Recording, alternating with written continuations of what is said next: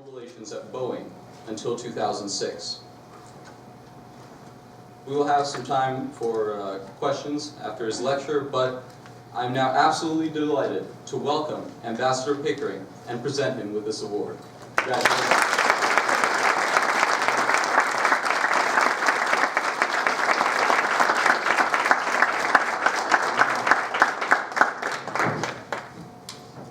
Thank you, Eric, very much, and Sherman, thank you, and all the others for your kindness in offering me this very distinguished award. I don't know whether it's like a lot of other awards that the top will separate itself from the bottom at some unappropriate time during the course of the morning, but I'll be very careful not to try to break it in two pieces before I leave. Well, I have to tell you, my record in that case is not very strong. In any event, I'm very pleased to receive it, and thank you very much, Eric, for your kind introduction and all of your very kind words. I came because I think Russia and the United States have enormous and challenging difficulties before them, and this kind of a meeting, bringing particularly students from around the world and those from the region who are interested in Russia, is an important one in which to share some thoughts and ideas. I don't claim to be a Russian expert, although 3.5 years in Moscow does do something for you in that regard. It was a long time ago for me that I spent time in Russia, but even longer. I sat here and calculated that I am now back for my 60th year since my period of time here as a master's student. It's always great to come back and a very enjoyable and indeed distinct opportunity. Let me say a few words about Russia, and then I'd like to make this as much of a conversation with you as I can, and then we might go on to a few other things depending upon how poignantly you feel the Russia case should continue to be discussed and whether in fact there are other things that we can get to. U.S.-Russia relations are at a low point, perhaps the nadir so far of the period since the end of the Cold War. It is not difficult to understand why. Great differences exist between the two. There is no question in my mind that President Putin is himself in many ways bedeviled by the circumstances under which he finds himself, in part because I think his judgments about where things can go and how they can proceed are flawed a great deal by a short-term tactical inspiration about how to move. My sense is, and I share this with some of my other former colleagues who served in Russia, is that President Putin is very concerned about his own ability to continue in leadership. And as you know, under the Tsar, succession came at the point of death. And under communism, it came close to the same. And so state succession is not something that is highly developed in the new and modern Russia. Those who, in fact, aspire and achieve high office in that country have to worry about what happens in terms of what comes after. Mr. Yeltsin is the only pertinent example of that, and that certainly was not something that led to a long, happy, and productive life. Certainly not a Jimmy Carter example. And so Mr. Putin has that question before him in many ways. He's a man with great ambition and with serious aspirations. He's a man who is, I think, greatly influenced by his own background, and that background brings him in contrast to many others in a sense of great uncertainty about where the West is going and what it is doing. The West in itself, I think, has committed the fault of obliviousness, a failure to understand how certain actions that it takes are recognized by, felt by, and interpreted by others, including President Putin.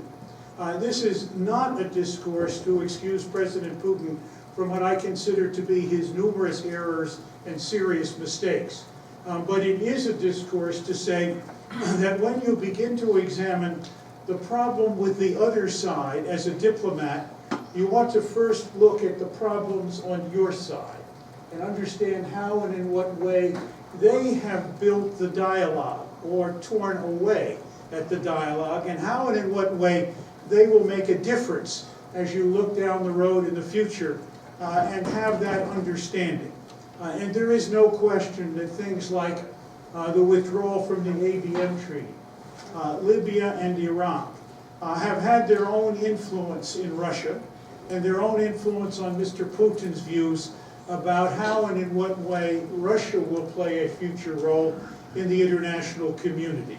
It is, in my view, a serious mistake to attempt, however, to achieve that through territorial expansion in a period of time when, at least for most countries, that is seen to be contrary to international legal dictates and indeed the behavior of major states in the international community. And it engenders a sense of what I would call at least a potential for serious conflict that we must find a way to avoid. It is also, in my view, important to recognize that the tools which Mr. Putin is using in order both to preserve his own longevity in office, if I could put it that way, and as well move ahead in dealing with the Russian state and its own future, have in themselves certain serious problems. The exhortation and indeed the ability to take advantage of extreme nationalist appeals in the Russian context may have some historical basis for being used, but they also raise for all of us on the outside some serious problems. There's no question at all that those who will make a study of Russian state information output over the last year and a half will have a fertile field for looking for exaggeration, rewriting of history, and the building on certain kinds of approaches that model, unfortunately, what we saw in the 1930s in Europe. Not that all is wrong. The real point of view is there a narrative and is there a historic respect for history that in fact can help pull things together rather than pull them apart, and I think that that's absent. I would also say that Americans themselves are also tied up with what I would call the effect of Saturday afternoon football in American political thinking. That is, it's a win-lose proposition. And whoever wins is obviously on top, and the right person or the right team and the right way of proceeding. To some extent, we fall into that trap ourselves and are, in a way, sleepwalking, both of us, into greater confrontation which, talking about it at this conference and hoping to seek some ways of proceeding ahead that are both rational and I hope logical and I hope of sufficient interest to both sides that they can be brought about.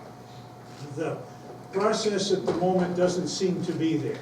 But I have some thoughts, particularly on dealing with Ukraine, and I'd like to do those in the question and answer period rather than in the presentation. I've said only a little of what's on my mind. You've heard from a large number of people.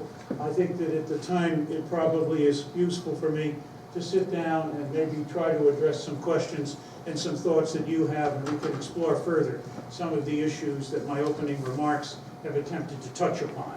So thank you all very much.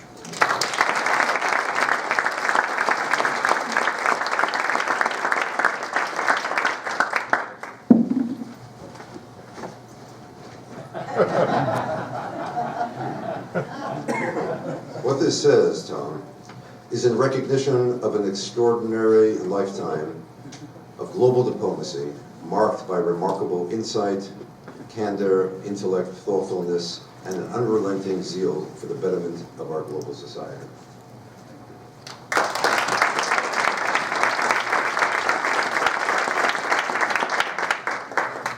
I'm going to give you regards from our dean here at Fletcher, who indicated to us that you are a national treasure, and that you are you are the most distinguished graduate of this school in our U.S. Diplomatic Corps. So his regrets, but we're just... Please tell him hi for me and tell him a little bit of hyperbole really does go a long way. in speaking to the ambassador, we agreed to start with questions about Russia and Ukraine. And I would like for people to come forward if you have such questions.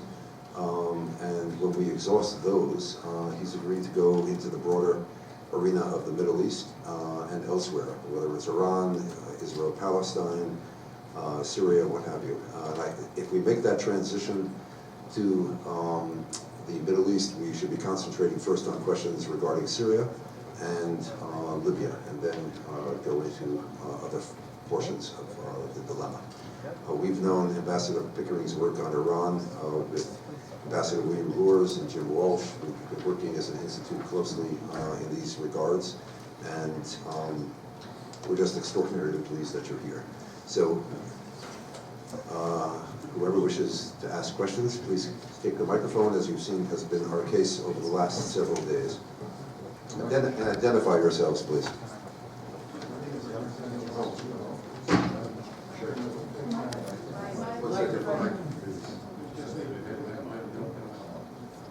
Can you hear me now? Okay.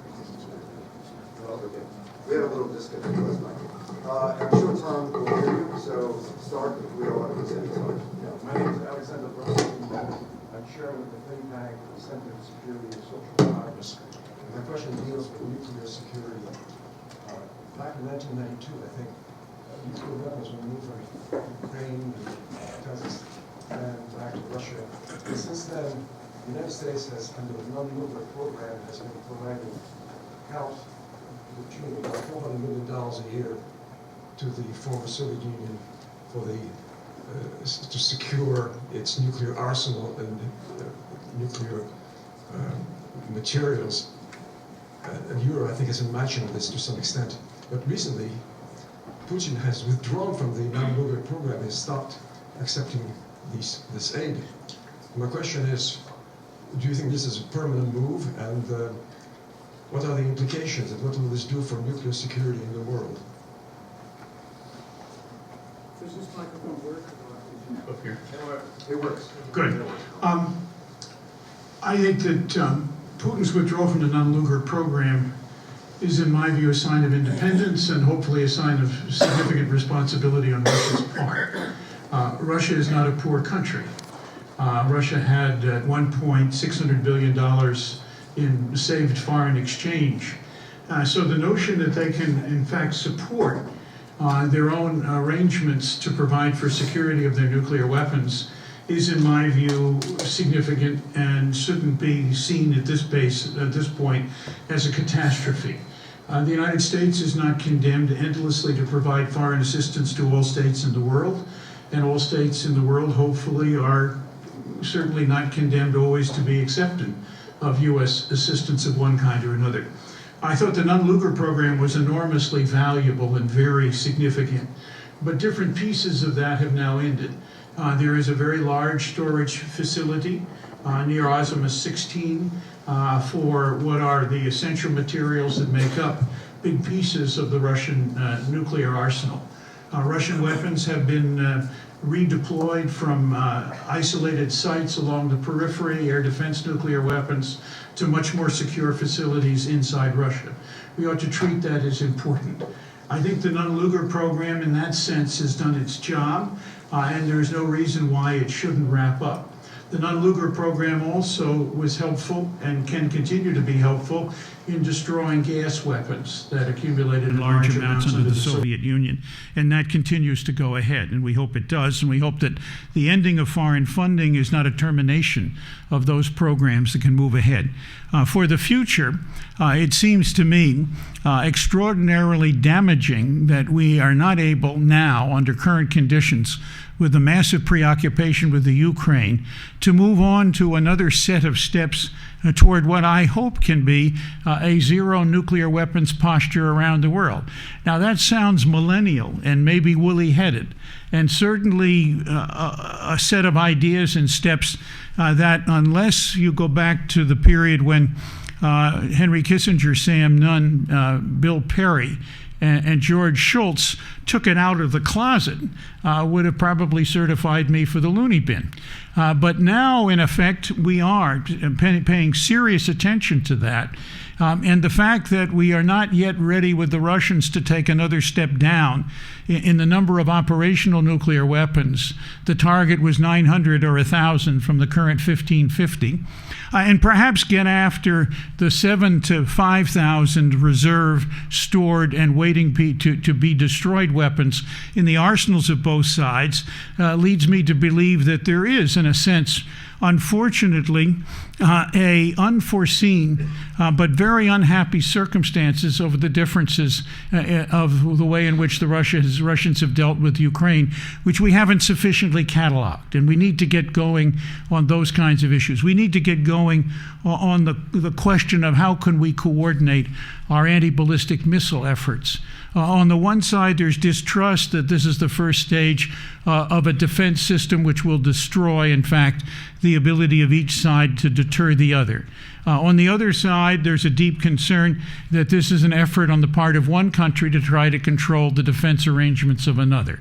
Those should be bridgeable elements. We're not there. We're not even talking about it. It's gone.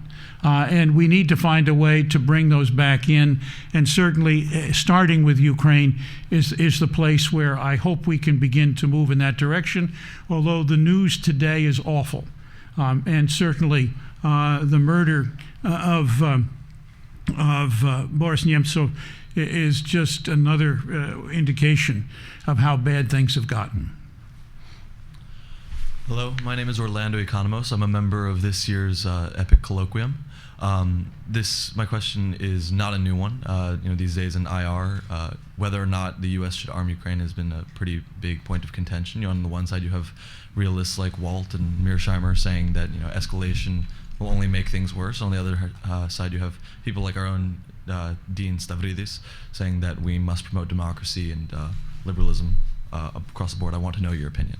My opinion is that what we must do in Ukraine is to find every conceivable way to find a path forward that can incorporate several elements.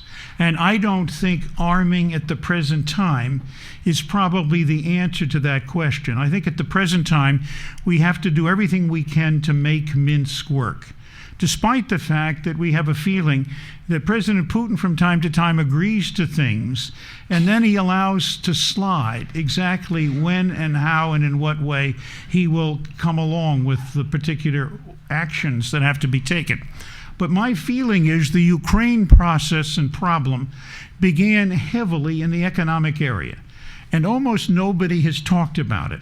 But it provides the basis, in my view, for a series of steps complementing Minsk, which could help us move forward in dealing with this problem in full recognition of the preoccupations of both sides. So step one, in my view, ought to be a set of proposals worked out with Ukrainians, but by the bank and the fund, and maybe the European Union and the United States. And we ought to invite Russia to join this as to how to put the Ukrainian economy back on the road to growth and prosperity. A very difficult problem. It cannot work under conditions of conflict, and so that's why Minsk is so important now. If we are able to do that, and I believe we should be, and at least it ought to be tried, and at least Russia should be brought in. And then it raises the question of what are the political circumstances under which we can move in that economic direction. And here I think the political circumstances have to involve what I call having a major effort on both sides to see Ukraine as a bridge country, neither wholly part of Mr. Putin's economic sphere, nor joined unretrievably and fully to the European Union's economic sphere. In the main, I think that you ought to be able to work out a set of relationships on both sides, which can promote trade. After all, large pieces of Ukrainian trade have traditionally been with Russia and been an important part of that particular economic setup. Bringing them into a European trading bloc shouldn't be at the exclusion of a natural trading relationship with Russia or vice versa. A bridge country in political sense, in my view, means a country which is not part of some Russian geopolitical sphere, but neither is it part of NATO or the European Union. And to me, it makes a lot of sense that we would take a look at the process of doing that. That would, in one way or another, at least begin to attack some of the questions that I think legitimately Mr. Putin is concerned about in terms of the future of Ukraine. Will it become part of a bloc that he sees armed against him? And I think that working that out would be very valuable. It would take a huge amount of effort. We have to make Minsk work first. There's no question at all that Mr. Putin has, in very large measure, in my view, ignored the consequences of his actions vis-a-vis the Russian economy. And I don't know how long and in what way the change in the Russian economy, which has been marked and serious, will continue and be, in fact, put on the backs of the Russian people as a consequence of the actions that have been taken. But hopefully, if you can reach some kind of an arrangement on Ukraine, and some kind of arrangement growing out of Minsk and dealing with the economy, you would have an opportunity to begin to open up economic relationships rather than close them down. Now, this is a very optimistic point of view. Is it going to happen? I don't know. But my view is we haven't spent much time thinking about it. We have spent less time even putting it in place. And we're back playing Saturday afternoon football rather than looking ahead to see how and in what way, in the medium and longer term, a set of relationships in this region can be repaired and reestablished. Thank you very much.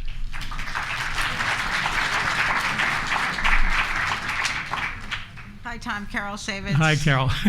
Good. MIT Security Studies Program and Inspire Fellow here at EPIIC. You sound so reasonable that I wonder how we can actually implement some of the suggestions. My question actually follows Orlando's directly. Mm-hmm. I agree with you about the domestic economic mess that is Ukraine. The Ukrainians are certainly not innocent in all of this. But beyond that, what are the security arrangements? Given what you said, and I agree with you about U.S. worldview, if nothing else, obliviousness, and now anger and sort of moral outrage at what's happened, and Russia's view that took our obliviousness and said, okay, you're out to get us. How then do we get to a solution that moves beyond the economic? I think that would be a good start. What do we do about Donbass? What do we do about Crimea, which has, after all, really been stolen, in effect, from Ukraine, whatever the reasoning? And what do we do about that larger global relationship that seems to have hit a real bog in Ukraine particularly? It's a really great question and an important one. I think that first and foremost, as we continue to talk about putting pressure on, it's been my deep concern that we haven't begun to shape the doors through which we can both walk.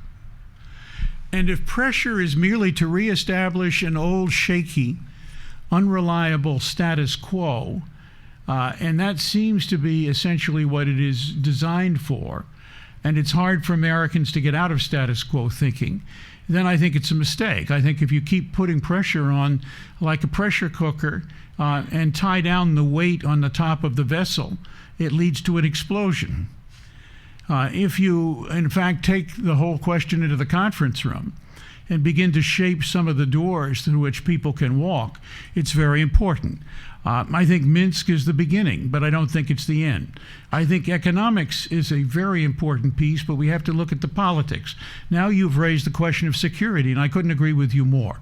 I was very surprised when President Poroshenko actually adopted a view that certain oblasts in eastern Ukraine could be more autonomous than others.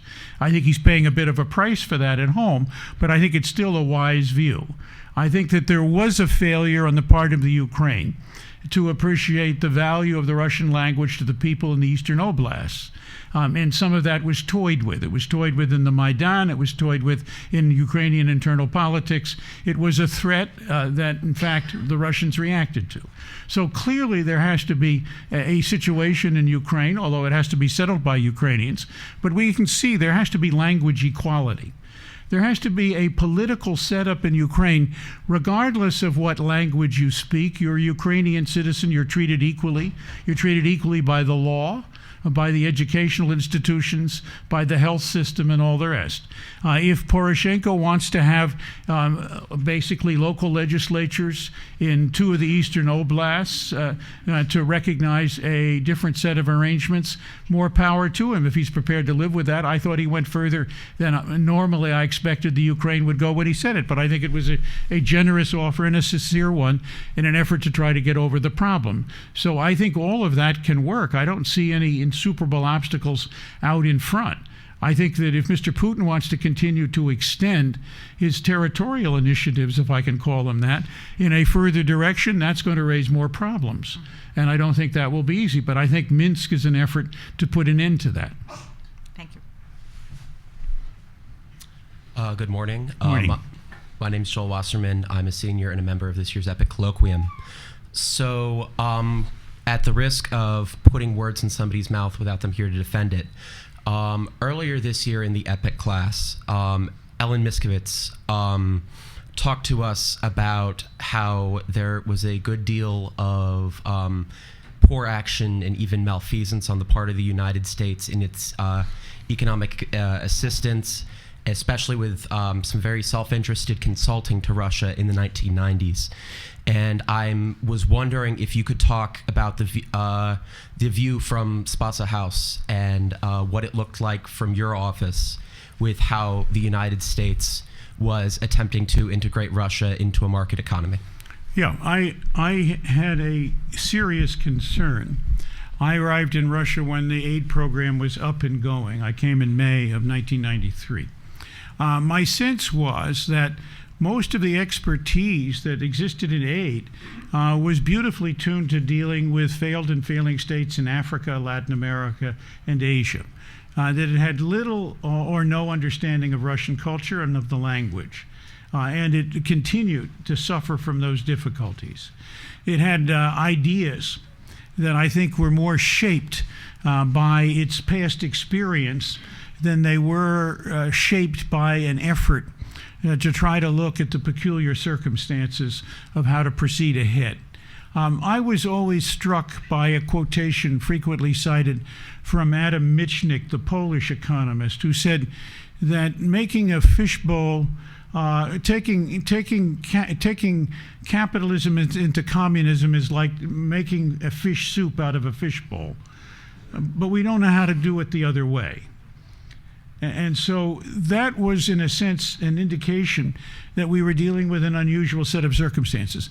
I was distraught long after I left Russia to understand that there were conflicts of interest in one of the projects located here in this town for a while, where, in fact, relatives of people engaged in the project were actually engaged in buying and selling, I guess, securities on the basis of information derived from the work of the project, which I thought was way beyond the pale. Had I known about it, I would have, of course, stopped it. I didn't know about it.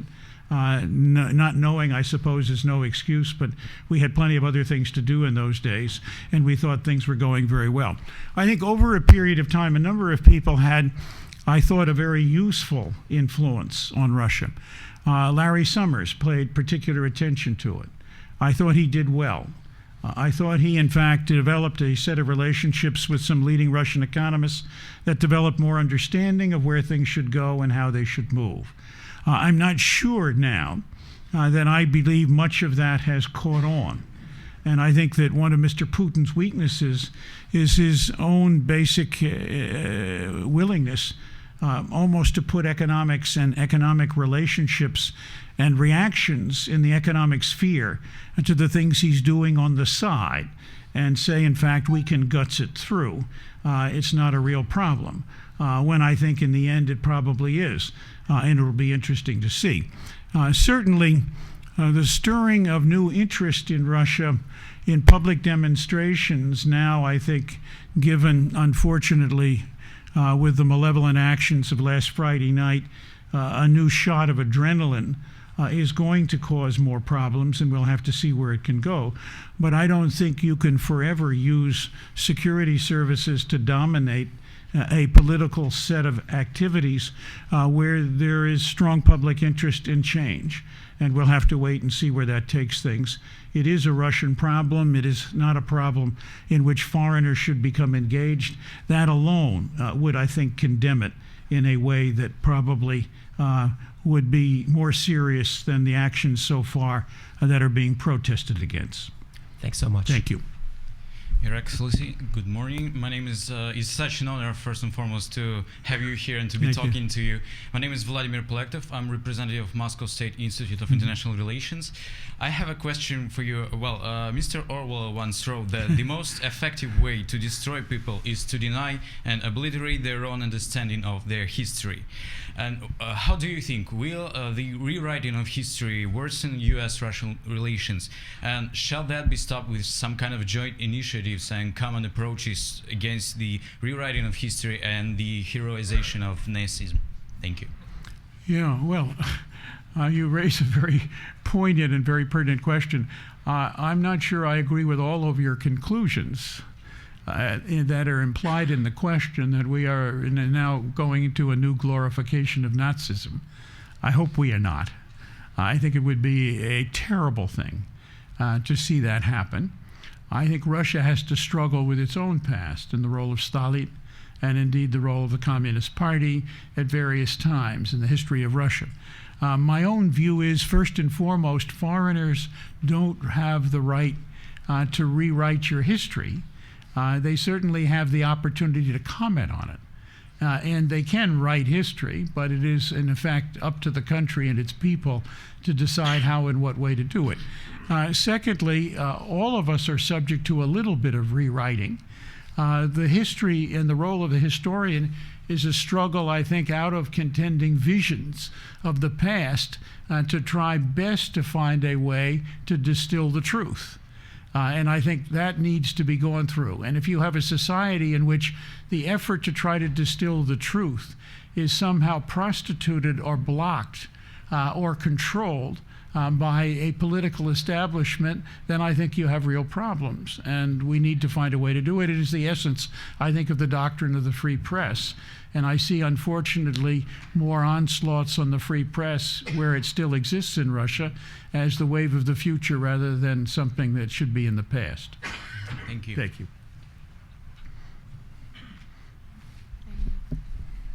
Hello, my name is Amal Chima. I'm a sophomore at Wellesley College studying political science. I was wondering if you could comment on whether or not NATO and the U.S. could see potential expansion of aggression from Ukraine to the Baltic states, and if that were to occur, what would the U.S. role be in that, while considering a continued conflict within the Ukrainian borders? You don't ask easy questions, do you?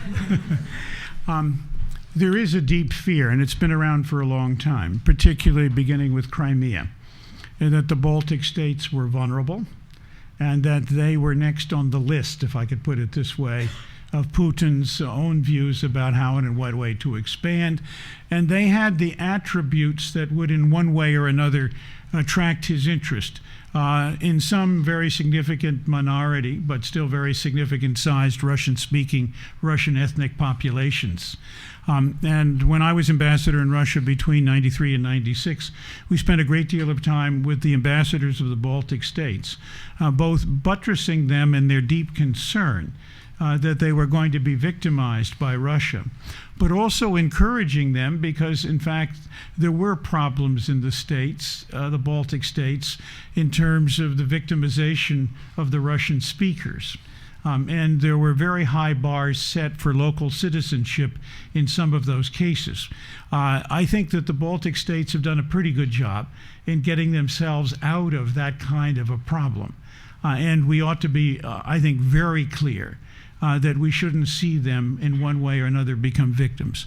The fact that they're members of NATO raises a problem for all NATO members. Would some kind of an attack on them be seen by NATO as an Article 5 commitment? And would that in one way or another involve the broader conflict with Russia? To some extent, what we have seen is going on is a testing of that particular commitment. Ukraine, which is not a member of NATO, and therefore not subject to the Article 5 of the treaty, is in itself, I think, partly seen, certainly in Washington and certainly in the West, as some sort of effort at testing when and how and under what circumstances the West will push back on those kinds of efforts. My own view is, as I said earlier, it can take two forms. It can go into military conflict, which I think would be a disaster for both sides, or it can, in one way or another, be pushed into an effort to see whether a reasonable set of compromises can be worked out. Now, we all know the history of Munich and how badly and how malodorous that is. And what I'm proposing is immediately criticized and can be criticized on the other side by, hey, do you want to do another Munich and do you want to give up Czechoslovakia, and then what comes next? I think we need to be very careful. We have not begun to draw clear lines as to where we would go, although my own sense is the Minsk agreement has achieved something along those lines, which is very, very useful. And I think that we ought to decide how and in what way, as we seek to get continued fidelity to the commitments made at Minsk, what we're prepared to do. If, in fact, over a period of time, there is no settlement coming out of Minsk, I would certainly be prepared to help the Ukraine where it needs help. And Ukraine has obviously access to a lot of armaments. It makes some armaments. So I wouldn't be prepared just to dump armaments on the Ukraine as a kind of political gesture without some sense of what the real needs are. But I would do it in the context, and I think it's much better to do it in the context of this is the way in which we can find an answer to this problem, while at the same time we're tightening the screws if we have to. Thank you. Good morning, my name is Evgeny. I'm a representative of Russian Academy of National Economics and Public Administration. So my question is, after Ukraine was torn apart by war, after all the blood was spilled, after the hatred between the West and the East, after 5,000 dead people, is it still possible to reunify Ukraine as a single nation? And if it is, how can we achieve it? How people can achieve it? Look, it's a very important and very serious question. I've tried to address in my answers to the previous questions the notion that while autonomy for the Eastern Oblasts could be a useful way of proceeding to accommodate separate interests inside the Ukraine without dividing up the Ukraine, it seems to me that is the best way to proceed. I think that any international effort which seeks to realign countries on the basis of one dominant ethnic group with minorities present loses sight of the fact that that in the past has tended to produce either ethnic cleansing, genocide, or mass movement of populations.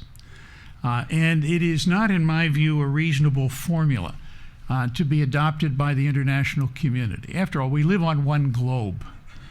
In the end, that kind of thinking would say everybody who doesn't think like me ought to get off the globe. And that's the logical extension of that kind of prejudicial thinking. The view, in my view, of the 21st century is that it's finding ways to live together. And over a period of time, finding ways to reduce and eliminate what I would call ethnically determined boundaries or barriers. We were very lucky in this country after our revolution. We didn't let the states get too strong. And we created a federation, but we have a strong federal government, and we have a single economy, and we have free movement and all of those kinds of things. And I think that that's very valuable and very important. We still have huge problems in this country with minorities, and anybody who believes that that's all taken care of and set should walk around our cities a little bit and see what some of the problems are. So we're not the perfect answer to that particular effort, but the notion that somehow because you speak Russian and live in eastern Ukraine and want to join with Mr. Putin, that's okay. You can ignore the rest of your neighbors and go ahead and do that. I think that living together in a particular set of arrangements is extremely important. We ought not to be brought into the notion that we have a kind of new mission to categorize the world in ethnic terms and divide it all up into little pieces. Thank you. Hi, Ambassador. My name is Franziska Schwartzman. I'm a second-year Malt at the Fletcher School. And one of the biggest takeaways, I guess, from my master's program here is that the most well-intended actions can be perceived as very terrible actions on the other side. So I'm from Germany. Chancellor Merkel has been put on the spot. She's currently under fire from the American side for not granting armaments in the Ukraine, and on the Russian side for not understanding President Putin's actions.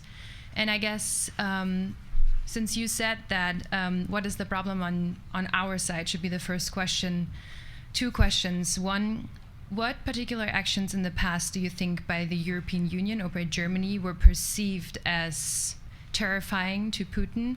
And the second question is for us as potentially young future leaders. What are the right questions to ask before we actually make decisions and implement them? It's again a very good question. I named some of them. I think the dominant role of the EU in the discussions in the Ukraine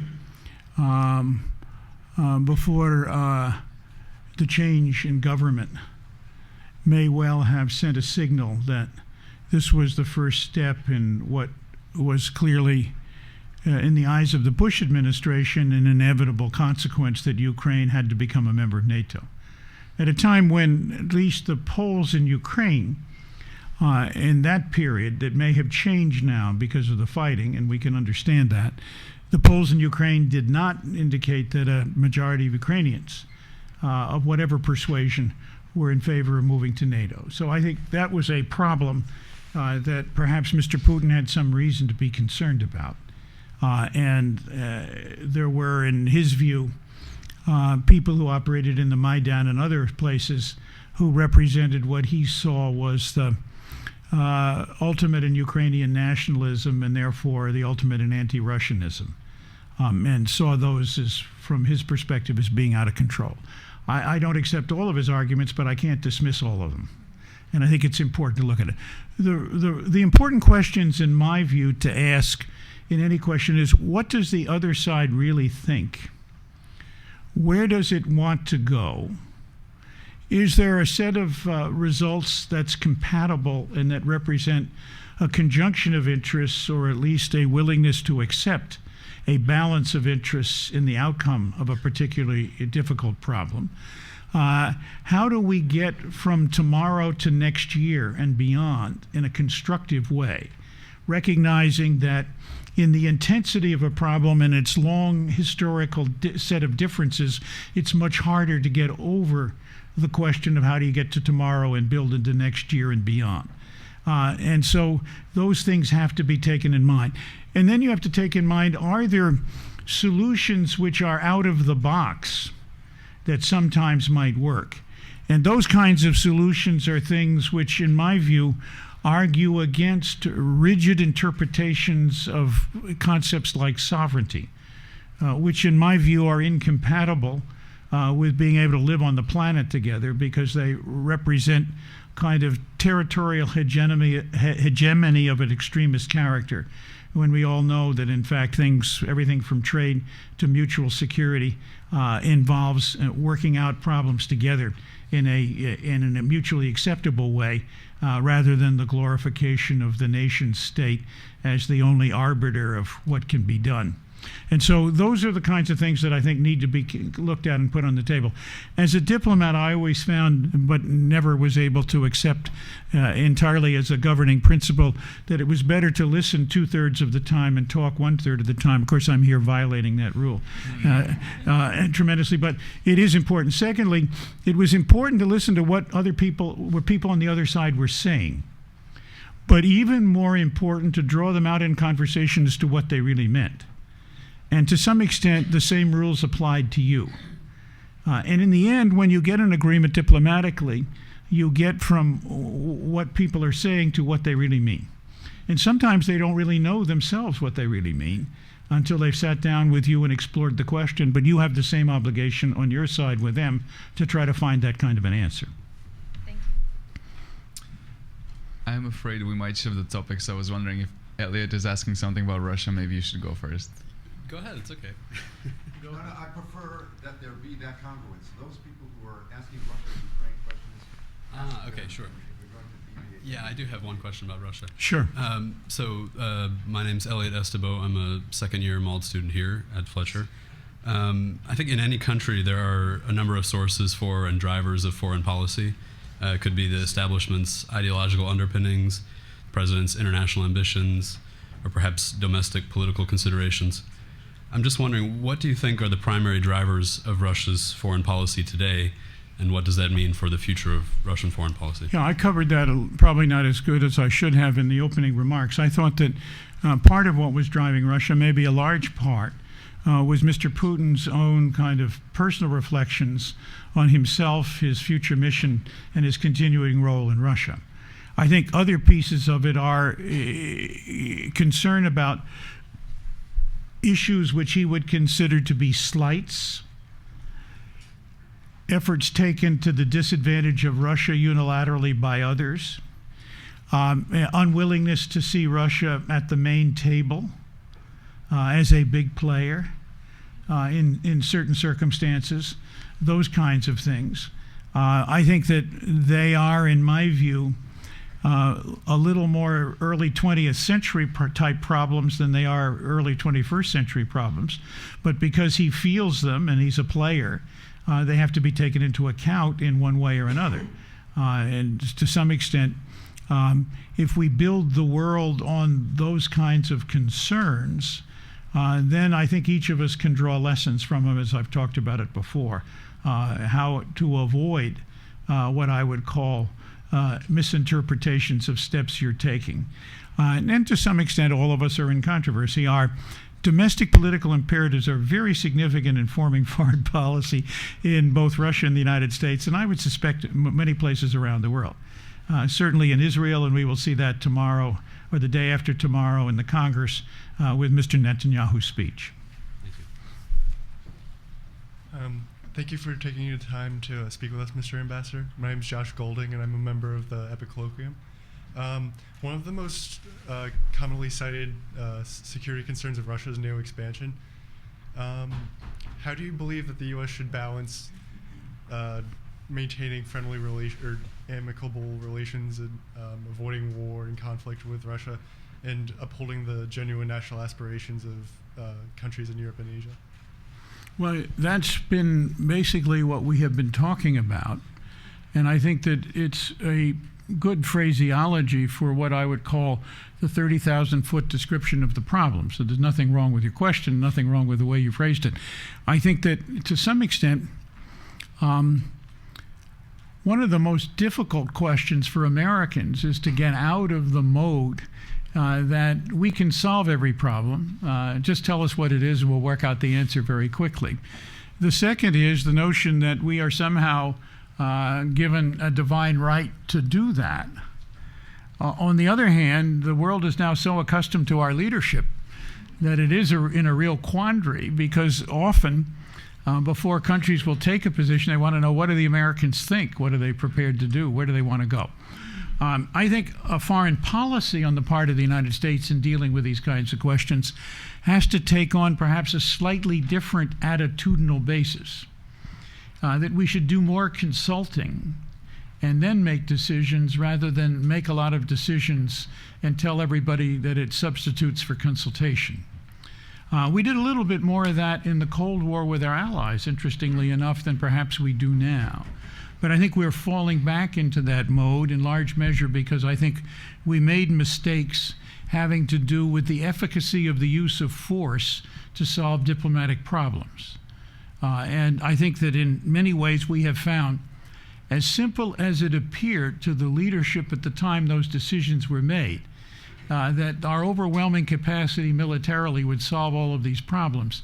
They've come to understand that these problems are, in a sense, a big mixture of issues: security, political questions, and economic questions, and that our military force is not the absolute sovereign answer to all of those particular problems. But we do have a tendency to be over-militarized, and we have a tendency, I think, in the present time, to want to over-militarize pieces of our foreign policy, which means we begin to ignore, at our peril, how the economic and political efforts play a role. No conflict is ever ended without having political implications. And our effort at conflict termination in the United States is particularly weak. It's a subject that could benefit from a great deal more study in institutions like this one and others in the Boston area and beyond. And it is a set of very difficult issues. We have a tendency to think that we're like a Hollywood movie. When the war is over, everybody walks off into the sunset and everything is resolved. And we know, in fact, that's not the case. So I would say knowledge, humility, understanding, and an effort to try to work out answers, particularly using diplomatic efforts. They're often buttressed by the military, and as an American diplomat, I said I was always grateful that I was able to sit at the negotiating table with a first-class military. But I was also grateful I was sitting at the negotiating table with a first-class economy, and that's had its ups and downs. And I was also grateful that I was sitting at the negotiating table where most of the people in the world recognized that our values and principles were, from their perspective, perhaps our most significant and useful force at the table. Unfortunately, in things like detainee treatment in Guantanamo and other places, we have slipped away, seriously, in my view, slipped away from those kinds of things. So I'm telling you about the postures designed to try to deal with the very difficult question that you put on the table. And I think that it is that combination of approaches that can be more useful. In the end, we ought to let countries who have to make their own running do as much of the thinking as possible in terms of working out the problem that you raised between nation states, force, expansionism, and all the rest. Thank you.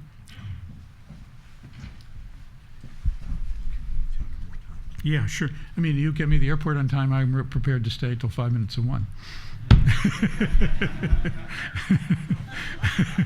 have that. We're going to 12:30. I didn't mean that seriously, because we can't physically get there at that time. There's a helicopter here. Yeah. Okay. Sure. Hello, my name is Yaroslav Brichka. I represent the Ukrainian delegation at the Symposium. And first of all, I'd like to say it's an honor to ask you this question. And I'm sorry I don't look the way because I failed to change my clothes. I wanted to get breakfast. But my question is as follows. You're the best dressed guy in the bunch. Thank you.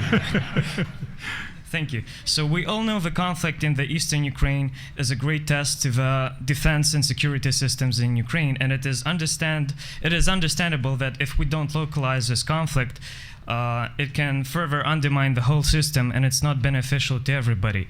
So my question is, what does Russia have to do in relationship to its elites, or what do the elites of Russia have to do in relationship to Russia itself to stop this conflict? Thank you.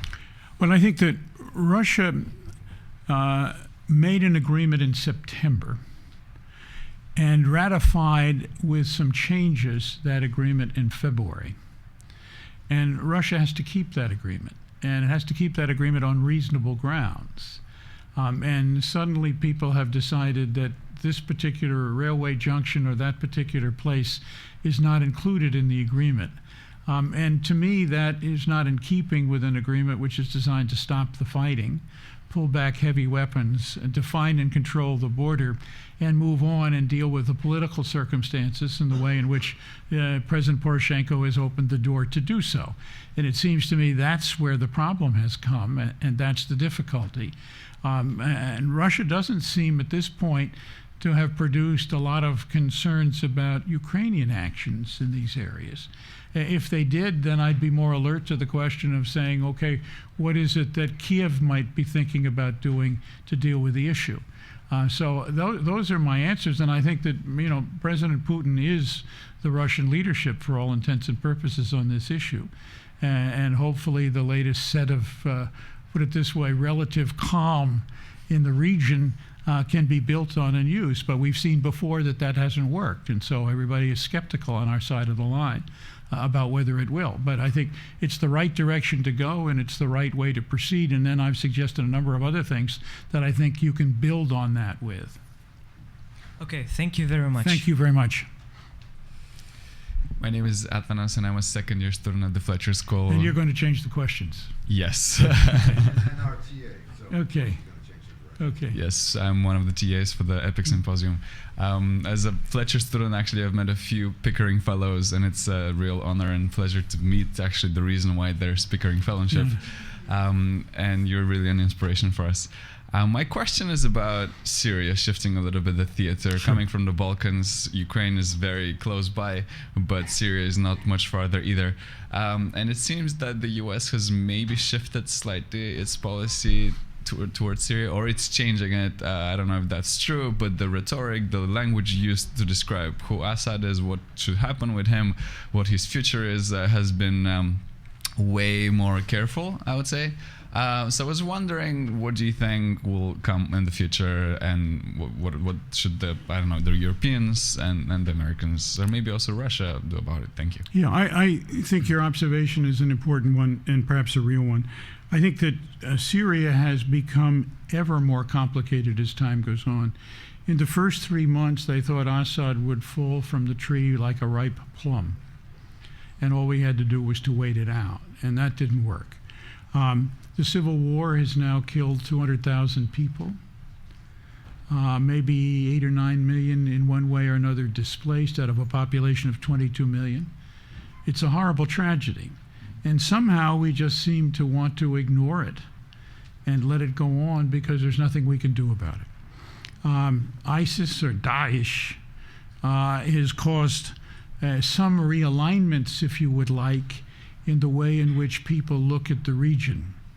We had an impossibly bad position, but it was designed to buttress the anti-Assad opposition. That position was we would not talk about the future of Syria until Assad left. Well, you don't go to an international conference with the condition being that it is settled in your favor before you meet. As important as it is to you to get that particular answer, it doesn't work. And so, in fact, we now have a situation where Assad, maybe 300 to 400 different militias of various stripes, but including both Daesh and Jabha, al-Nusra and others, are out there in a 3, 4, 5, 6-way combat in Syria, and they're getting tired. And we see local ceasefires, and the UN is trying to build on local ceasefires.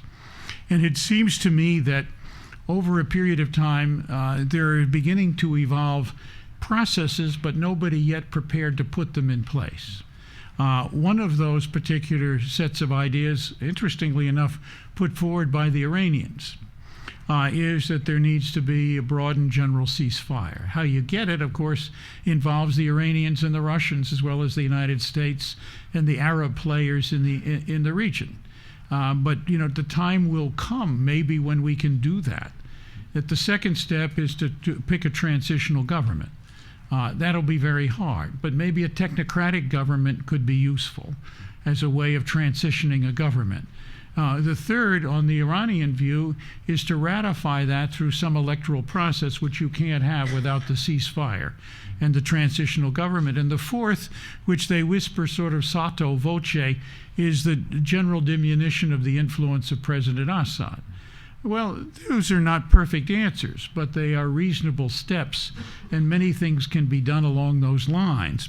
And my own view is, unless you play a role in shaping the outcome will shape itself, not necessarily in a way that's in your interest. And 2 years ago in Russia, I talked about a number of the same sort of ideas. And because Mr. Assad wasn't doing very well, I thought we had a certain amount of interest in Russia in those kinds of ideas. That may or may not work. But the notion that Assad was persuaded to get rid of his chemical weapons is not a trivial thing. It's a very important step, despite the fact that it hasn't solved the problem or brought about an answer. My own feeling is that this would be something that Ukraine has also made it very hard to jump over. But if, in fact, there were a set of outcomes here, that in the end, it would be very important. Henry Kissinger said a couple of years ago that Assad can't be out at the beginning, but he has to be out at the end. And that may well be the answer. The really interesting question is, what kind of a future government could be shaped for Syria that would, in one way or another, be so uninimical to the interests of Russia, Iran, the United States, and the neighborhood that we could accept it? We don't know the answer to that because we haven't tried it. But the time may come when we will want to try that because endless killing is not an answer to the Syrian problem, and the answer has to come through political action. And we have seen now, 3 years later, there is no military solution. So sooner or later, it appears to be condemned at the moment to later, we will have to get at this particular problem and see what we can do jointly to see if we can work it out. But it seems to me there are enough elements there, and there is enough understanding that maybe we can find a way through this. Thank you. Hi, my name is Manal Chima. I'm a sophomore at Tufts University. My question has to do with the doctrine of the responsibility to protect. So in Syria, it was invoked, but with Chinese and Russian repudiation of the concept as a regime change.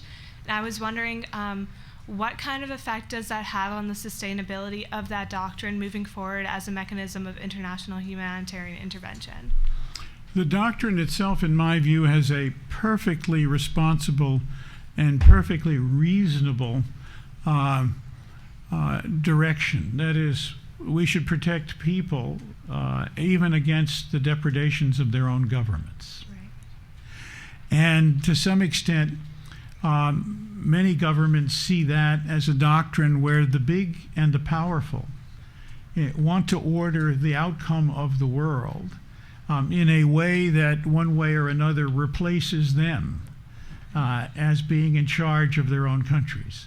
And so we have, in this sense, the conflict between the doctrine and its consequences that are very hard to deal with and very difficult. The Security Council was put into place before the doctrine, but its role was sort of shaped by the same set of circumstances that have shaped the doctrine. And for a whole bunch of reasons, the Security Council, when it comes to the role of the big powers, is paralyzed by the veto. Once they see themselves engaged in something that they don't particularly support or like, or hurts friends or neighbors or otherwise, is difficult. So we're in this enormously difficult conundrum. The Security Council has worked in the past at various times, but mostly it hasn't worked. The problem, in my view, is not the size of the Security Council, nor the countries represented on it so much as it is the paralysis that is brought to it by the big powers with their extra special rights. Those rights were given under the understanding that at the end of the Second World War, they were the big players and they had to be engaged in enforcement actions, otherwise they wouldn't work, and that was not unrealistic. But at the moment, we now have a situation where they have a tendency to block actions, which from their point of view are probably secondary considerations, not trivial ones, but not life or death matters for them. So what to do about the veto? Well, I used to give speeches when I was representative of the United States in the United Nations, and one or two I said it's time for us to look at the veto, which was, if anybody in Washington had been listening, the death knell to my service. But I did it anyway. And I said it's time for us to take an example of perhaps genocide, where the Council really could do some useful work, and where human life is at stake, which is perhaps the greatest and most important thing for the United Nations to protect. And why couldn't we, if we couldn't agree on a resolution, at least take the view that unless 3 of the big powers were against the text and we couldn't work it out, that it should go through. or maybe 2. I didn't care. But just something that said basically the veto ought to be treated as the way in which I think it was originally conceived of by the drafters, as a fundamental protection of one big power against the ganging up of the others, and using the Security Council as a way to affect that kind of gang up. And so my sense is there are people talking about this now in a number of places. And it's important to discuss it, and it's important to see where we can go. But the real change, in my view, in the Security Council would be to take a look at something like that, rather than necessarily to balloon it out of size. The Security Council has to work on short notice, and my view is the increase in the number of size, while it may be seen to be slightly more democratic, is perhaps more injurious to its ability to be effective, but not as injurious as the veto is. Thank you. Hello, sir. My name is Orion Calderon. I'm a member of the Israeli delegation to EPIIC, and my question is as follows: can the existing situation between Russia and the West move Russia to push forward Iran's nuclear plan and nuclear capabilities? And in that case, is there a danger of spillover of nuclear capabilities or nuclear knowledge to radical elements like ISIS, for example, either from Iran or any other country with nuclear capabilities? Baruchim habayim. Thank you. My own view is the Russians have stayed very much close and with us on the Iranian negotiation, and do not want to see another nuclear power, even if it irritates the hell out of the United States, because they know the circumstances. And they've been very tough on the whole question, and they've kept very strongly their commitment on providing the fuel for Bushehr and taking it back. So I see very little chance of that happening. Henry Kissinger raised an interesting kind of corollary to your question. Will providing Iran with the right to enrich encourage other countries in the Middle East to have the same right? And will that contribute to proliferation? And my own view is possibly, but the value that you get by enriching yourself as opposed to depending upon others to do it for you is not totally apparent, although Iran's history was that the Shah invested in French enrichment a large amount of money. And after the revolution, the Iranians got neither the enriched material nor the money back. And so they have their own history to look at to give them this idea. And so they are distinctly distrustful for all kinds of reasons and want to do it themselves. The negotiations are to try to define a set of activities which keeps them as far away as possible from making a nuclear weapon and doing it in a surprising way, while at the same time giving them the capacity to pursue civil nuclear programs. In my view, that is not the kind of proliferation danger that Henry Kissinger sees it as, even though it might perhaps contain, in an intellectual sense, some of the seeds that could germinate in that direction. I don't see it happening. I, for a long time, have felt that we ought to internationalize all enrichment. And maybe we should internationalize all separation of plutonium. That would be very painful for your country. Indeed. Thank you. Thank you very much, Your Excellency. It was I really appreciate your remarks. Perhaps you can help me with something. About a year ago, Russia. My name is Dallin Van Leuven. I'm a second-year student here at Fletcher. My question is regarding Putin. Last year requested for the authorization for the use of force against Ukraine. He's since repealed that a few months later. Of course, we know that a U.S. president would never do such a thing. But let's say that one did, it does certainly have effects for domestic politics. Do you understand or could enlighten me as to how this plays out in Russian domestic politics? And what's going to happen as the bodies start coming back home? Well, I think some bodies are coming home. One has a sense that they may not all be publicly displayed, and that may be a state program which is under certain controls. I think that it's good news that he didn't ask, even if he threatened to ask. And my own view is that this is not a problem that I think is going to be solved by military force, even though he believes he solved Ukraine he solved Crimea that way. And Crimea has its own history. I mean, did Khrushchev act fully in accordance with history in moving Crimea from one part of the Soviet Union to the other? Well, it was irrelevant because it was all the Soviet Union, and nobody really cared, and there wasn't an effect.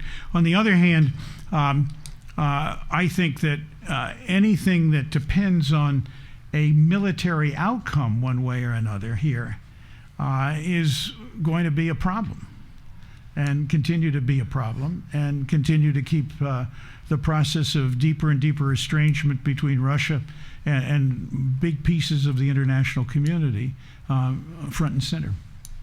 Thank you. Can I intervene for a second? We need to take you out 12:30 promptly, which means there's no way for any consultation or well-wishing. So I'm wondering if the two of you could just ask what your questions are, and maybe you can integrate them. Sure. Okay. Your Excellency, Mm-hmm. if I may, I just want to ask you, given the fact that we live in a multipolar world, what's your personal view on the Security Council reform? Well, I discussed that just a minute ago. I said my personal view on Security Council reform is we'd be better spending more time in trying to make the veto more, put it this way, less broadly used, more pointed. I wouldn't take it away entirely. But particularly in something like genocide, maybe in non-proliferation issues, maybe in state-to-state aggression, I would want to use it. And I think if we made it that way, we might have more success in negotiating resolutions that were effective. So I would do that. I think adding people to the Security Council might come, but I think anything larger than 20 or 22 would probably become so cumbersome that it would be very difficult to operate in. Thank you. Good afternoon, Ambassador. Good afternoon, Ambassador. I want to thank you once again. Thank you. It's been an honor to hear your responses this afternoon, and it's an honor to pose the last question. Ruben Blum, Columbia University 2012, and one of Sherman's original synaptic scholars.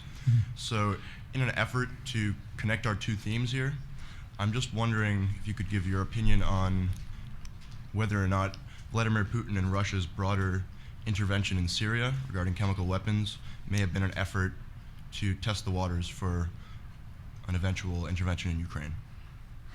Yeah, it's an interesting question. My own view is that efforts which seek to resolve one question in the Middle East are not necessarily tied to efforts that seek to agitate and build the potential for conflict in another area. So I wouldn't see them as the same way.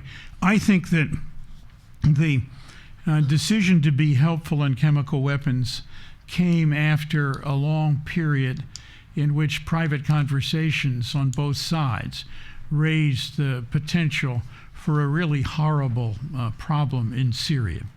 And that secondly, if Putin could see this as a way of dealing with the potential for U.S. military intervention against which he had perhaps little capability, then it may have been, from his perspective, the right move at the right time. It got rid of a problem that he should have been concerned about and probably was, but it also got rid of a problem in a way that made the future in Syria less difficult for him, at least at the time he did so. Thank you very much. Ambassador Pickering.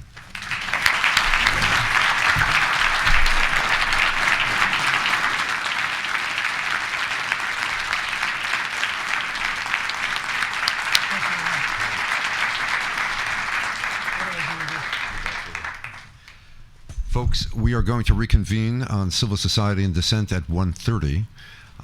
Again, I don't believe that our dean used any hyperbole in describing you. Thank you.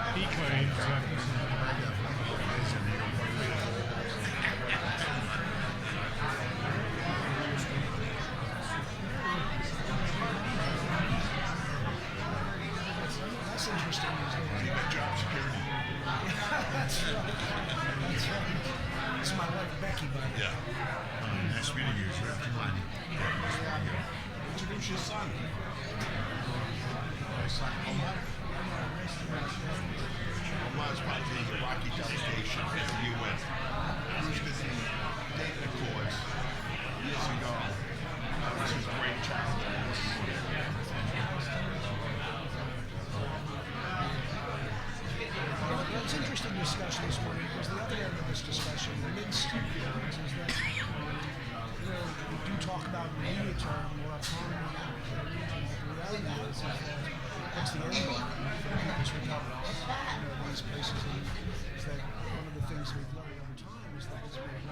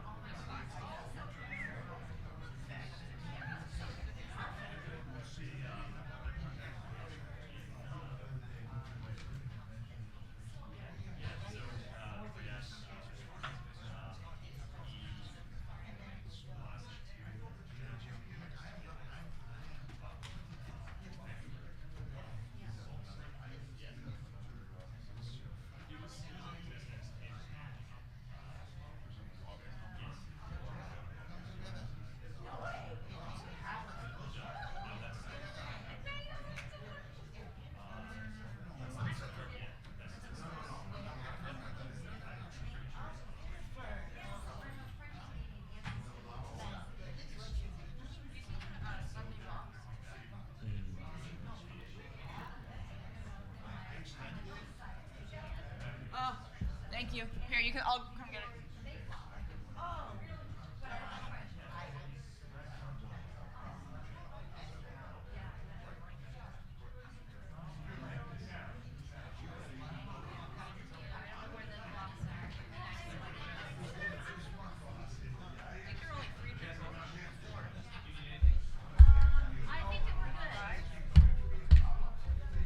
I could definitely use some water. Are we gonna have enough? There might be one up here. Yeah, 130. 130.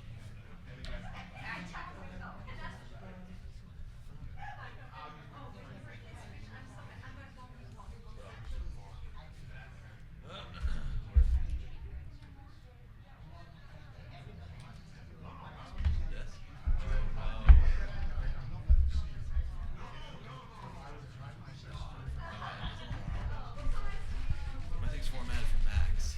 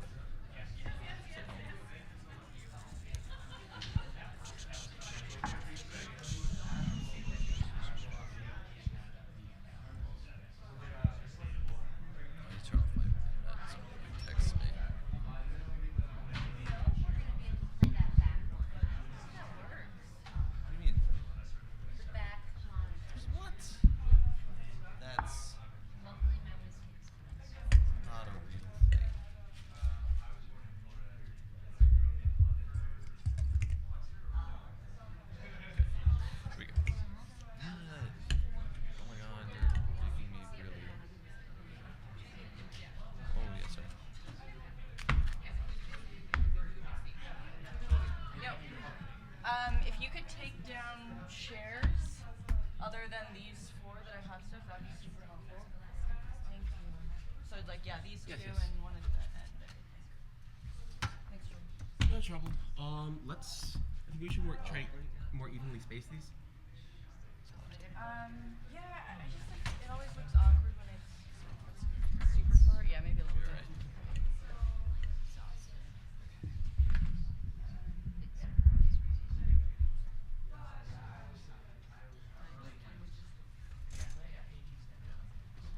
Still not on the other one, huh?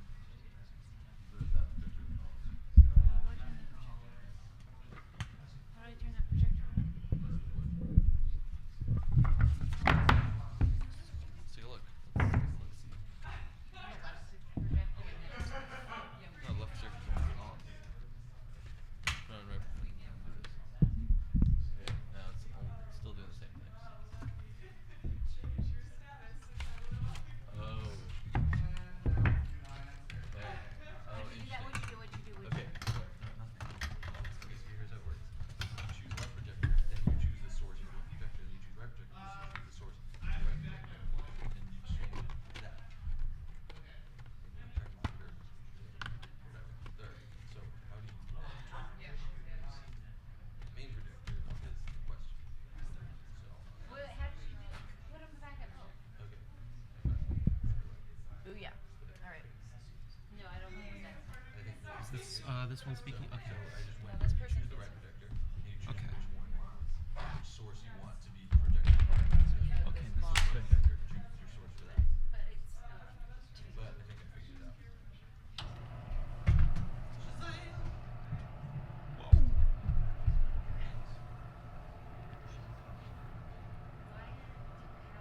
Cool. All right, I'm gonna go grab some food. And you gotta hold it. All over the top. Jesse, I'm gonna go grab some food. I'll be back in a little bit. awesome. Okay. Do you need anything? No, I think we're good. I forgot my name tag at my damn place. What are where are the places that they're having the brunch? I don't know. I'm hella hungry now. I'm so hungry. can I bring you? Well, I just need to find like it's for a couple of people that need. Okay, where are the containers? I don't know. Can you stream things from your iPhone? Yeah. That's nuts. And an iPad and everything. It's That's like crazy. so cool. That's stupid fun. Oh, that's so cool. Oh, you can stream from. That's weird. It is pretty cool. Internet, man. So how do we get this into yours? Where's the Thunderbolt? You don't need a Thunderbolt. Mine has a HDMI connection on the other side. Can we play some music, please? I just need like Fleetwood Mac right now. It's like, Well, once I plug this in, whatever you want. but I don't know how to do it without Without what? the computer on. Computer is awesome. No, it's on lecture and laptop. Yeah. Stop stressing. It's gonna be okay. Mike hates me. Doesn't? Yes, he does. What are you talking about? Why does he hate you? We're like exactly the opposite kind of people in the world. What do you mean? Like every little, like honestly, nothing's gone wrong, but he's like digging for something to go wrong from my end. And I'm like, dude, I've been doing Danielle's job and Jacob's job. Can we take down these to any extent? What? Can we take these Oh yeah, down? I'll I've gas been them down. meaning Okay, so to I'll do put- that. Hey, on the right side it works. Of course it works. All right. Sound. Where's the sound? Right here. No, the sound is good. It goes to the HDMI. Good shit. I just gotta set it so it does. I'm gonna get some chow. Yeah. Okay, good. Let me see. You think that the boxes could be in? No, I think that they're at computer. Stephanie, ask Stephanie if she's. I have some questions. Who's Stephanie? Stephanie, Training to have to encounter the people who are on the front lines of human and civil rights, to be able to have them test their preconceptions to gain a far better nuanced global sensitivity of the issues they must confront, and to begin to sense whether or not they have the dynamism Who run the world? to think beyond their own upbringing, their own sociology, to be more empathic and compassionate to the issues that they must confront. Hi, I'm Caitlin, this is Jack, and we are delegates from Tufts University at the Oslo Freedom Forum. Oh, check out that B-roll. Alright. Did you shoot that? Yeah, I did. Thanks. It's the airport in Zurich. Okay, so.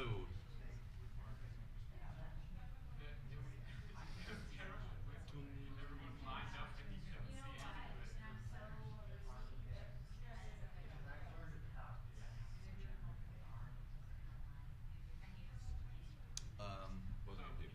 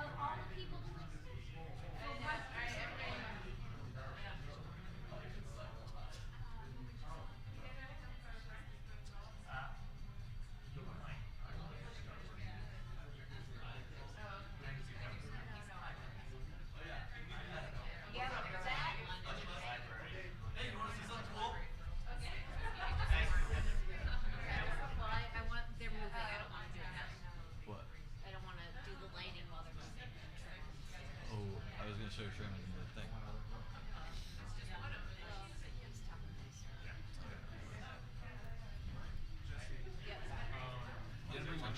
Yep. Do you need me to go anywhere?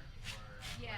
Ask Heather where they are. I think that they're in three. I thought that they were in one place, but it sounds like they're in three. Maybe. Chase something and something. Yeah. Maybe just two. Okay, I'll ask her. Yeah, there is two.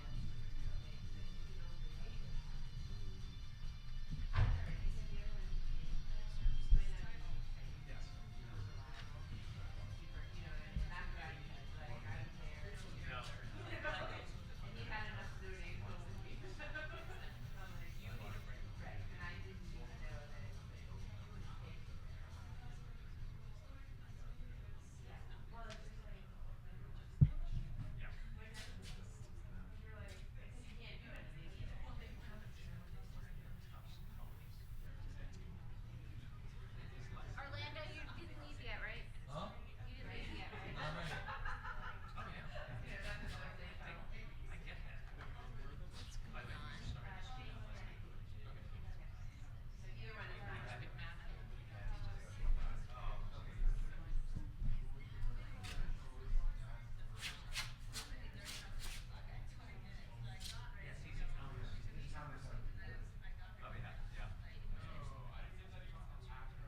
I'm so sorry, guys. I'm gonna come explain to you what had been happening.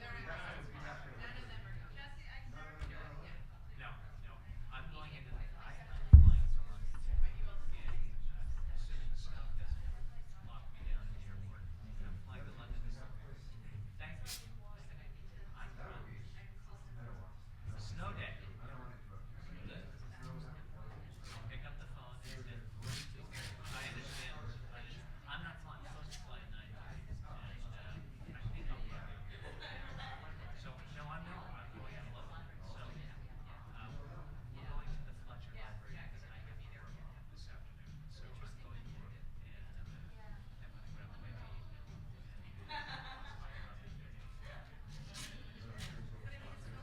How's your thing?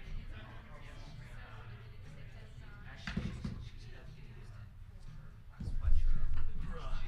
I can't get it to go back outside of lights. She's leaving the process. Oh, No, don't do it now though. Just go back for it. Oh.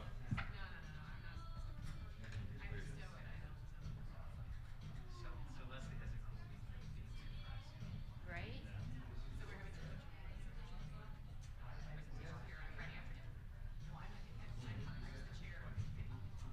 You might need a runner to get you food too, by the way. Panel? Huh. We have lighting for a panel. I know, but Right, yeah. I actually don't like it. Well, it's also just dark. And then also, like, when we're fielding questions from the audience. Well, and also with the new screens, you don't need to have it. Because they're like, brighter. yeah. You're right. Trust me, we used to do it on Keynote, on VIP Keynote, the whole entire symposium. Yeah. Okay, what's going on? Also, we should like, should have gapped all that down, I guess.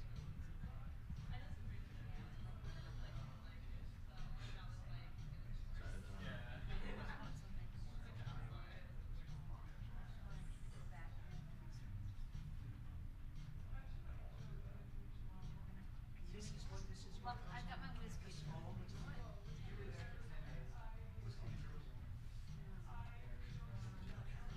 Oh, it's a complete edit.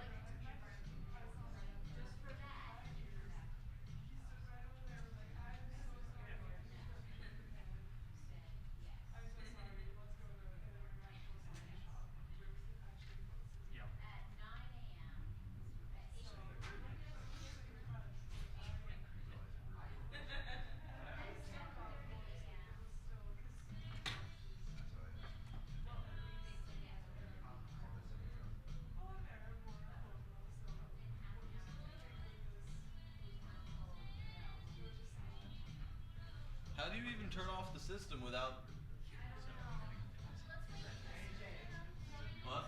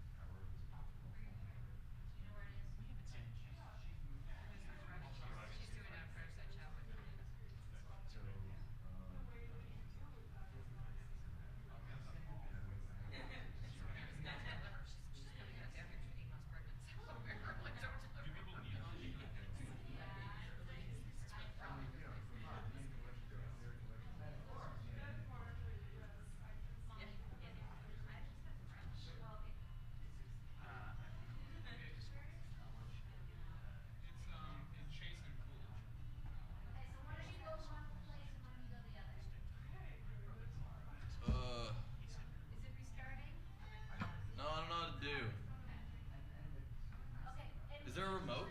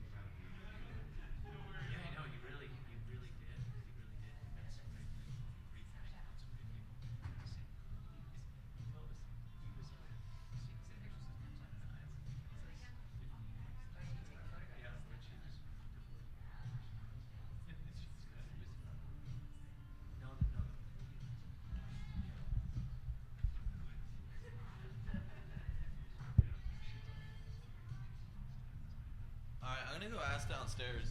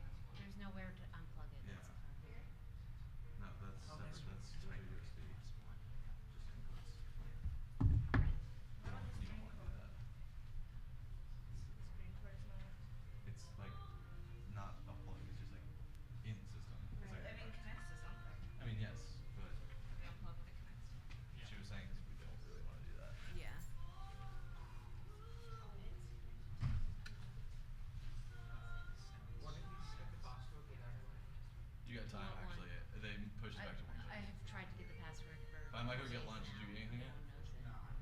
Me either. Especially the tech. They're trying to keep it tough AV only. But I feel like that's like stupid because anyone has access to the space, not just tough AV. Can you? That's why I don't understand. Could you ask like someone in Cohen who's not necessarily It's Sunday. Like I said, worst case scenario, it still works. Yeah, but not for the. I don't care about your stupid movie. Sorry, no offense or anything. That's true. I've got speakers that actually know. mean more to me than. That's true. the movie, I know, so. but I'm. Do we have any more presentations coming up? So speakers are going to need to know this is necessary. Yes. Do I have my Kind phone of. with me? I mean, worst case, we can run it off my laptop, all of it. Okay. Which is not ideal, but it is a solution.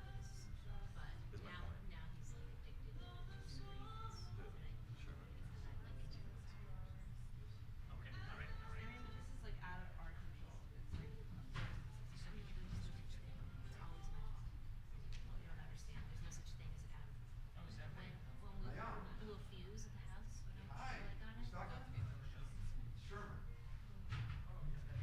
Hi, guys. Hey, I'm having a bit of an emergency at home. There is an epic presentation on the EV system.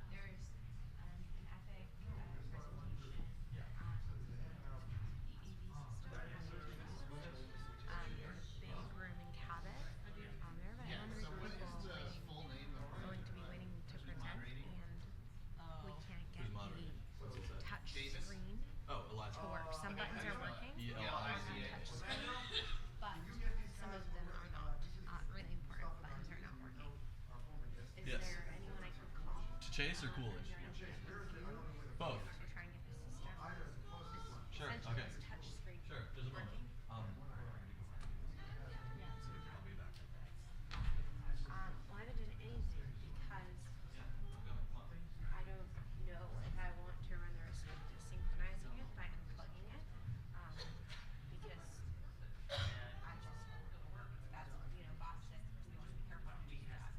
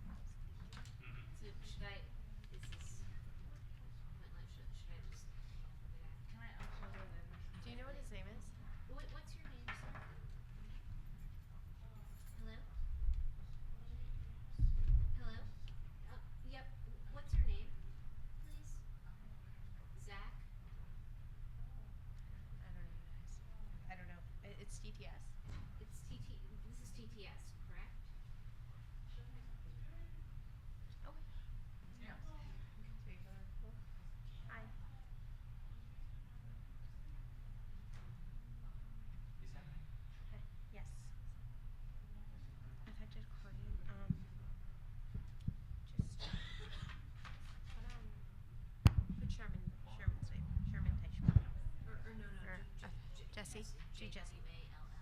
J J W A L L. And 01. Username? Jesse Walner. Yep. Yep. Jesse Walner. Walner. Yep. Perfect. Fine. Okay. A tiny ball here. That's the press room. Did we undo his laptop? No, it's still here. Also, I think I dropped some cords down there. Did you need the cords? No, I don't know. I mean, I'm assuming they're like maybe audio or external audio. I dropped something and I assumed it was all to this cord. And Mike never seems to bring us food. Well, you told him, so then you can ask him.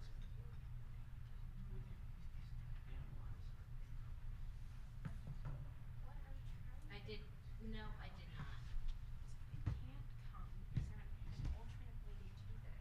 Because we have never had trouble in here using it before. Yeah. The mouse. It's not touch screen. Oh, it's turned off. Oh, wait. Will this do it?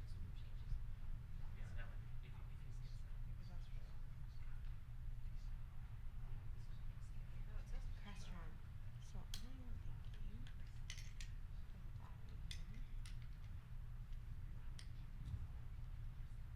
There's always an alternative.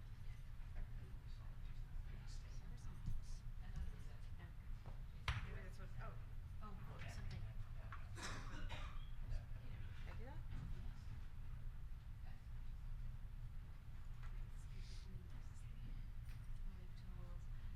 Can we unplug it from his computer, maybe?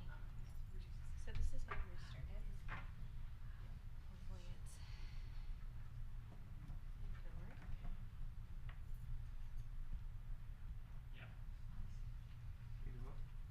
Internet, we're at meeting.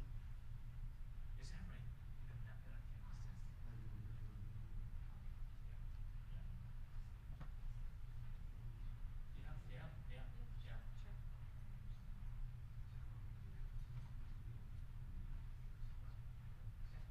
Yes.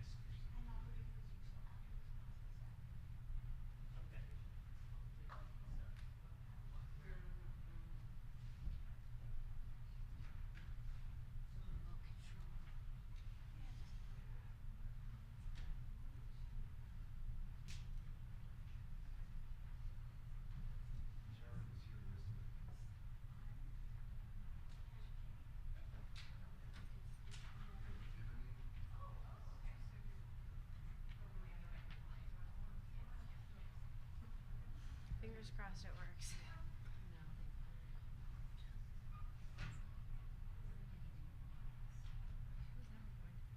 That it was not working? Yeah, he didn't notice.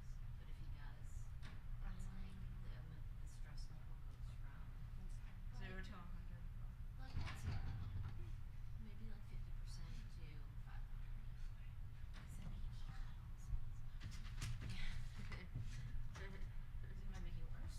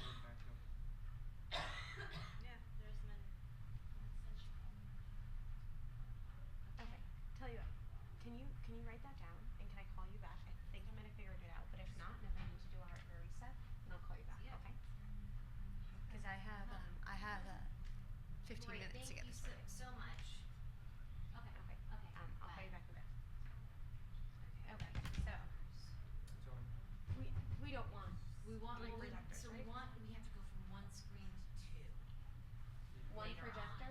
on. One. We're starting with one. Okay. I wish you could just show it from two. Or You only want to show from one video. Can't you just use the big one? So, well, yeah, but then we have to go back to two. That's what I'm saying. We can. It's very quick. It just I goes know, up. but this is what. Okay. Anyway, let's okay. just do this. So we're gonna have a presentation. Yeah. Right now On there are 3 this. screens. On that. This. On that stupid thing. Right. And that presentation, do we want it physically on? We want it on the big screen. Okay, so we're gonna do single projector. It takes like less than 10 seconds to go. No, this is. Because he's doing HDMI too. And he was Funny excuses. Okay. So someone's doing a movie, and that's gonna take us back to the lighting screen. Right. It froze on the lighting screen. He wanted to play with the lights. That's correct, yeah. But she said it was fine, he can do his video, but is not fine for getting back here and using the main screen.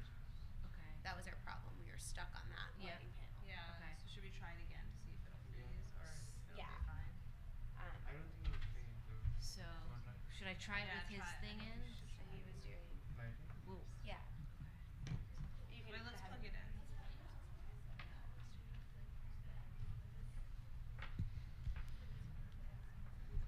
There are no sources currently displayed. No.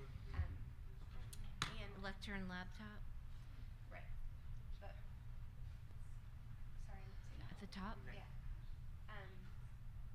The remainder of the guests will be presenting using this. I would like them to, yeah.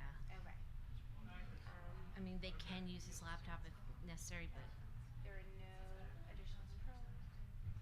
No, it's connected. It's just on mute. Okay. So now we want to do. I've never used this before. Presentation mode, I guess. No, presentation mode goes is between the switch between the two and the one. well, I can't see. Yeah, Do you see it? Okay, great. I don't know how to log in, but Okay, and he's on there as well. Did he tell us that? Sweet. And he went to lighting is when it froze. And he said he couldn't go back. Now you can go back. Problem solved. Lighting, back. That's Right. working. okay. And now you can go back to the main screen and I mean, who's clicking the lights a lot? Let's go lighting. I think honestly I think it just froze. And one of these buttons, I wish I could tell you which one reset this. I don't remember. So one of these. But one of them got this just for on and off. And I think it was near the bottom or it was you can try hitting all the buttons. That's good to know. Ideally, I don't know why it would freeze again. There's no reason. We're changing all the lightings, we're having fun, all lights on, we're doing that. Perfect. It's working. But the remote, just take you back to the menu. Yeah. This fixed it. Okay. Something Something with on this that fixed it. fixed it. Maybe we should leave this where I won't get hit accidentally if it turns it, if it resets it, So just we'll in case. just put it. They might use the mouse. Maybe I'll put Right, you're right here, I think. Yeah. Just like somewhere, because people like Okay. put their hands down and stuff. I can leave my phone number if you want. I would love If that. things go wrong. Oh, right. And I can run down and try and fix it.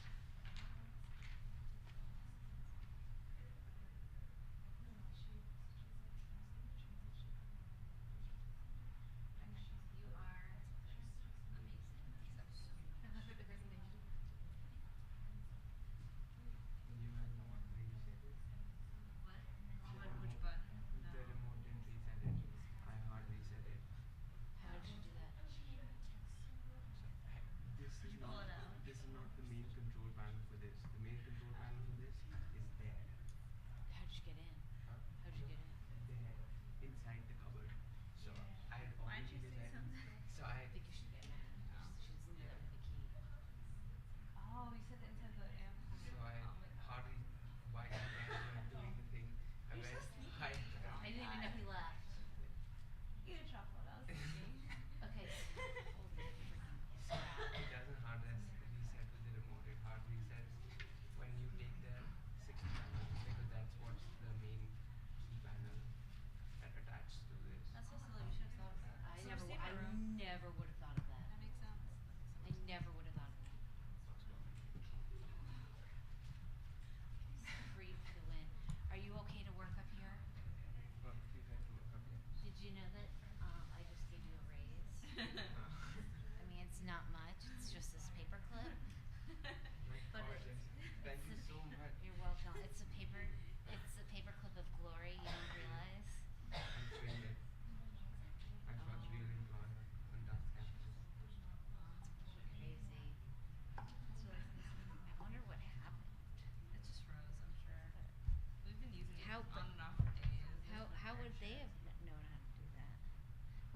Lando. What's his login? You know it?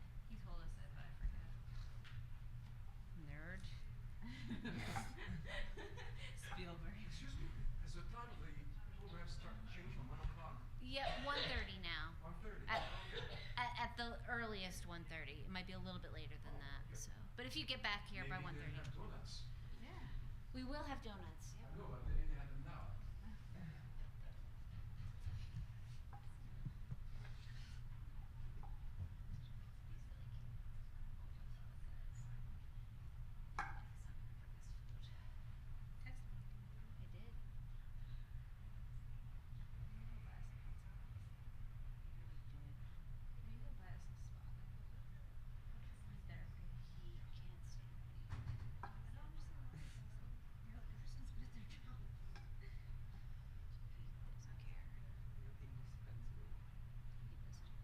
You're the only person I know that's like progressed in 4 years. There's someone who's been here for 4 years. Has been here longer than 99% of the staff here. See, I don't even think I have laptops. It's kind of like a free for all.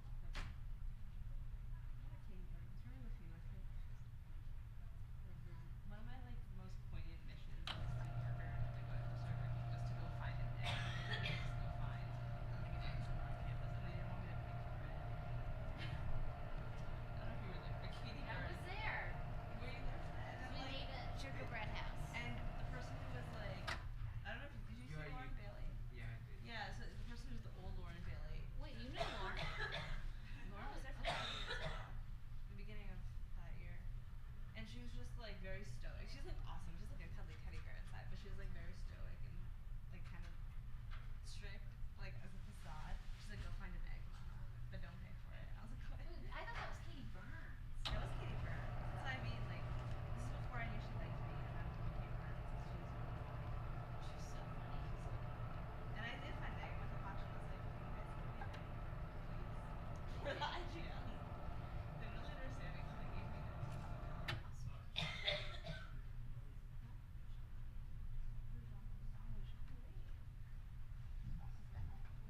When John Louis from last year, he was like, like, so we had an epic group meet, and I promised you, that 70% of that group meet Was about John Louis. was about John Louis. Oh my god. Okay, I'm gonna go talk to Heather.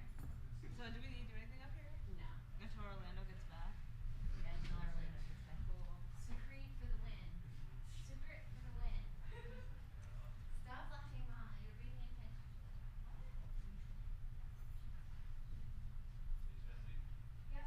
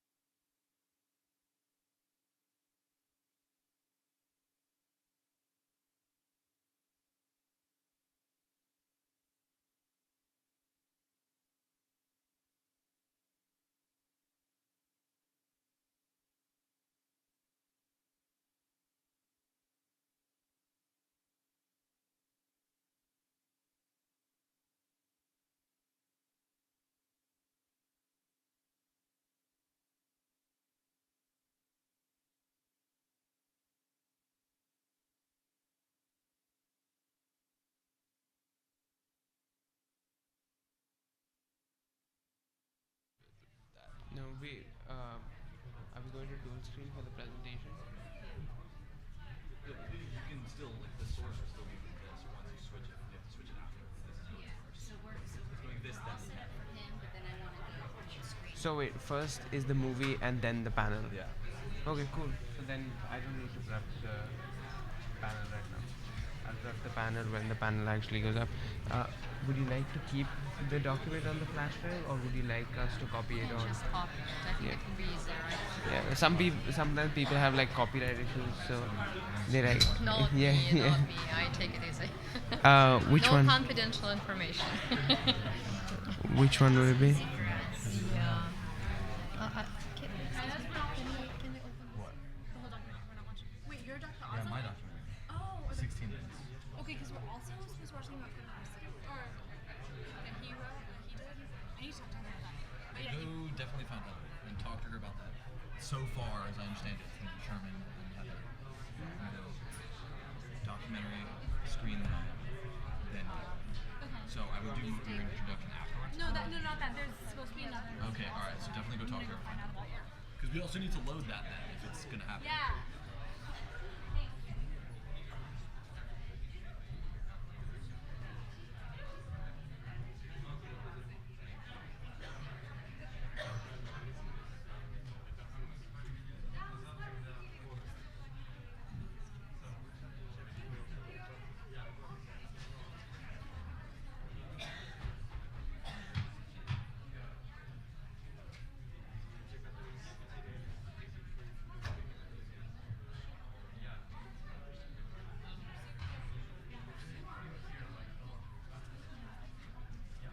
This one?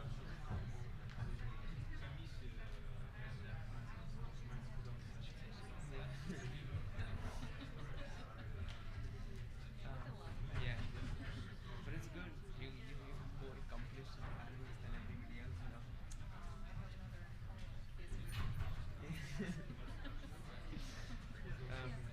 Perfect match. Yeah, perfect.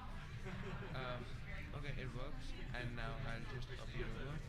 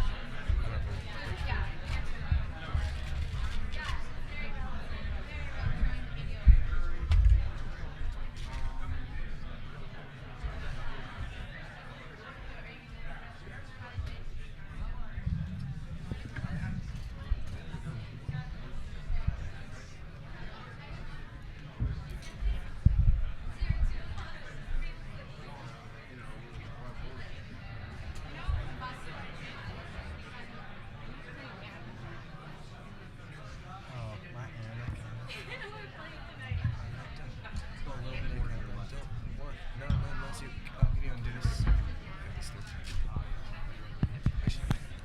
Microphone is Hello. You've been tweeting. Thank you. Please.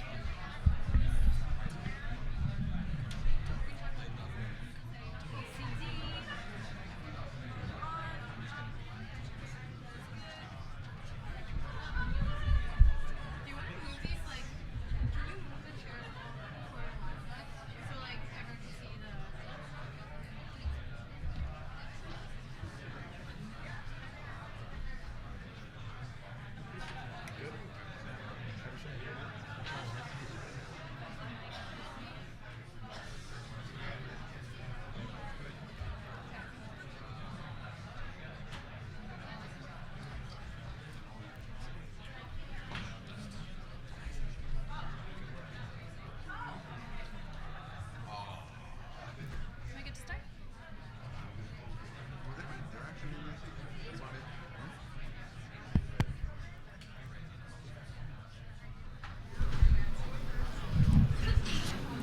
So Lisa?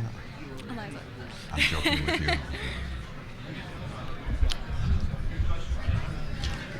Good afternoon, folks. Thank you for your patience. We're in the home stretch. In New England, we would call this the 20-yard line. It's the red zone, and we are about to score. Without being too trivial, this is really a poignant session that's about to begin. First of all, thank you for the many of you who asked about Andrew Weiss. He is fine. That was a gentleman who we had an unfortunate medical incident with. He sends his best regards and has told us how much he has enjoyed what has happened here. I think I might have mentioned this in the beginning, but I'm going to mention it again given the theme of this particular panel. 30 years ago, on the Saturday of the first EPIIC Symposium, which was International Terrorism, Olof Palme was assassinated. And as we well know now, 30 years or 30 forums later, Nemtsov has been taken from us. This is a panel which is going to try to address concerns about governance, civil society, human rights. And it's poignant for us. So, I'm going to ask one of our young first years to take this away with full confidence in what's about to happen. Thank you. Hello, everyone. Welcome to the final day of our EPIIC Symposium. My name is Eliza Davis. I'm a first-year student in our EPIIC class. This panel will be on civil society and dissent, like Sherman said, but before we begin, we're actually going to have a documentary, which Orlando will come present, about some students who were able to attend the Oslo Freedom Forum. He will tell you more about that.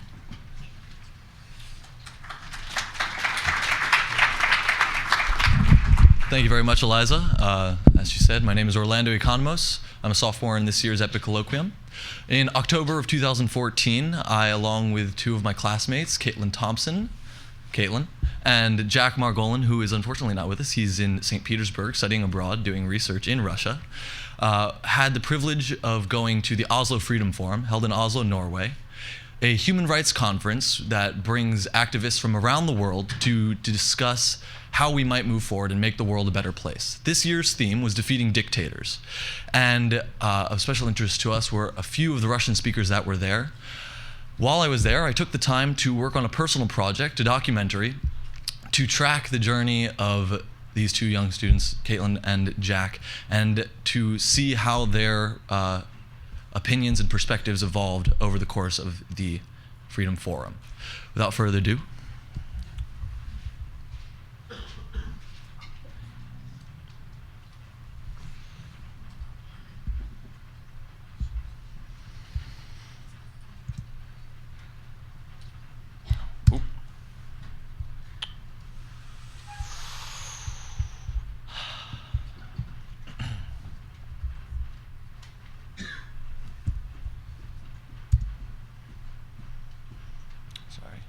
just a moment, having some technical difficulties, apparently.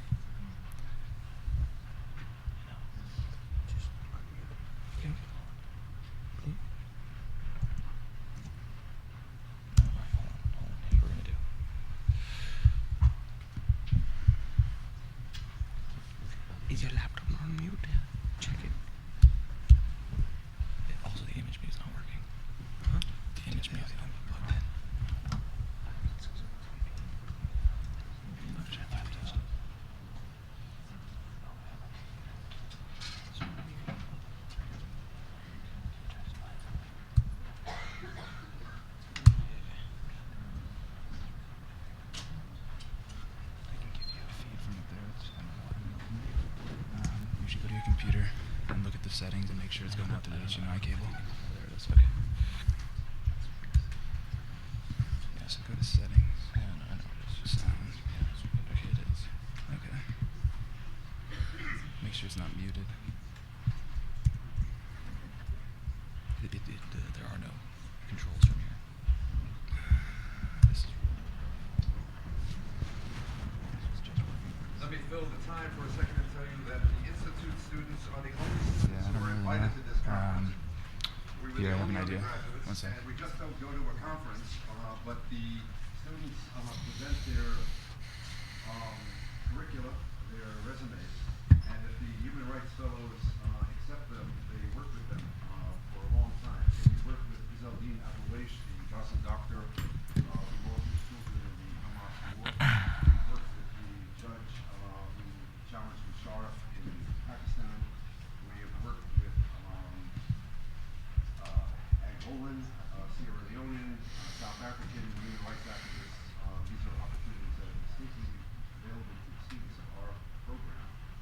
And indeed, part of this is because Alex Gladstone, one of our former students, is one of the executive directors of the Freedom Forum. And part of it is because of our relationship with a man named Irwin Cutler, who will be known to a lot of you as the lawyer on the Magnitsky case with Jimmy Browder, the former Attorney General of Canada, and a very close friend. So the network lives, and we encourage whoever belongs to this large community to think to us about how to be active in the world of human rights. Daniel, when I've spoken to you about the possibility of what we can do, we are serious about that. Go on here.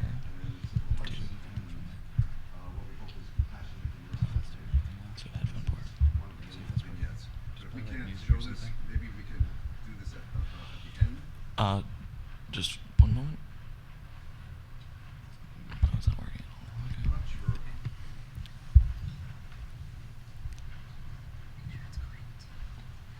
we have a sense of what the complication is? It's just an issue with the computer. Issue with the computer. Yeah. Maybe we should do it afterwards. Yeah. I'd say. Yeah. I'd say move on. I can come back and get something and make it work. Okay. All right. Thanks. No problem. We've also worked with OSPAR, with Serge Popovich, Yugoslavia, Serbia. There's much background. I encourage you to go to the archives of the Institute, which is simply touchglobaleadership.org, and take a look at what 25 years at that archives provides you with, and then the current website is the last few years.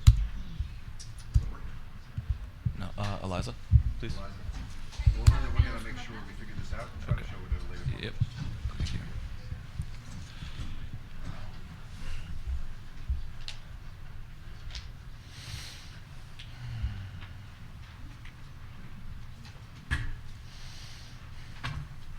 Okay, is this on?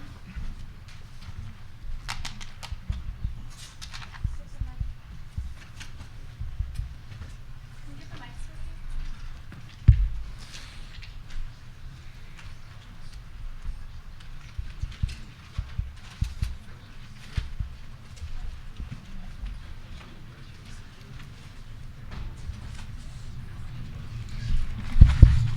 Okay, so to begin, I would like to thank everyone for your patience, audience and panelists alike. Sorry for all the technical difficulties.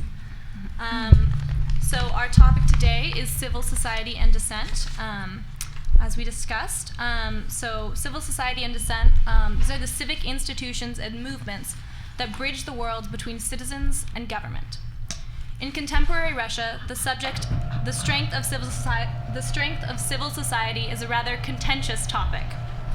On the one hand, there have been numerous demonstrations and mass movements, such as the 2005 motorist revolt against the banning of right-side cars, the 2010 Blue Bucket movement against the preferential traffic laws applied to the elite, and the recent protests against the doctor cuts. In response to widespread fraud allegations after the 2011 Duma elections, protests erupted in Moscow and St. Petersburg, with protesters numbering between 25 and 60,000 in Bolotnaya Square, the largest such gathering since the fall of the Soviet Union. Yet, on the other hand, If you ask many critics, they will tell you that civil society in Russia is dead. The 2014 Freedom House report labeled Russia not free and gave it a 6 out of 7 in political rights, 7 being the worst, and a 5 out of 7 in civil liberties. In 2012, the Duma adopted a law that forces all NGOs that are involved in public activity and that receive foreign funding to register as foreign agents. There have also been instances of the use of intimidation and violence against journalists and protesters, as seen with the brutal attack against Oleg Kashin, the mob violence employed against the Khimki forest defenders, and now the murder of Boris Nemtsov. Before we delve more into these issues, I would like to go over the format for our discussion. As many of you know, each panelist will begin by giving a brief introduction to the topic. In the interest of allowing more time for discussion, they have all been asked to keep their remarks to 12 minutes. This is our timer. The light will be green. When it goes to yellow, it means they have 2 minutes to conclude, and when their time is up, it will go to red. After opening statements, the panelists will discuss the topic among themselves, and after that, we will open it for questions from the audience. At this point, I'd like to turn the mic over to our panelists for what I'm sure will be a fruitful and enlightening discussion. Our first speaker is Dr. Maria Rozanova. She's a specialist in migration and integration issues who has written extensively on ethnic diversity, religious identity, migration, and tolerance in the Eurasian region. She is currently the director of the St. Petersburg-based NGO, the Center for Civil, Social, Scientific, and Cultural Initiatives. She also serves as an associate professor at the Law Institute in St. Petersburg. And in addition, she is the author of the book Migration Processes and Challenges in Contemporary Russia. She has also served as a Starovoytova Fellow on Human Rights and Conflict Resolution at the Woodrow Wilson Center's Kennan Institute. Please welcome Dr. Rozanova. Thank you so much for the introduction. Thank you.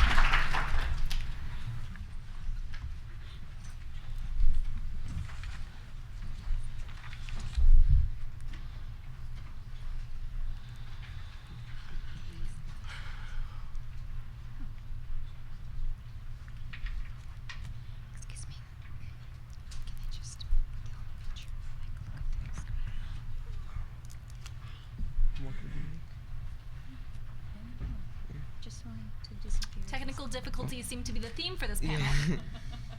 Just give me 1 second. I wonder why it's happening. Yeah. Now panel.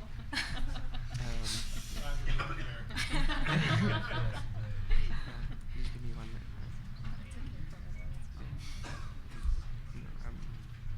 Once again, thank you for your patience. I think we can start. It's fine. No, I got you.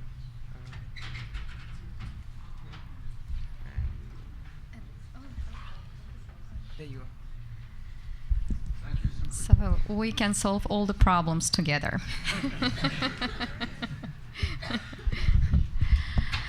So in my presentation, I would like to focus on the process of the current transformation of the interrelationship in between civil society, primarily the NGO sector, and the role of the state, Russian state. And I would like just to give the general overview and to show you from my academic perspective. And probably if you're interested, I could also share afterwards with my practical experience as the head of our small organization, St. Petersburg NGO.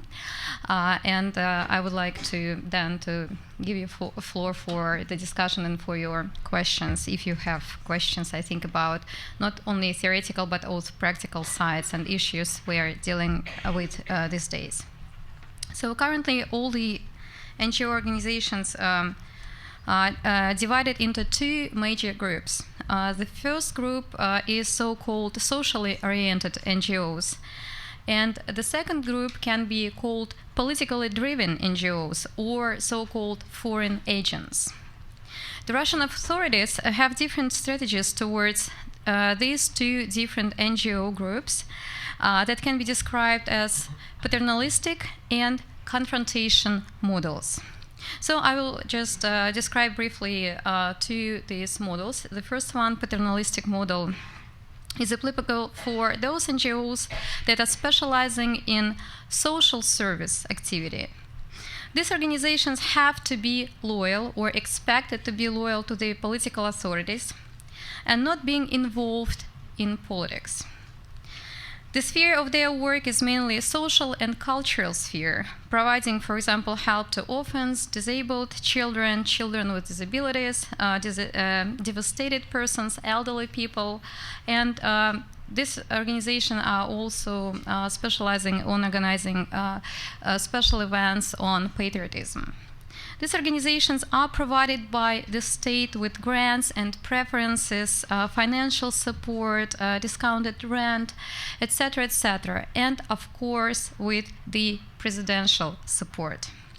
For instance, on January 13, 2015, Putin gave a speech at the forum, civil society, so-called civil society forum, state and civil society cooperation in the name of development. And President Putin said in his speech that it was needed to create the most comfortable conditions for work of socially oriented non-governmental organizations in the future, to remove the remaining barriers to their activities in the field of social services, health, education, and other related fields.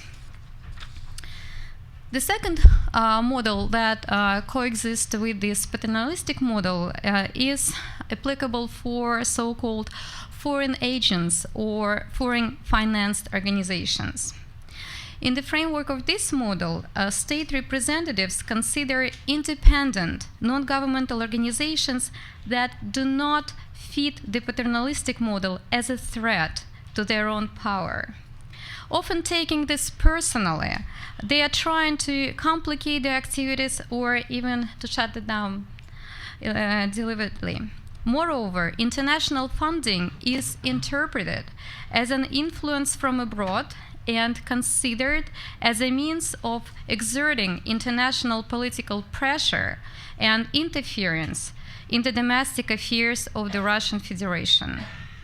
And these organizations are considered to be agents of foreign influence under the law of foreign agents or foreign financed NGOs adopted in 2005.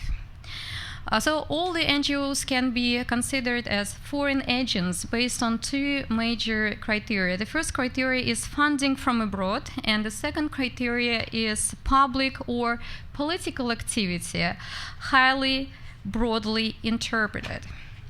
The reason for this confrontation was a phenomenon of so-called color revolutions that occurred in Georgia in 2003, in Ukraine in 2004, to a lesser extent in Kyrgyzstan in 2005, and recent events in Ukraine again with Maidan. It was clear that non-governmental organizations could become a real force of turnover of the ruling elites and change the political balance in the country. At the same forum's so-called civil society forum, President Putin said that NGOs should not be involved in purely political activities, in particular with opposition, so-called opposition battle with the authorities.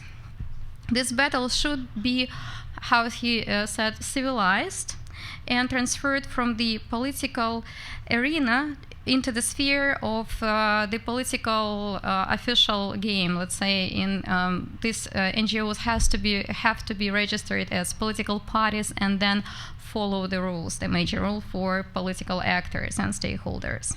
So there was a clear message that all the society received civil society with this formula: everything is allowed, but politics.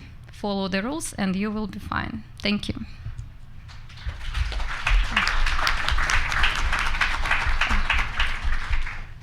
And I apologize, I forgot.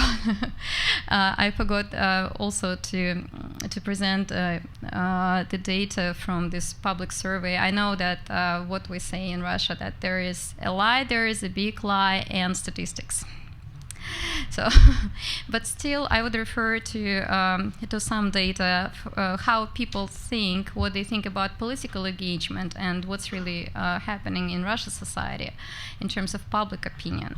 And as you can see, for example, when people were asked the question, can people like you influence political decisions in Russia? You can see in March 2014, only 1% of the population, they really they were agree with the statement, and they said yes, absolutely. And 47% of the entire population, they believed that definitely they cannot really change or influence the political process at all. And also about the personal position, this is, I think, important to understand why the civil society roots are still weak. Probably the personal positions of many, unfortunately also young people, although I have big hope for the new generations in my country. But you can see that when they were asked the questions, are you ready to participate more actively in politics? So the answer was rather pessimistic than optimistic. And only 2% they said that yes, they were ready absolutely to participate. But again, they were ready. How many out of these 2% are actually participating? This is the question. And probably still our heritage in the Russian Federation that is coming from imperial or Soviet times, and this paternalistic paradigm that still prevails, at least among probably the majority of the population that we can see. So when people were asked, will the majority of people in Russia be able to survive without constant state support and guardianship, or will they not? So the answer was, and you can see the results, in 1990 and 2014, similar responses, similar numbers. The majority will be able to survive without state guardianship, and approximately 20%, they do believe that this is the way it is. And 74%, they believe that the state authorities should play very, very active role in everyday life, support people, and provide the guardianship. So this is what we have. And how to, I would say this is my personal question about political engagement and how to encourage people to be more politically active. I don't have clear responses now. I just wanted to present some data and maybe to start the discussion with you, or maybe you have some ideas we can discuss together. Thank you so much.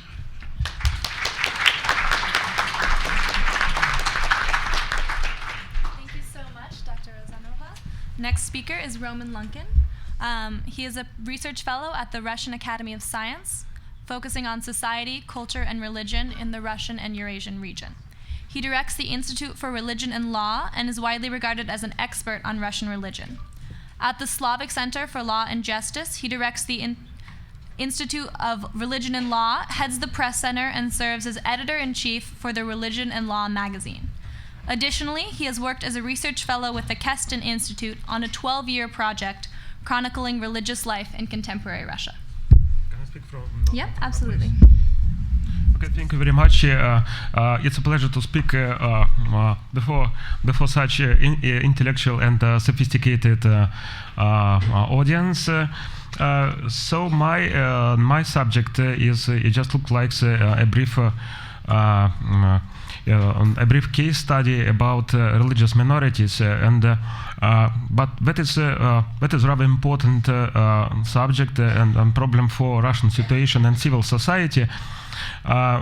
Because it's just a reflection of what our state and our authorities they're just doing with NGOs at large.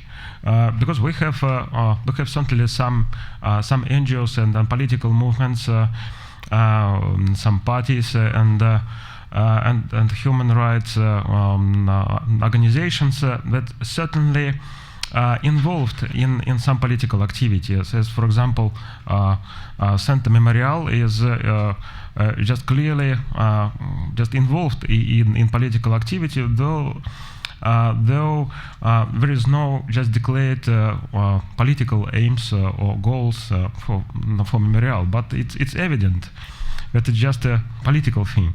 But it's important to know that there are thousands and thousands of NGOs that are not just the subject for political questions and for any political activity. as social foundations, and also that religious associations that are just studied in Russia and in the republics of former Soviet Union. And it's interesting to see how just the state and authorities dealing with that social activity, because the majority of NGOs in Russia and of such just activists, civil activists, they are not politically oriented. They are just social activists. They just want to support just social activity and to solve some social problems and to help to people in need, for example. But they are not members of any political party. So because of that, that is the main part of civil society, in fact. And I think that is when we discussing about political activity and civil rights in Russia, we just missing that space, that just very just large space and the big world of social activity in Russia and in Russian regions. That is not political, but it suffered from some political decisions and also from that just law on foreign agents, for example, but not because of their political activity. Also, this subject is extremely important because just according to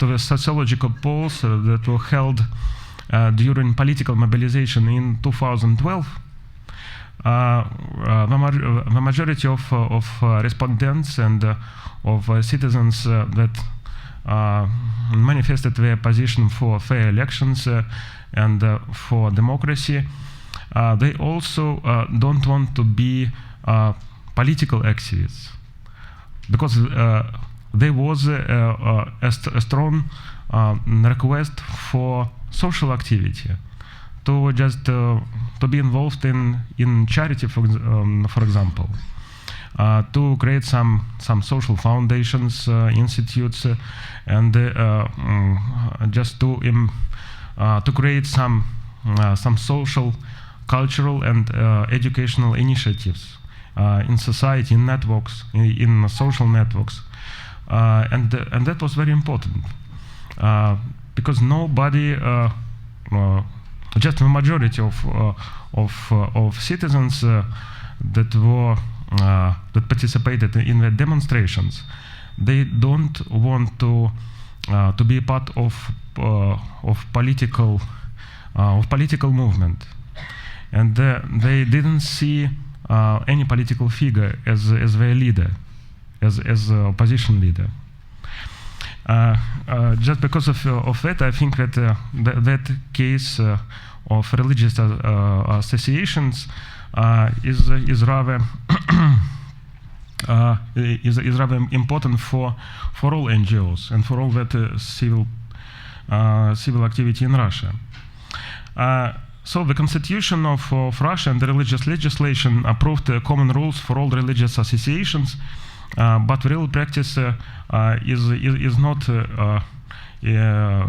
reflected with constitutional rules, because religious minorities in Russia they considering as inevitable evil in the state and society, even in public policy and the speeches of all types of politicians, from loyal to Kremlin to some representatives of democratic opposition.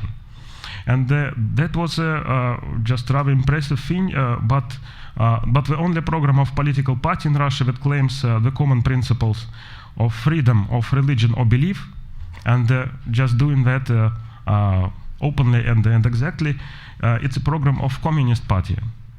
It's the only program, because the majority of programs of our political movements and parties, they just ignore that question, or or claimed their defending and supporting of traditional religions in Russia, and the Orthodox Church primarily. For example, all that statements are in the program of Alexei Navalny movement. And I think that maybe one of the politicians in Russia that just stand for the principles of religious freedom was Boris Nemtsov. I took several interviews from him, and also we just had a research in Nizhny Novgorod, where he was a governor in 19th, and for sure Boris Nemtsov just supported Orthodox Church, and he began to return church property to Russian Orthodox Church in that time. But also he established the principles of religious freedom in that region. That just now all officials, religious bodies in that region, they follow to that principles, because in many regions of Russia, it was very important. Some governors they play a very important role, because the personal activity, the personal opinion of a governor of a governor in the region just established the tradition of that region. So Boris Nemtsov established the tradition of religious freedom in Nizhny Novgorod, and that was for us as sociologists it was evident. In fact, this attitude to religious minorities touches mostly the non-Orthodox Christian churches, evangelical groups, that are the second influential religious movement after Russian Orthodox Church in Russia.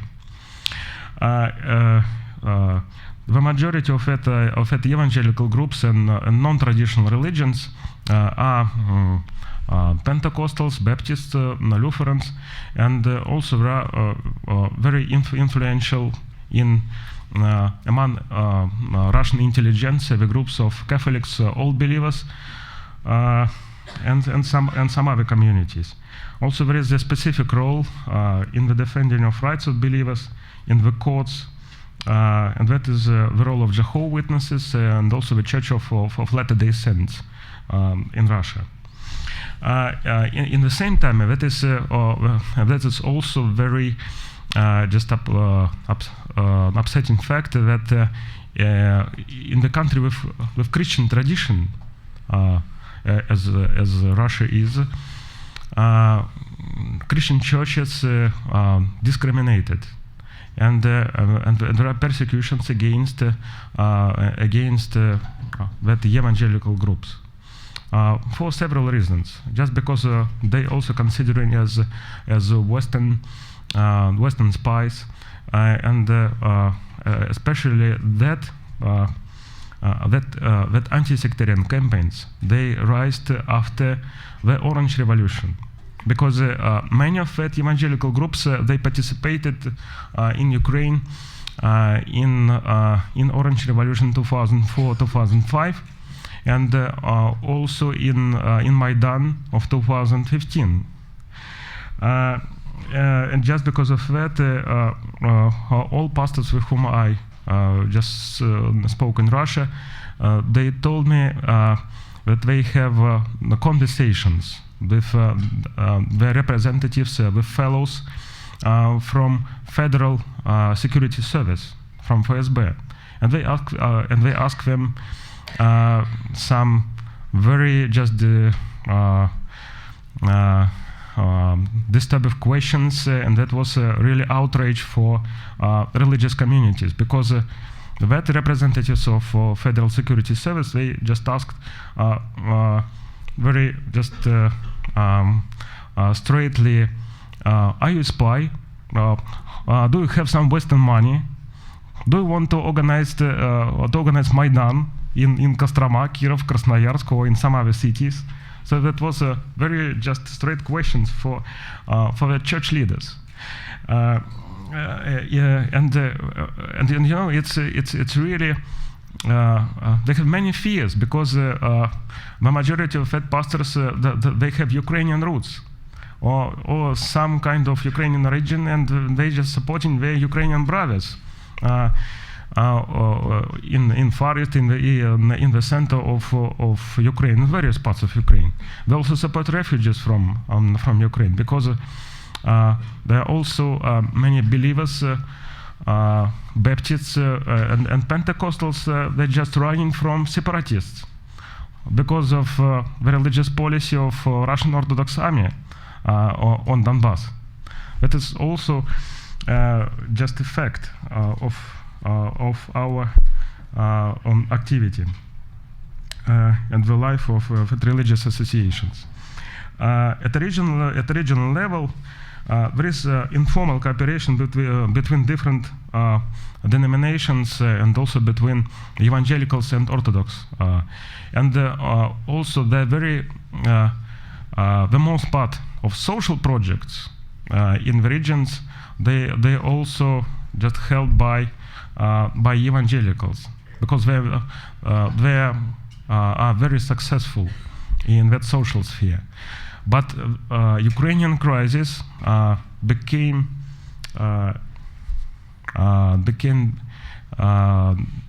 destructive for the civil situation because already began the witch hunt, and that is just very dangerous situation for all civil institutions, and then for those institutions and NGOs that are not involved in political activity. Thank you very much. Thank you so much.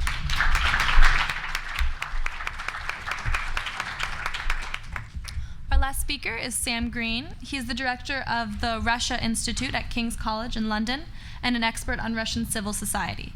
He has written extensively on the nature of Russian citizenship, the relationship between the state and the people, and the nature of Russian opposition.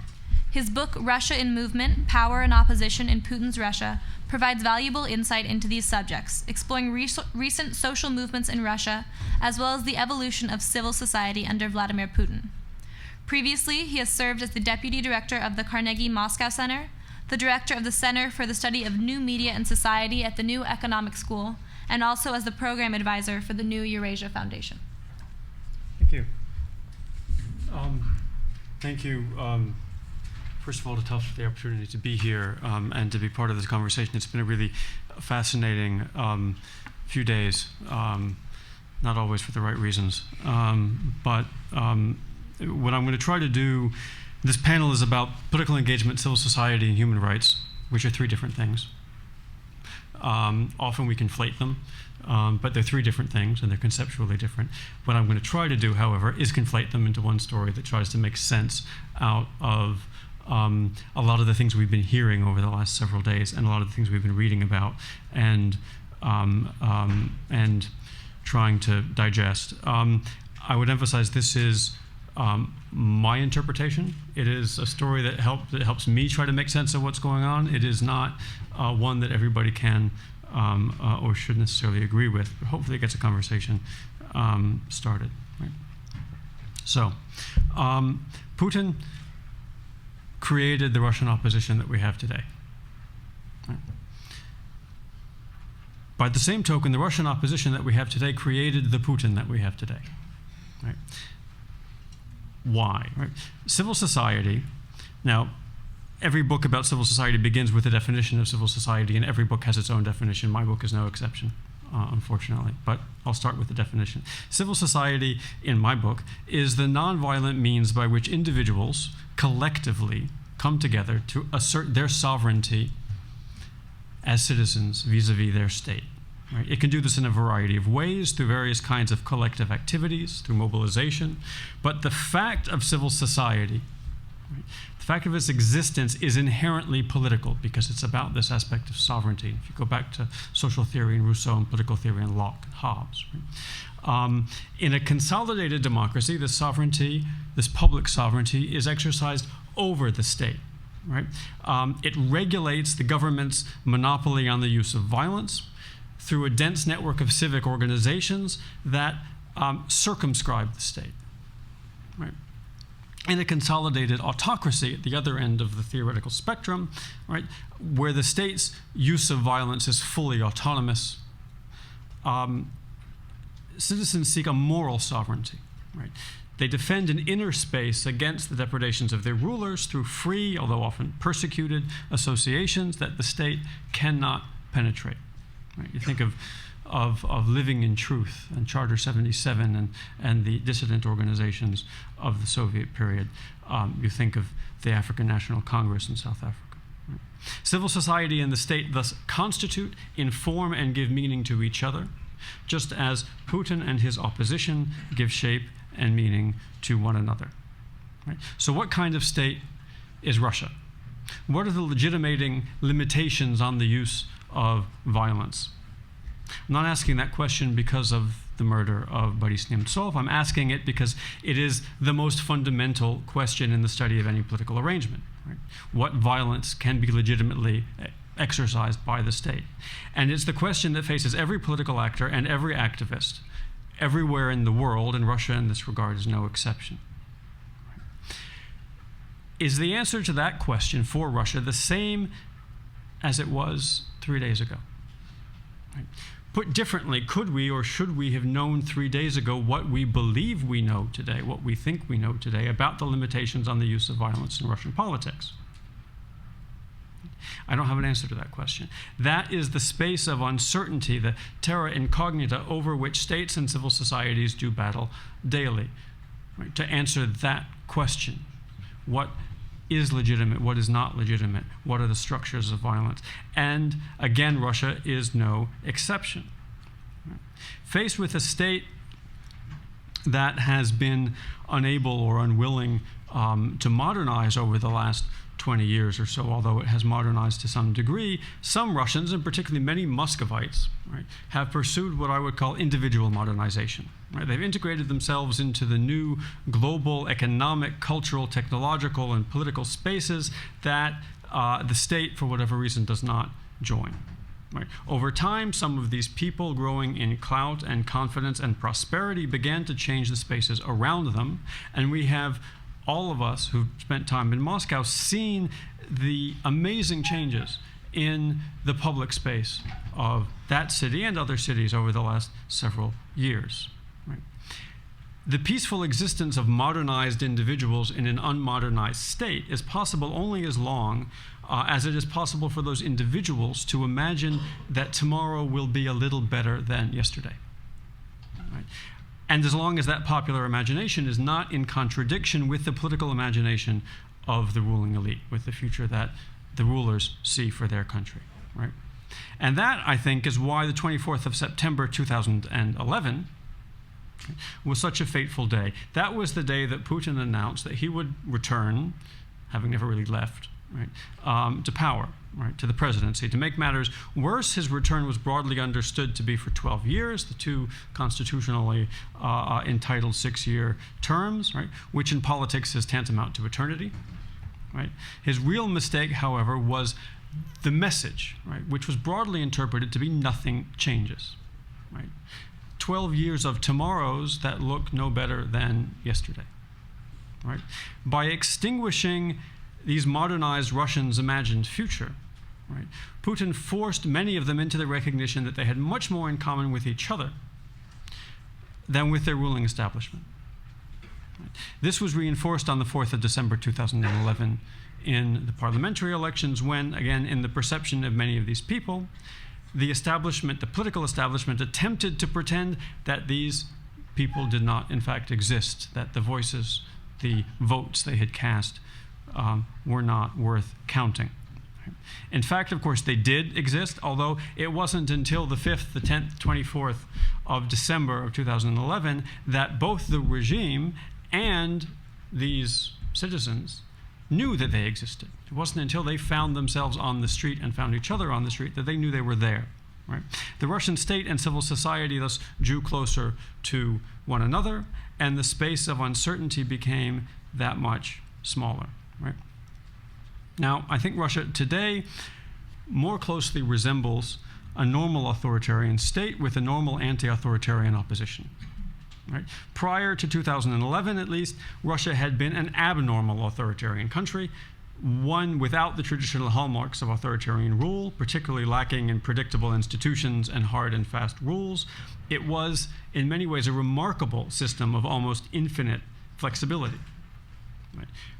The Kremlin today has all but lost its ability to produce surprises in terms of both policy and politics. It is now all too predictable, and it is going about the business of shoring up the traditional institutions of authoritarian governance: coercion, co-optation, and counter-mobilization. There are, of course, many more people in Russia who are unhappy with the way that their state is governed than there are people who are ready to do something about it. Right? The degree of dislocation between Russian citizens and their state is astounding. I think the best example of that is something Tom Remington was talking about yesterday in about pension reform. Right? When you see the amount of leeway that the state has to essentially take away people's pension savings, to change the structure on which they're supposed to be planning their future, right? And the fact that nobody responds, right? The fact that there are protests about all kinds of things, but not about pensions, right? Speaks to a lack of expectation, to the fact that most people do not actually, they might want the state to take care of them, but they don't really expect that the state will, right? But bringing these people, whether we're talking about blue-collar workers in industrial regions or the angry rioters who came out in Birulevo only a couple of years ago, right? Bringing these people on board will require that the avant-garde of the current opposition, right, realize that they do not and cannot speak for these broader social groups. Right? Many people have been left behind by the kind of individual modernization that I talked about earlier. Right? They find the ideas and habits of the opposition alienating, and they often do not see a place for themselves in the Russia that the modernized Muscovite opposition seeks to build. The Kremlin has successfully used issues like homosexuality, religion, relations with the West as wedge issues to make this mobilizational chasm, this gap in communication, even more difficult to bridge. But it has also had the effect of helping to consolidate the opposition around positions on these same issues, whether it's gay rights or whether it's religion, that they never would have taken 2 or 3 years ago. Right? Now, nationalism is an exception. I think nationalism is not a wedge issue outside of a relatively marginal subset of Muscovites. It is almost the only universally accepted political language in Russia, something a colleague of mine refers to as ethnodoxy. The acceptance and even expectation of reducing complex social, economic, and political issues to the seemingly inescapable certainties of ethno-national identity. People behave certain ways because that's simply who they are genetically, ethnically, culturally, civilizationally. Right? Oversimplified Sam Huntington view of the world. As long as Putin's style of governance continues to harden, and I think the indications are that it will, the opposition will persist and grow. Indeed, as long as Putin remains the embodiment of Russia's future, right, the opposition will persist and grow as the fundamental expression of Russian civil society, at least for that part that would prefer to imagine a different future, a future that evolves. Right? Levels of protest, things that we hear about, number of people who are out on the streets today, actually, good timing with that, or the popularity of Navalny or any other leader, right? Ratings of Putin or anybody else, right, are largely irrelevant indicators because they're responses to short-term stimuli, right?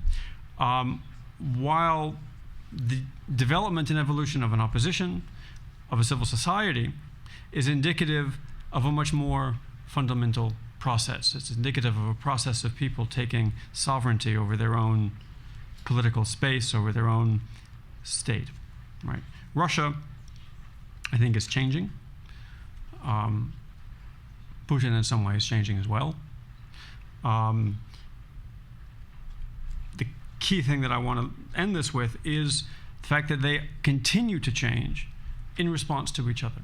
We hear a lot about the idea that the opposition movement is dead, civil society is over. The fact that we see what we seem to see on television, that we see what we have seen in the streets of Moscow in recent days, right, speaks, I think, to a continuing ability of society to shape the way that Russian political leaders see their future, and vice versa. Leave it at that. Thank you. Thank you so much.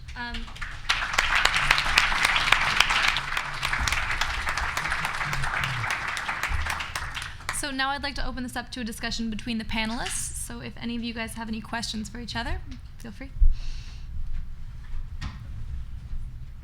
We're so far behind schedule, we might as well just open it up to the... Should we go straight to the audience? The audience. All right, so we're going to go to audience questions. There are the two mics here. You guys can line up behind them. So if you have a question, line up here. Make sure to begin by identifying yourself. Just a few guidelines. For the sake of discussion, we ask everyone to ask a question rather than providing a comment, and request that you pose your question to one panelist directly. Also, so that everyone gets a chance to participate, I must ask everyone to keep their questions to 1 minute. Thank you so much for your understanding, and let's begin. Yes. Thank you. Is it? Yes. Thanks a lot. I'm Kirill Karateev from Human Rights Center Memorial, so sort of an object of this discussion rather than its subject. And thanks to Dr. Green for not burying me as fast as the other panelists did. But my question would be, I think, to either Dr. Rozanov or Dr. Lunkin, or to any of them, to any of you two who wishes to take it. And because I heard that Memorial unquestionably engages in political activity, in this respect, Dr. Lunkin, you cannot prosecute more than a prosecutor does. What we heard from prosecutors in the Moscow City Court on Appeal, because in the first instance they couldn't say a word, is that Memorial questioned the legality of the use of police force on 6th of May 2012. So if it is political activity, and if we accept the division, you happily accepted the division between social and political imposed by the current administration, you have to accept that political activity is keeping books in your office, just as it was the case of Golos Samara, holding seminars in Kostroma, not holding seminars in Golos Moscow. So my question would be, what is the methodological basis for accepting what the current administration imposes? So it says, keeping books in your office, questioning the police activities is political. Are we bound by this definition as social scientists? I used to be one, I'm no longer, unfortunately. Is it a valid definition on the facts? What is the evidence for this, for the existence of this distinction? Because, to conclude with, I've seen their good friends in Novosibirsk, a two-lady NGO, which is much more efficient in changing health policies in Novosibirsk region, but you've probably never heard of them, than Memorial in questioning the legality of counter-terrorist operations or police operations or whatever. So how would you then define political if not following what Putin said? I guess that there is just a great arbitrariness in the implementing of Russian legislation about anti-extremist activity, and also that law on NGOs.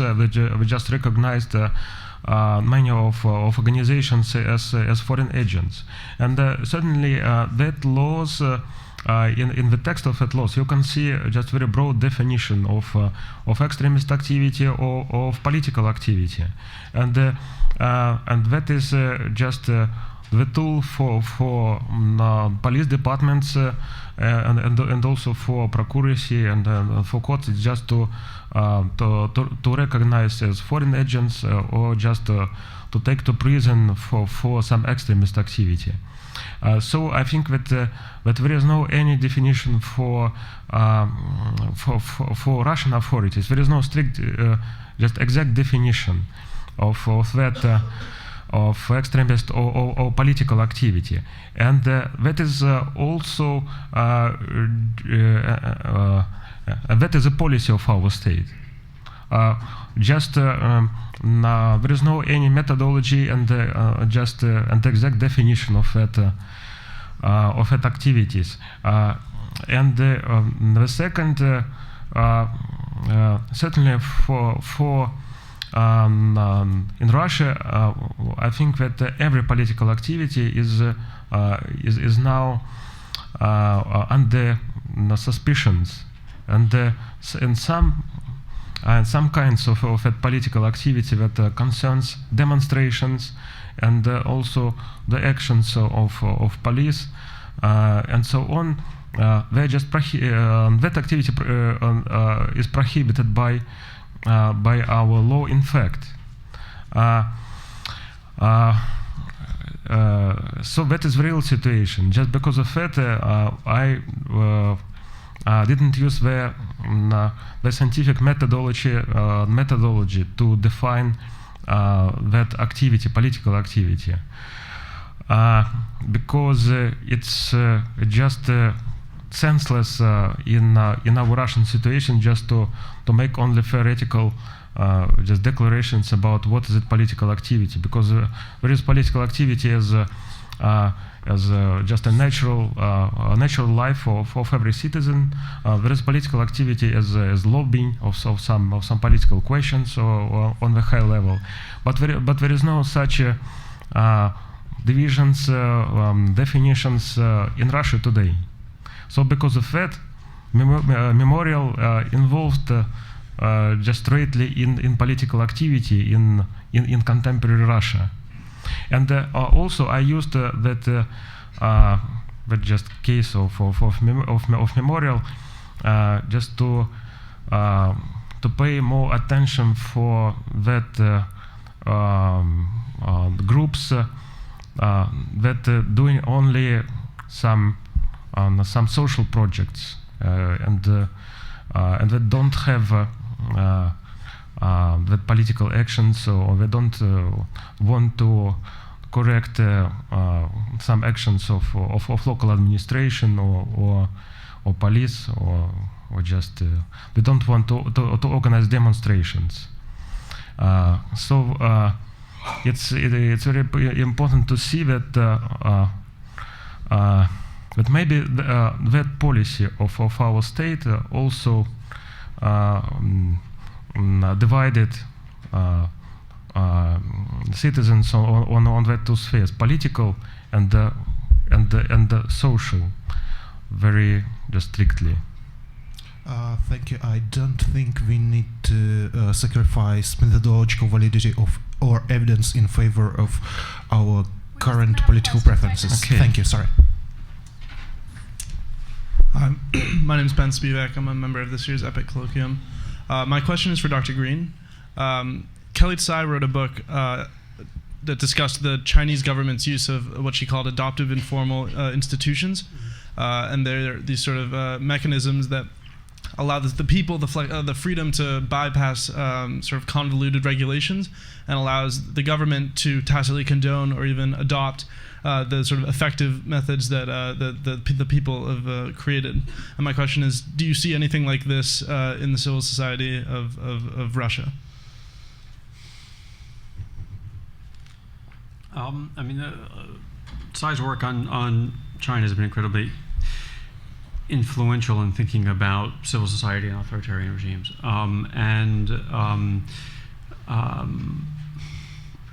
Which is a way of giving myself a minute to think about the answer to your question. I mean, no, actually I don't. What I see in Russia is a very individualized relationship between individuals and bureaucrats. When you need to solve a problem, I mean, in some areas it's gotten a lot better, but generally speaking, if you have a problem to solve, automobile registration, something's wrong with your, with your plumbing, you need something to be repaired, you need to get some health or educational issue resolved. People enter into a one-on-one negotiation with the bureaucrat, with somebody who is empowered by the state to solve the problem, but who is not effectively limited by law or regulation. Right? Usually the citizen cannot solve that problem without the involvement of the bureaucrat on some level. But because the negotiated settlement that I come to with a bureaucrat is likely to be very different, both in the nature of the problem and the nature of the solution, from whatever negotiation my neighbor is having. Right? It's very difficult for my neighbor and I to get together and come up with a collective solution. Right? As a result, it does support the kind of atomization that we've seen, rather than the kind of collective solution making that we seem to see in China. Thank you. Hi, my name is Alex McGrath. I was a Fulbright to Russia, ETA, in 2013. My question is for Dr. Azanova. Could you please comment on civil society and politics in St. Petersburg, specifically, and in regards to the Gazprom headquarters that they wanted to build? I know there was controversy over that for a number of years. I'm kind of wondering what the status of that project is now, and what role civil society played in support or opposition of that project. Thank you. Thank you. I would say that St. Petersburg is really, for me, is quite a unique case in the Russian Federation, because the civil society is quite strong. I would say it has very strong roots, and we are the city with 10% roughly of the population that belong to so-called young generation of students. And we are intellectual, the second intellectual center, and not overwhelmed by the bureaucrats, if we compare with Moscow. And we always had this kind of, we preserve this distinction or division in between former political and cultural capital and the so-called current political capital. So St. Petersburg is a really exceptional case in this case. And of course, I would say that I'm not sure about Moscow, but when we talk about St. Petersburg, if something like this happens, especially when the authorities are trying to somehow to be involved in our cultural sphere, because about Gazprom, it wasn't just about investments, it wasn't just about the money, it was just mainly about our cultural heritage because of the certain territory they wanted to occupy, and we actually stopped it. I would say cultural, civil society, academic community are quite strong, so collaborating together they can achieve the positive results. Also, mass media was on, I would say, our sides, what I mean by our sides, people who are St. Petersburgers who just live there and proud of their town, because our town is the most probably liberal, the most westernized, has its own tradition, its own perception. And I have great hope for the future of my city. Thank you so much. Thank you. Hi, my name is Tian Ziyao. I'm from China. I study sociology at Peking University. Well, yesterday I learned from Mr. Bonomarev that the socially oriented organizations, non-NGOs in Russia, are also not encouraged by the government, because the government is afraid that encouraging their activities might imply further encouragement that these organizations might become seatbacks for politically driven organizations. Well, just then, Dr. Rozanova distinguished socially driven NGOs from politically driven NGOs, where you mentioned that those socially oriented NGOs actually receive presidential grants. So my question is quite simple, because I was a bit confused by this two-version story. I was wondering if any of the panelists would elaborate more on the current situations of the socially oriented NGOs situations in Russia. Thank you. So I mean, I think it's very far from being black and white. The reality is that there are a very large number of socially oriented NGOs working on a national and on a local level. that there is an official policy of where relevant, possible, and effective outsourcing some social service provision to non-governmental organizations, and there is money provided in budgets at various governmental levels to do that, and that can be quite effective. You find that in hospice care, you find that in dealing with orphanages, you find that in a range of sectors. Where you do run into problems is where NGOs active in these sectors, either on their own basis with their own funding or through government funding, are coming up against problems in government policy, right, that are exacerbating the problems they're trying to solve. So, for example, working with heroin users and drug abuse victims, right, where you have organizations that have been lobbying for a long time for changes to the laws that would allow for what in the West is referred to as harm reduction. Right, so treating people not as criminals, but treating them as medical cases that need help, and that has come up against resistance from the Federal Anti-Narcotics Service, which has lobbied for some of these organizations to be called foreign agents, because if they're asking for a change in the policy, they're engaging in politics, right? So it's a very difficult line sometimes for organizations to walk, from that perspective, it would probably be better if that line weren't there, right? Again, it's not a black and white situation. Yeah, I see. Thank you very much. Could I add something? So, hi. We're gonna have him add one thing. Okay, quickly, please. and then we will get to the next question. What is concerned to socially oriented organizations, I think that in the period of 2012, after the demonstrations in Russia, officials and maybe the liberal part of our bureaucracy, they just and politicians, they just provoked and forced people to be to be involved in some social activity without any political program. So it was. And some officials and also president administration, they just thought that it's just for profit of our society, and that is very good that people could hold some flash mobs or just help orphans and so on. Just because of that, administration of president gave and just giving just now some grants for NGOs, or only for NGOs that are socially oriented and also that have that don't have foreign finance support. Yes, yes, of course, and. For example, religious associations, they're not subject to be recognized as foreign agents.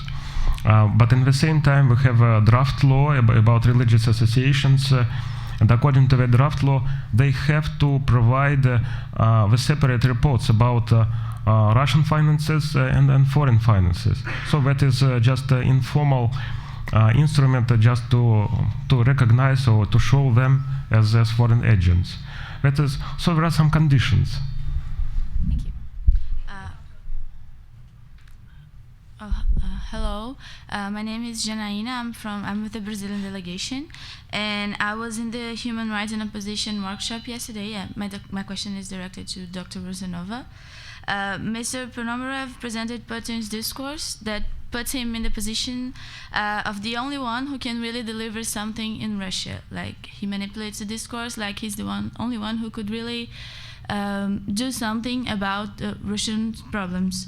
If so, if that's really happening, what's the actual status of the societies that receive foreign financement? I mean, what can they really accomplish if there is such strict limits? Because apparently the other societies, the ONGs, the NGOs, they do something similar to charity. So would the other societies be restricted to media, or do they do something else? And thank you. Thank you. I would say it's a huge mistake of this policy to cut the funding, international funding from Russian NGOs, because there were so many great, for example, projects in St. Petersburg that were sponsored by the international organizations, really humanitarian organizations, especially in social sphere, in social and cultural field. And again, I would say it's not really that black and white situation. And sometimes what I feel as the major threat, that these rules are not that rigid, and the principles are not that, I would say, stable. And this situation works until it doesn't. So any moment you can find yourself as a suspect if you are actively involved in civil society activity. My personal example, for example, I have small organizations in Petersburg, small NGO. I was so happy one day that I never actually applied for international funding, never. I was lucky just to get grants from municipal authorities. Also, I had to invest myself what I could just to do the project in social and educational field in St. Petersburg. Not only in St. Petersburg, but also in the North Caucasus. We had different, we had projects mainly working with youth. And one day, I found myself in a position that I was invited kindly for interrogation to the prosecutor's office as a potential criminal. So I've been through all this process, not exactly like Memorial, and I don't know how they survived, because it was a huge psychological pressure on the organization. I wasn't in that position. But still, for what I've been doing, and my colleagues, my team, we've been kind of humiliated and punished this way. So it was clear. It was clear message. And no matter how active you are in social and cultural, educational field, anytime you can be kindly invited, hopefully without further consequences. I don't know if I responded to your question. I've done my best. Can I? Yeah. But just to one question. No, it's just about, not about the NGOs, like the other one that are actually in the category of they declararily receive external financial, like there's just media, like the journal, or do they do like anything like social work or? So the question is how they can operate under these conditions, those who are receiving money from abroad. Yes. It's actually an ambiguous situation. On one hand, you feel this psychological pressure. On the other hand, I know the organizations that are still depending on, let's say, funding from abroad, they're still actually functioning. I mean, this is not very good if you are... My personal perspective, maybe I'm wrong, I'm just sharing with my own thoughts. As a Russian citizen, it's not a big, I would say, there is nothing to be proud of if you have this label of a foreign agent. How can you get rid of this label in the future? This is the only thing, but this is psychologically, it's a very powerful thing, because we all remember, I belong to the last Soviet generation. I know what it means. I know all the negative connotations, like everyone else, I believe, in this auditorium. So it's more about maybe psychological pressure, also about this clear message. But at the same time, I would say that some organizations were punished if they were found kind of in these political activities. But many of them just they let them go, at least for now. Thank you. Thank you. Good afternoon. My name is Yelena Yamburenko. I'm representative of MGIMO University in Moscow. My question will be directed to Dr. Green. In your speech, which I found really interesting from an analytical point of view, you clearly indicated that that the current unmodernized government, as you called it, is largely supported by the population. And taking this into account, do you consider it appropriate and acceptable for foreign countries and generally, let's say in general, outsiders to decide which regime and which government does this majority of population needs and requires in the country? Doesn't that contradict the very basic principle of democracy? Thank you.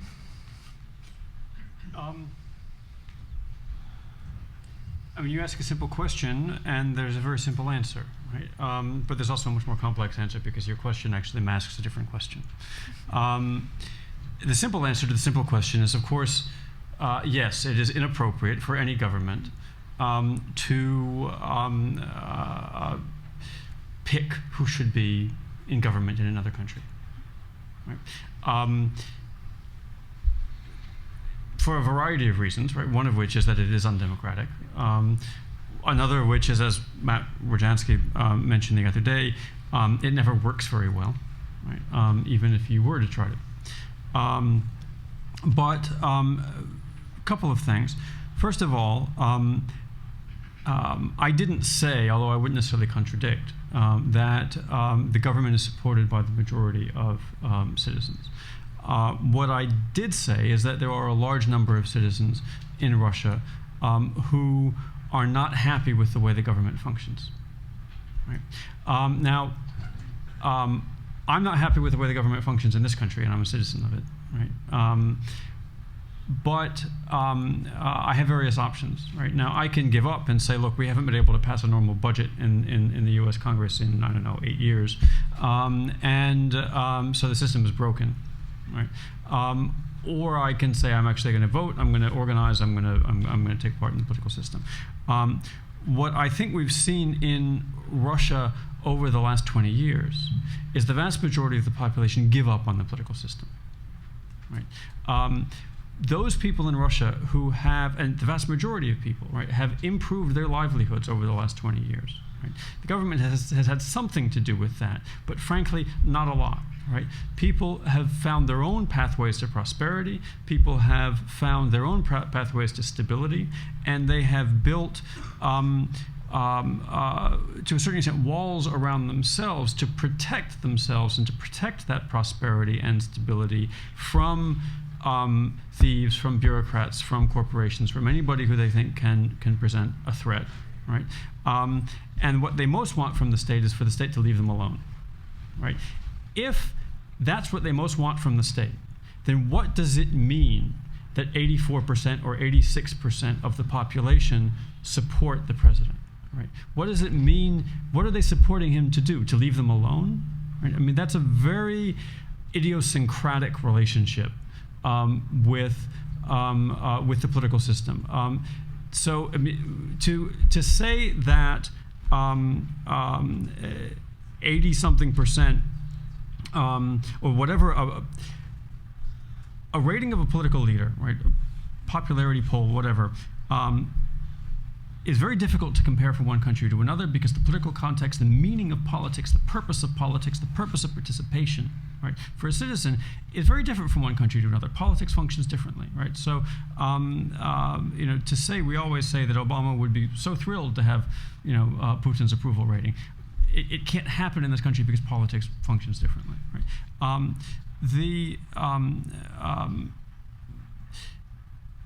But even if that's the case, and that's certainly open, you know, to interpretation, that, you know, whether or not, what the real level of support is for policies that don't actually have any meaning and impact on most people's lives, right?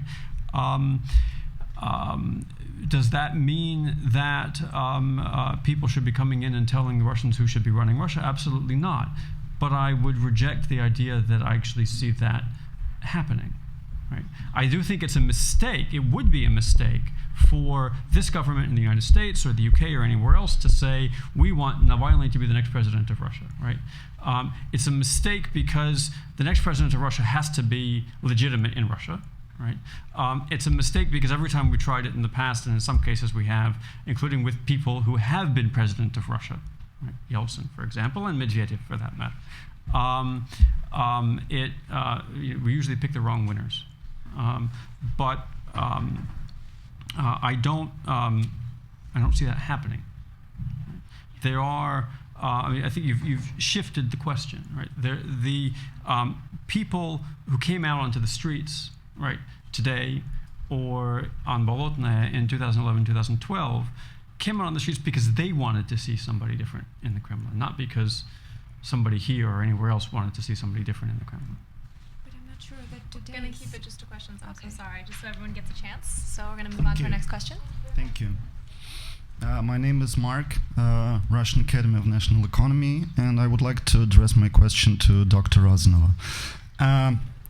If you don't mind, I would like to add one more type to your classification, and it's called, of course you know the term, it's called GONGOS, governmental organized non-governmental organizations.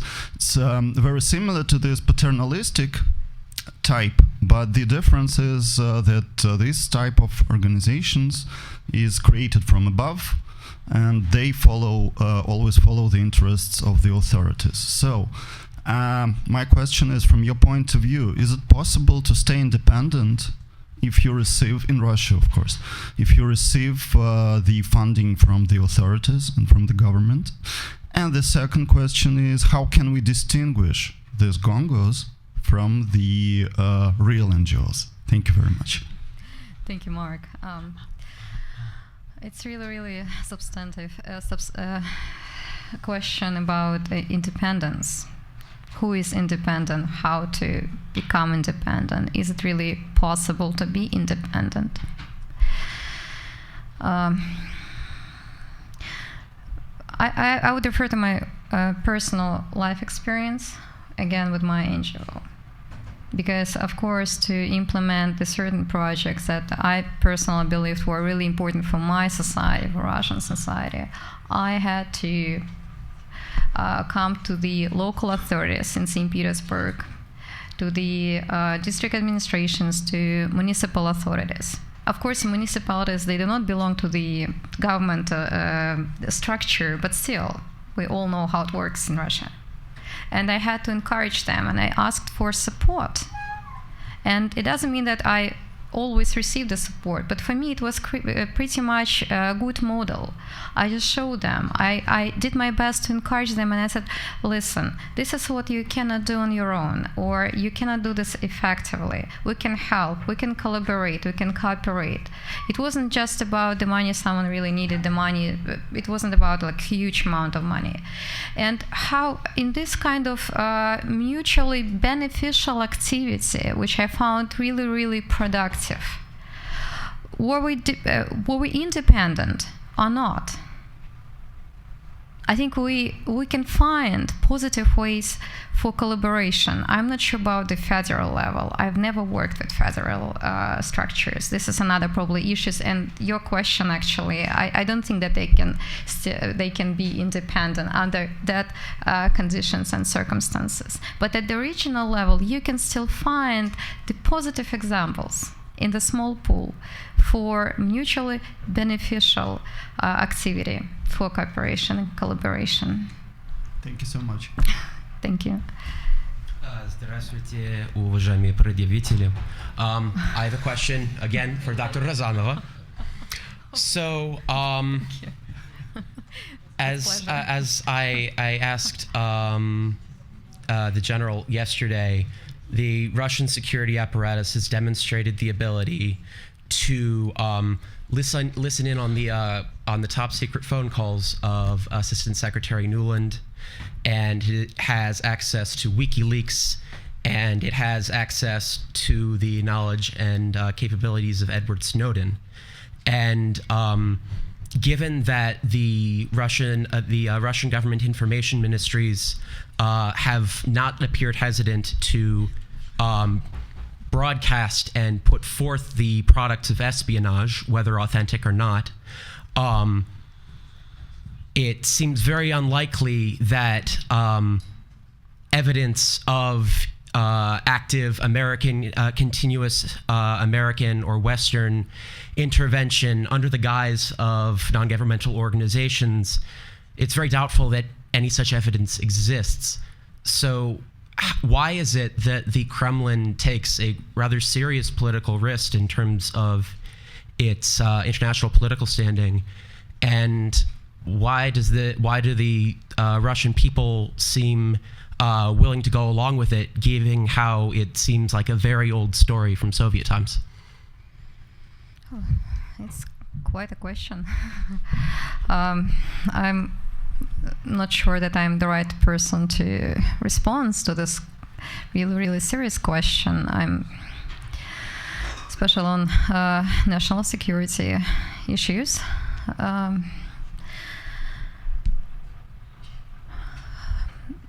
Here, I would say that I'm not probably clear.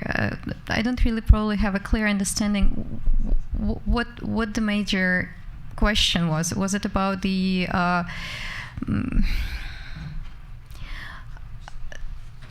civil society that has to react to or expected to react to? The question is more along the question is along the lines of, given that it seems unlikely that any evidence of American or Western intervention under the guise of non-governmental organizations actually exists, why is the Kremlin deemed it necessary to take a substantial political risk in its foreign agent law? And why do the Russian people seem willing to go along with it, given that it seems just like a few decades ago? Oh, thank you so much. Yeah, thank you. No, it's all clear. What I would say that it's really, really easy target. It's really very easy explanation of the really multifaceted and complex processes that are taking place in our global world. It's really easy to explain. Yes, there are tons of conspiracy theories, and it's really easy to create the image of enemies, referring to such issues as, let's say, spy activity or enemies around us. And this actually very perfect tool for nation consolidation. So that's why many people, some people don't really take it very seriously. Some people don't really think that this is the real issue today. Is it really that important? Is it something that really, something they have to react to? So probably, first of all, I would say I cannot really talk on behalf of entire Russian society. But for many people, it's just something maybe not that significant and doesn't have that, for them, political consequences in the future. And at the same time, I think for why it's so risky game, yeah, it's risky game, but it's very good game in terms of what you get at the end.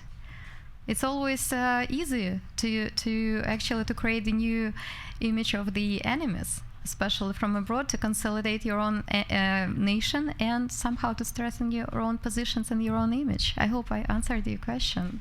Спасибо вам большое. Спасибо. Hi, my name is Sophia and I come from the Brazilian delegation too. I go to the Federal University of Rio, and I had a chance to work for the Fundación Jaime Guzmán. It's a think tank in Chile that works in Latin America social movements. And a question I had to Miss Dr. Green regards to the influence, because you talked about how these NGOs, they are not the paternalistic one, like actually Hosanova talked about this, could not have a political position because they would be seen as a foreign intervention sometimes. So my question is, various foreign foreign funding NGOs in countries like Russia, countries in Latin America, for instance, sometimes don't bring artificial demands of social changes. And when you are supporting these demands nationally, it changes a little bit afterwards. So let's say in Brazil, for instance, we had very recently the approval of the homosexual unity in 2012 or 2013. But then after there was a legal approval of that different social disposition, what happens in the Brazilian society is that homosexuals are still very much condemned in society, because it was very much of a international demand, much more than a national demand. So the society has a big trouble to deal with it afterwards, like after the change has been made. So my question is how do you think of it in terms of Russia? How do you think that these foreign related institutions sometimes that bring international demands to the national scenario wouldn't intervene on the future consolidation of those demands? So the first thing I think is important to understand the distinction, the difference between NGOs and social movements. Right? An NGO is an organization, a specific group of people with a specific structure, a specific mission, a specific source of funding, right, which can be international, right? They're coming together to do a very specific thing, which might be preserving historical memory in the case of Memorial, or it might be fighting for the rights of sexual minorities, right? They will take whatever probably source of financing they can find, right, as long as it's in support of the goals that they're trying to achieve. And if they get too far away from the society that they are trying to affect and the government they're trying to affect, then it's simply not going to work, right? But in that respect, an NGO is like any kind of corporation, right? Some corporations succeed and some fail, right? Some enterprises succeed and some fail, and that's fine. That's part of the normal churn, right? A social movement, right, isn't about finance. It's not about organization. It's about a social conflict. A social movement emerges, right, when there is a group of people who feel aggrieved by the state or by another social group, right, who feel that an injustice has been committed either to them or to another group, and that they need to mobilize on that behalf. That's a process. They present a challenge to the government or to whoever their opponents are, right? That the government then responds, and you get this sort of dance of contestation, right? Funding has nothing to do with that whatsoever. Foreign agents have nothing to do with that whatsoever. Organizational structures will come and go in that, right? That's a reflection of contestation in society. That's a reflection of people trying to argue over what does it mean to be Russian, right? What does it mean to be gay in Brazil? What does it mean to not be gay in Brazil, right? That also is part of the normal churn of any society. But in that respect, it does not matter who is funding it, because what it comes down to is the fundamental values of the citizens in the society, which are always changing and being contested, right? So I don't know if this is an answer to your question, but I think that the key thing is again to understand this difference between a social movement, right, and an NGO. And a social movement is something much bigger, much more complex. Sure. I can add the phone. We're gonna move on. Sorry. Thank you, though. So hello everyone. Does it work? So my name is Victor Katona, MGIMO University, Russia, and I'll have a question to Dr. Green. You know, in Russia we have a tradition of actually posing very straightforward, direct questions, and I'm pretty sure you know it by yourself. So this will be a very direct question. There has been no talk of it whatsoever. So I would like to ask you, do you think that the 1938 US Foreign Agents Act does curtail or limit American civil society? No. No. Why so? Okay, if you looked at the register, right, there is a published register by the Department of Justice, right, of organizations that have been registered as foreign agents. Well, so does Yeah, Russia. have you looked at the list? No, not It's yet. public, right? I would But say, so, but I so would does suggest you take a Russia. look. There's a list of foreign agents. Right, there's a list. Look at the list in the U.S., right? Will you find a single NGO on it? I have no There's idea. a I have to look at very, it. you will not, right? You will find a lot of Washington and New York law firms and lobbying organizations, right? Which there's a law on lobbying in the United States. There's a law on representation. In order to have access to policymakers, right, you have to abide by certain rules and regulations, and one of that is this 1938 Act on a foreign agency, right? So, but it defines what kind of activity this refers to, and this specifically is activity that comes under the laws on lobbying, right? Conducting opinion polls, working in the public space to ask for policy change, right? Protesting, even taking a petition into a government office, right? Does not fall under the law on lobbying, right? Is considered a perfectly legitimate social activity. And thus organizations that do that, including large numbers of American NGOs that receive funding from overseas, right? Are not required to register on that list and are not legally foreign agents in this country, despite the fact that they're getting money from foreign foundations, from foreign governments, and ask for changes to policy and politics in Russia and in the United States and organized protests. All right, may I go just into one tiny detail? Do you know of a Russian NGO that works in the United States?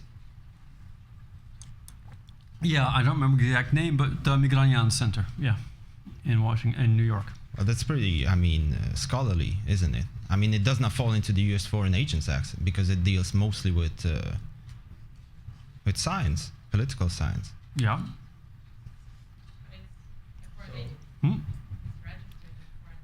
They have decided to register themselves as a foreign agent. They weren't required to. Anyway. We have to move on now. Thank you so much for your question. Hello, my name is Katie Cho, and I am part of the EPIIC Colloquium this year. My question is directed to Dr. Lunkin, and in some of your writings, you've discussed that the Ukrainian crisis is the cause of increasing religious intolerance, and I was wondering if you could talk more about the link between the Ukrainian crisis and intolerance toward religious minorities. Thank you very much for that question. Really, it just became a great problem for religious minorities and also for with socially oriented NGOs. In religious sphere, Ukrainian crisis became just crucial thing for many churches because. Russian media and on Russian federal channels there are some set of movies against sectarians and against that sectarian fascists that made revolution on Maidan in Ukraine, and so because of that. Every believer of evangelical churches, for example, in Russia, were also condemned as potential participants of Maidan and maybe potential spies and fascists. Also, there is a key figure of, for example, Alexander Turchinov.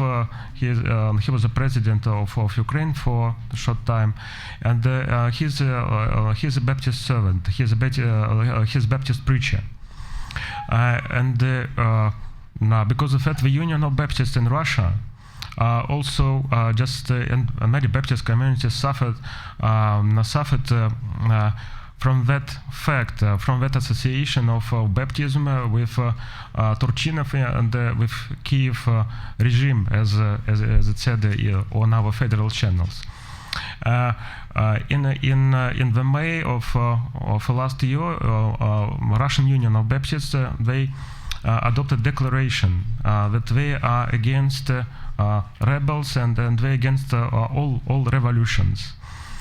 So in that declaration of Baptist Union in Russia, they just refused and condemned that revolutionary activity and Baptist Turchinov.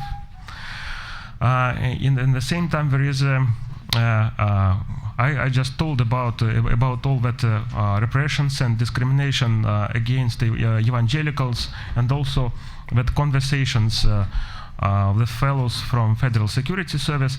But also there is a case of Crimea just now, because the Crimea is a territory of lawlessness. Just there is no any rules in Crimea just now, and also there is no any rules in that religious and national policy.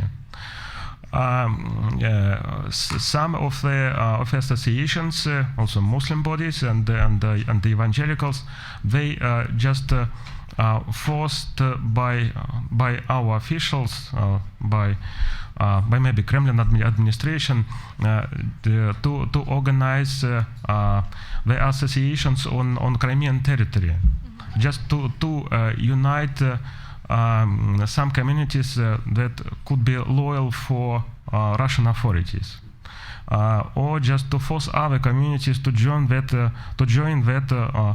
loyal to Russia associations. And when, for example, there are some associations of Lutheran churches, and also was organized in the beginning of that year was organized first association of Protestant churches, also loyal for Russian authorities, because there is a division and conflict between communities that are loyal to Russia and recognize Russian patriotism in Crimea, and some part of believers that are not so pleased by all that situation. The positions of Muslim organizations and also of national associations of Crimean Tatars and so on, that situation is worst, and it's just full of some awful actions as kidnapping or some checkings of that communities by police, procuracy, and so on. Because from the point of view of Russian authorities, they have to control all territory and all civil activity in that region. So as a result of that policy, I think till the end of that year, Crimea will be just devastating desert of any civil activity or activity of that national unions in Crimea. At the beginning was a danger, just in the face of Russian authorities and the declarations. There was a danger of Hizbut Tahrir and some other extremist organizations that are prohibited in Russia as extremists. But that was only the first step to control and to cancel all other activity. Only one organization and association avoided that way of negotiations with Russian authorities and organizing Russian structures. That is Russian Orthodox Church. So the structures and communities of Ukrainian Orthodox Church of Moscow Patriarchate in Crimea, because that is an interest of Moscow Patriarchate, just to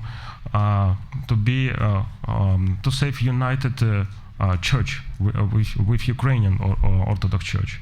because the majority of Orthodox communities are in Orthodox communities of Moscow Patriarchate, are on the territory of Ukraine. So that is also just political interest of Moscow Patriarchate. So that situation is rather complicated also because Greek Catholics in Crimea and in some other Russian regions were also just expelled from Russia, or they quickly leaving Russia because they associated with that nationalist groups in Kiev. So I think that that in Crimea the situation will be also extremely difficult. Just now in Crimea is going the process of re-registration of religious associations and NGOs. And at the end of that process, we will see only loyal monolith. That's all. Yeah, thank you. Thank you for your response. Do we have a question over there? Can I? You sure? The last question. Okay, great. Well, I have the pleasure of the last question. And Dr.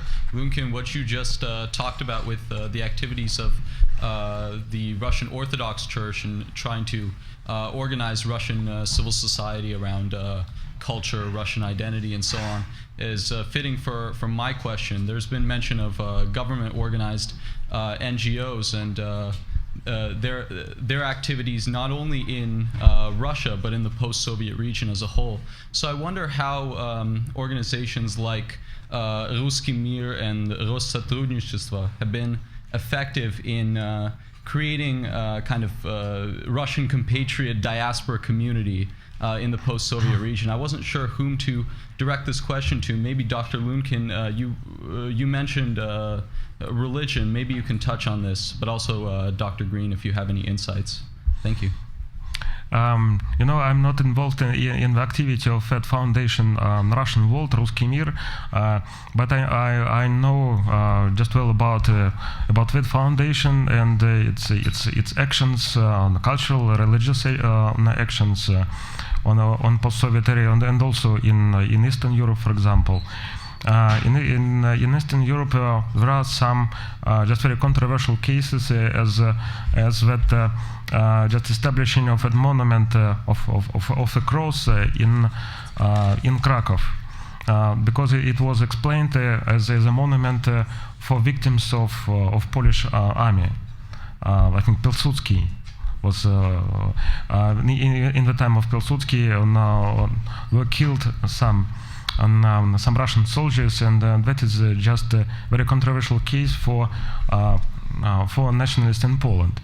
But on post-Soviet area, I think the Foundation Ruski Mir just very have a network of Russian centers, of libraries, also in various republics of former Soviet Union and in Baltic states, and that is cultural centers that naturally just gathered and united Russian people in that republic. So that is just very the useful activity for the gathering Russian diaspora. Just in mutual cooperation with Russian Orthodox Church, certainly. Thank you. I wouldn't add anything. Thank you so much. So at this point, I would like to invite Sherman Teichman up to the mic. Josh, would you come up, please?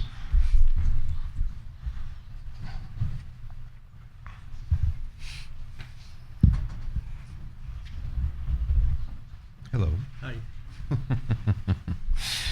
Well, none of this happens without the extraordinary contributions of many, many people.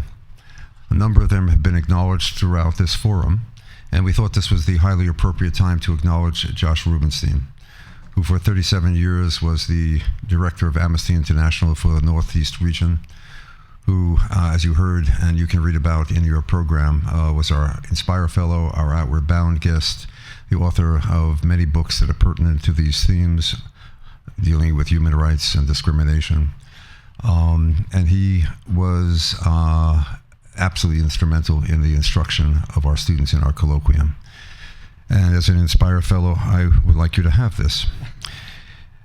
In acknowledgement of your invaluable contributions in creating the 30th EPIIC Symposium on Russia in the 21st Century, and a deep gratitude and admiration for your contributions to the advancement of global human and civil rights, February 2015, EPIIC. Is there a picture? I'm not going to say it. You're not going to what? Do you need to say it? No, you don't need to. So thank you so much to Josh, and also thank you so much to all of our panelists. Our next panel will take place here in 5 minutes, so try to be back in 5 minutes. It's about relations between the US and the EU, called Sanction Split. So thank you to our panelists.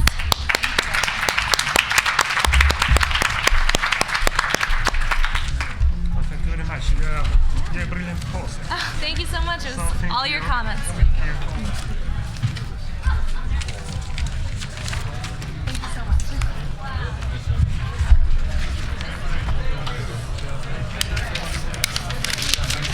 Yeah, it was fun.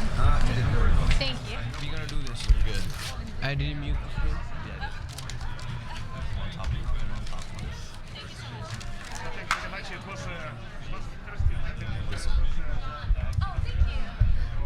If Igor Istomin... Oh, why'd you hand it to me? Oh. Oh, sorry. Okay. Yeah. If Igor Istomin is in here, we have a shuttle departing to the airport immediately.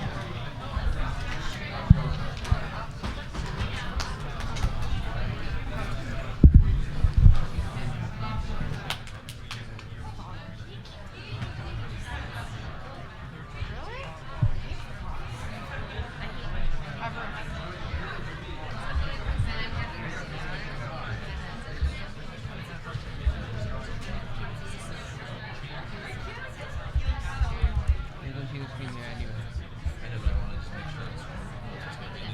It's working, it's working. Yes. The audio needs to work though. Check it. The audio. Just do that. Just do this. Don't play and Yosemite doesn't make a sound. fuck. I can make a bigger sound. If you click on the setting, the thing or whatever, the thing is, you know what I'm saying?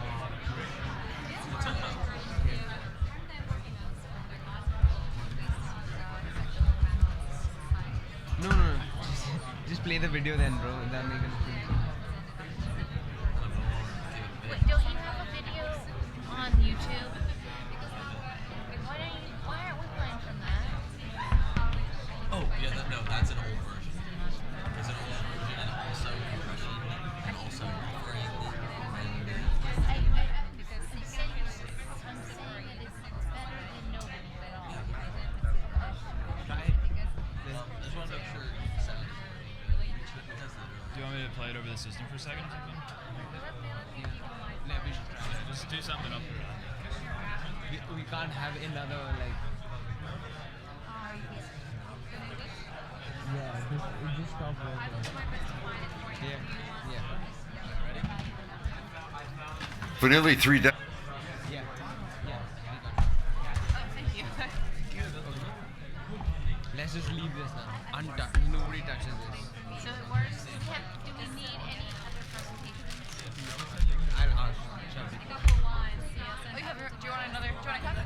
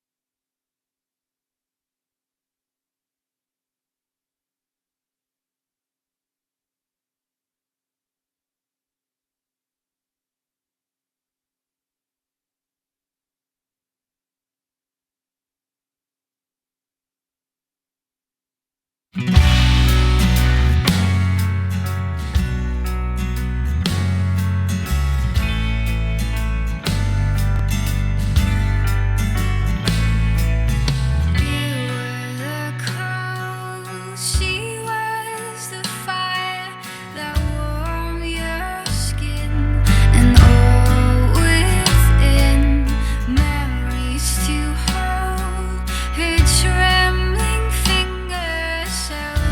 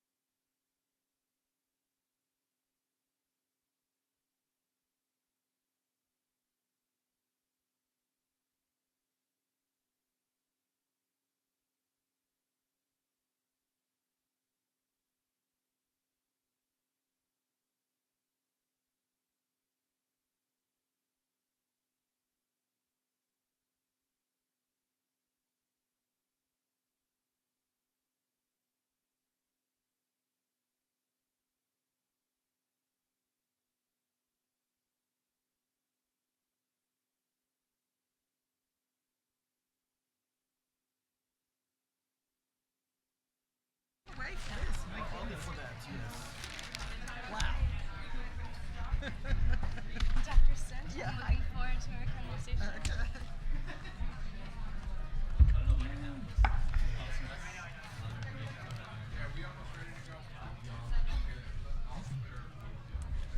So, I'm going to nice to meet you. Obviously, I'm going to Russia and Ukraine too. Right. Also, Russia and the European Union. Right. But Ukraine's a very important part of this, but it's also a little bit. The question is part of what, Russia or? I have no idea. Nobody ever gave us any instructions about what we're supposed to talk about. So, what are you going to talk about? Oh, it's a good place About to start. laziness of European Union. Laziness of the European Union. Okay. Did you meet each other? No. Okay. We're Sitchner. Very nice to meet you. Very nice to meet you. Look forward. Dr. Mr. Mendes, hi. Nice to meet you, Tanya. Hello. Nice to meet you. Nice to meet you. Great. I am proud to be at this table with you. Thank you very much. Appreciate it. So I believe there's going to be a video showing first. So if you'd like to take a seat in the front row, then you can. What video? There's going to be a video up here first before our panel. We will listen to it. It's Yeah. 16 minutes long. It's 16 minutes, Okay. so you may want to sit in the front. We're all going to leave. It's I know, we stuff, were right? eager, we're ready. So there's going to be a video, so I think we should just sit in the first row first. We need to.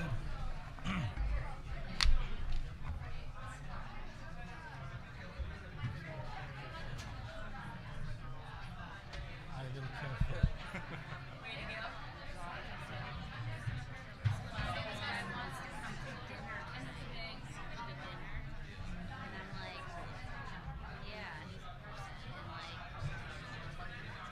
Like he's like in like some I don't know if I'd call him, but I'm like I actually really don't want to. What's the dress code? Oh my god, I underestimated all the crap I would have to deal with. I don't think I'll get any fun. That's okay, right? Yeah. It doesn't do any fun, and then I'll say cross my whole team is dead. That's okay. That'll be like the Yeah, I'm really sorry. You just don't want to be around these people. Or you'd be like, it's black tie. Or, even better, it's nudist. You're the second person who said that to me. I don't know what is going on in your generation that Well, because, you know, not everybody has a tuxedo. So, like, if you say black tie, they're like, I can't just, like, pull on a tuxedo, like, last minute. I mean, I can, because I own one, but brag. I'm on top of my fashion.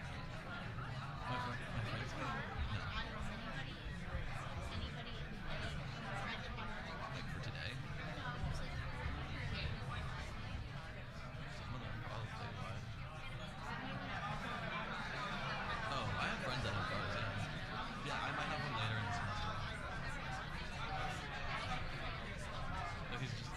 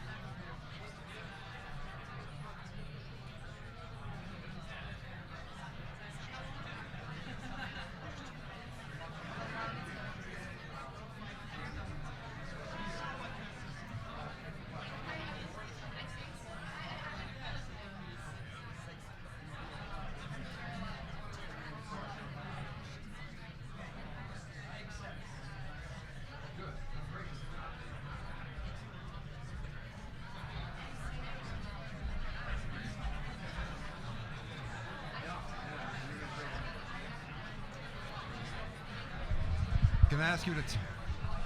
Is this on?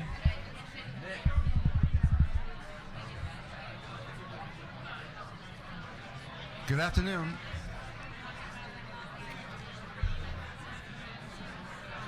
And we're good to go. Good afternoon, folks. Can I ask you to please take your seats? This is our last formal panel.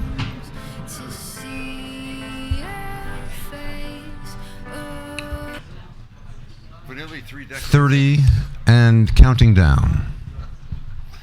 This is not Sputnik, but we are counting down. We are about to blast off the last aspect of this. It begins with a video. Please disregard the first face you see.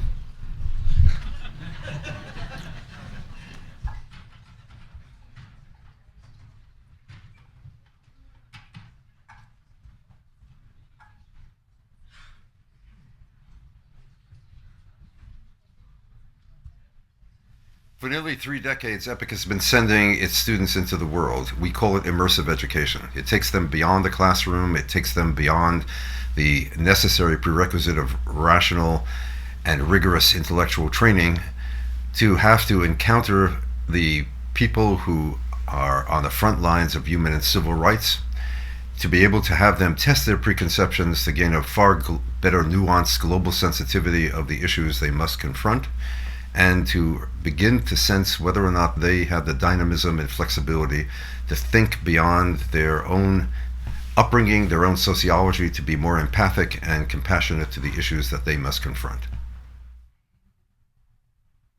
Hi, I'm Caitlin, this is Jack, and we are delegates from Tufts University at the Oslo Freedom Forum.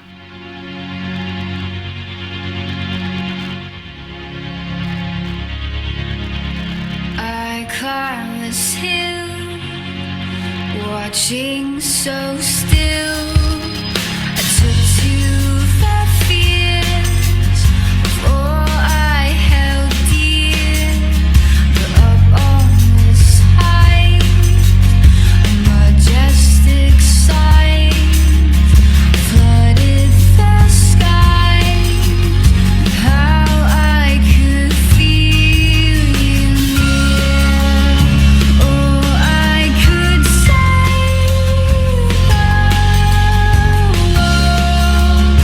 search through the darkest wonders, but I'd never find. So today was our first day, full day in Oslo for the Freedom Forum. We started off the day with a press conference that was just pretty much stacked with people. Yulia Marashevska, we had a chance to speak with her following the press conference, and we both got to ask her a few questions that we had written and been curious about prior to the conference. Jack asked a question about the role of new technology. She was very well spoken. We don't want to be a country based on the ideology, on the vertical authority or whatever. I believe that only the highest level of education and using of the technological tools will help my country to become a real modern state. Because for the years we were kind of a heritage of the Soviet Union times. We were using old instruments, but we were having normal modern brains. Today, after this act of aggression from Russia, new technologies is a chance for us to be heard. One of the things I asked Yulia about was whether she thinks the crisis in Ukraine is, as the West calls it, a crisis or a war. And Yulia was very clear that she thinks that because it's a military invasion with deliberate intention, it is a war. If one country make a military aggression against other country, killing the people on the border and stealing territory, a real territory, how will you call that? For me, it's a war. It's just, it kind of reflected on the opinion of a lot of Ukrainians on how the West, especially the United States, has really straddled the line during the conflict and, for lack of a better term, kind of gone for the politically correct route. wherein we tacitly support Ukraine's move for independence, and then we, in certain ways, make that more vocal. When you have the director of the CIA visiting Ukraine, when you have people that are, prominent American politicians voicing their support, but at the same time, you fail to recognize the exact nature of the conflict itself. It definitely expresses the fact that the West isn't willing to go all the way, but at the same time, to a large degree, that's understandable. We also met Vera. She is a journalist who works for Novaya Gazeta, and we've been kind of engaging in dialogue with her. She spent a lot of the conference walking around with us and talking to us not only about what we talk about with other people, but also her opinions. She wants to know a lot about the US too, which was interesting. But we've had the chance to ask her about propaganda in Russia, about what she thinks should happen because of Ukraine, the role that she thinks gas plays in the relationship between Russia and Ukraine. She wasn't afraid, she wasn't hesitant, she wasn't shy about saying, no, that conception of Russia is incorrect. And in her case, being that she's here, being that she is writing for a newspaper that it has a daily struggle with the government of Russia, it was a uniquely trustworthy perspective that was also kind of a polemic to the typical American perspective of the nature of life in Russia, of the character of repression. It's really impossible until you have a Russian there whose perspective is important, who's telling you, no, that's incorrect. Here's why. Here's what the reality is.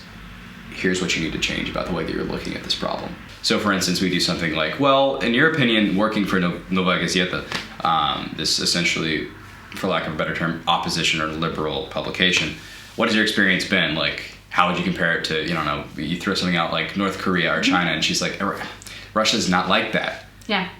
She was very clear that the West tends to over-exaggerate the level of propaganda and the level of control that the state has over the media. She explained their continued existence and why they haven't met with the same degree of resistance as some other more opposition, liberal-oriented publications, as being due to the need for the Russian government to basically have an example to point to when they speak to the West, when they speak to the EU, when they talk about the Medvedev doctrine and their subscription to international law, and say, look, there's this publication that's obviously very critical of the government, and we allow them to continue to exist. So how can you say that we're authoritarian and we control the media? Yeah, talking to Viera gave me a very interesting perspective on the level of propaganda in Russia. I was under the impression that it is a very propaganda state and that the government controls the media to a significant degree, but she made it clear that this is not necessarily true. It does to some degree, but there is the freedom to express things that are against the government. They will meet resistance, but it does exist. And the impression I got was that, like many things in Russia, through hiding repression, through exploiting liberal institutions and using them for means other than they were intended for, this kind of repression is less obvious, but at the same time it's dangerous in a very different way. Following the workshops, we had a reception that was in Oslo Town Hall. There, we got to interact with a lot more people that were speakers, that were mingling with people. Sergei Popovich, founder of Canvas, and one of the leaders of Otpor during the bulldozer revolution in Serbia. We got to interact briefly with Bill Broder, founder of Hermitage, and we got to say hi to Pussy Riot. It seemed as though they were a little overwhelmed, and that limited the degree to which we could talk to them. We'll see how it works out later on in the week when they speak. But I was expecting them to have more to say on the subject. So today we've had some interactions with people that have worked with Kasparov in the past or otherwise related to him. He's kind of a figure that tends to take the air out of the room. Yeah. We're hoping to be able to talk to him, but we're also very wary that he might not take us as seriously as we'd hope, and that we might not have questions that he respects. I'm slightly terrified to talk to him, to be honest.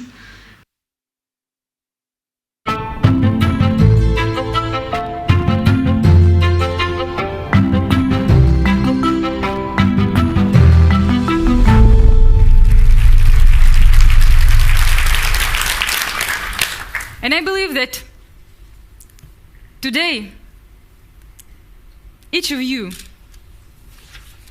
who believe in freedom, justice, human values, is Ukrainian in your heart, a little.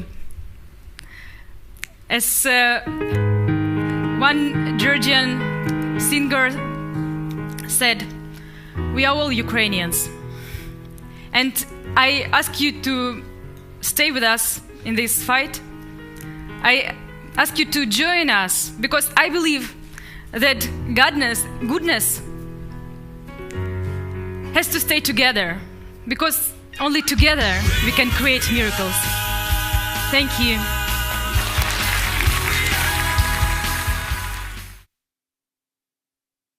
So the first session that we had today was Ideas for Empowerment, which was opened by Bassem Youssef, and then continued by some speakers like EPIIC. Special interest to us was Yulia Marashevska, of course. And the kind of common thread throughout this first session was dynamic means and methods of activism and of drawing attention to specific issues, whether they be regional, national, or international. So Marashevska talked a lot about engaging the entire international community in what's going on in Ukraine. Her point was, we are all Ukrainian. And by this she meant that the entire international community is affected by what happens in revolution against oppressive regimes. We talked to Pussy Riot after the third session, and that was really interesting because a lot of what we were talking to them about was the forum that we're having in February. So they unfortunately received a lot of information and we didn't get to ask questions. So I still am leaving this with an awful lot of questions for Pussy Riot that I'm not really sure I'm going to get answered, which is kind of a bummer. Nadia and Masha became the most engaged in our conversation when we started talking about what they were interested in, which was prison rights. And that's definitely their main focus of the moment, their main political focus. They kind of drew attention to the fact that while in the United States, the prison system and punishment is administered differently on a state-by-state basis, given the verticalization of power in Russia, it's fairly uniform in its harshness. An interesting point that I think we need to consider further, and the implications of that, along with the other numerous implications of the verticalization of power in Russia. Mm-hmm.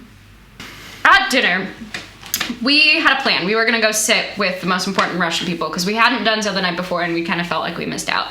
So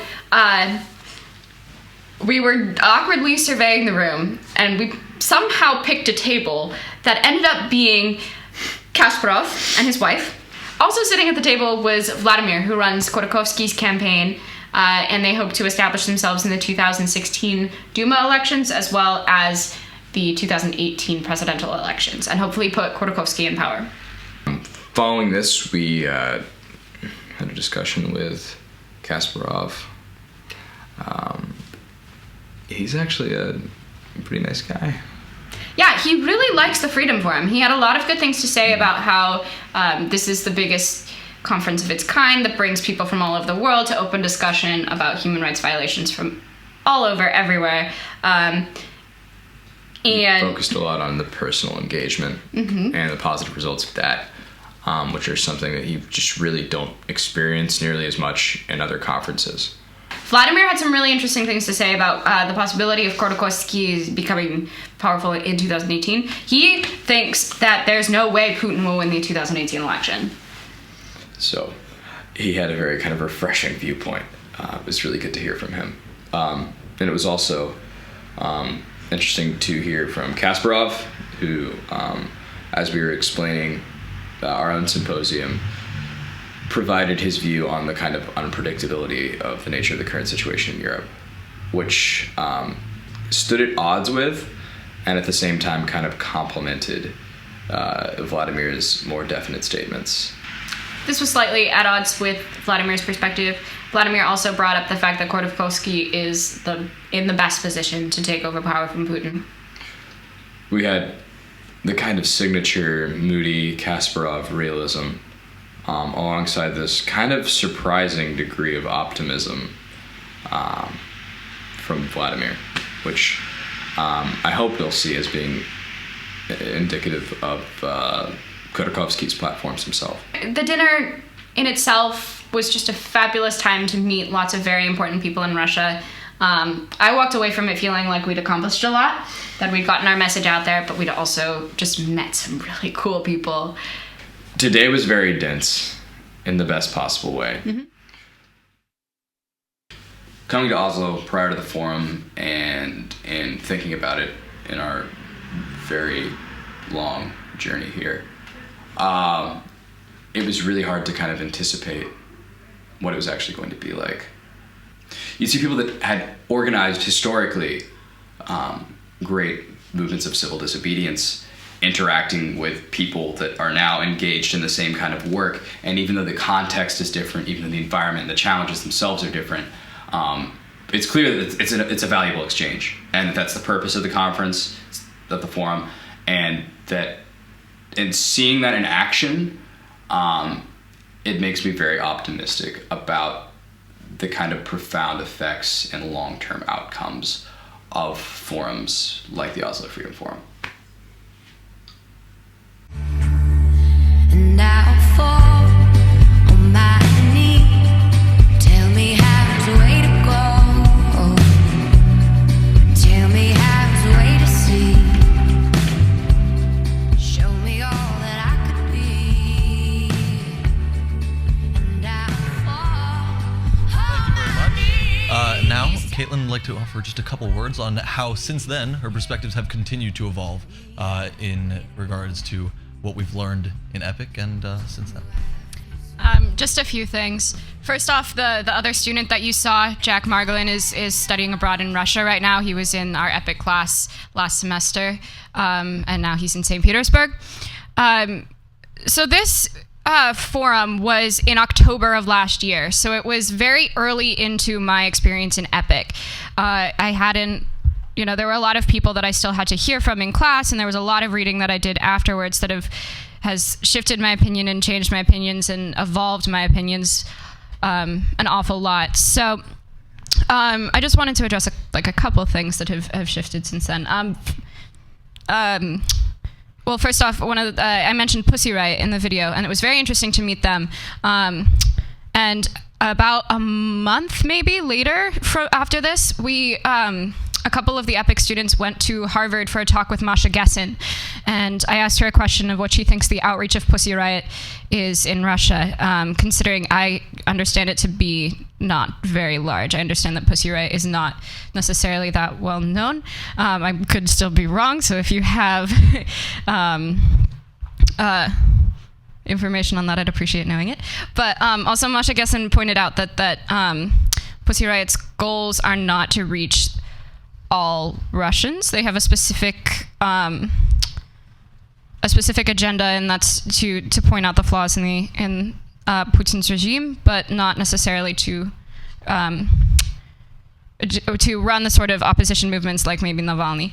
But anyway, so things like that have changed an awful lot, or my opinions have changed an awful lot since this forum. It was a great experience. I got to meet some very interesting people with very important opinions and very interesting positions in the Russian opposition. But I also my journey of learning about Russia is still evolving, and this weekend was very important to that as well. I have so many new opinions thanks to this weekend, and thank you all for sharing them with me as well. I appreciate you all being here and helping me learn as much as I can. So thank you very much.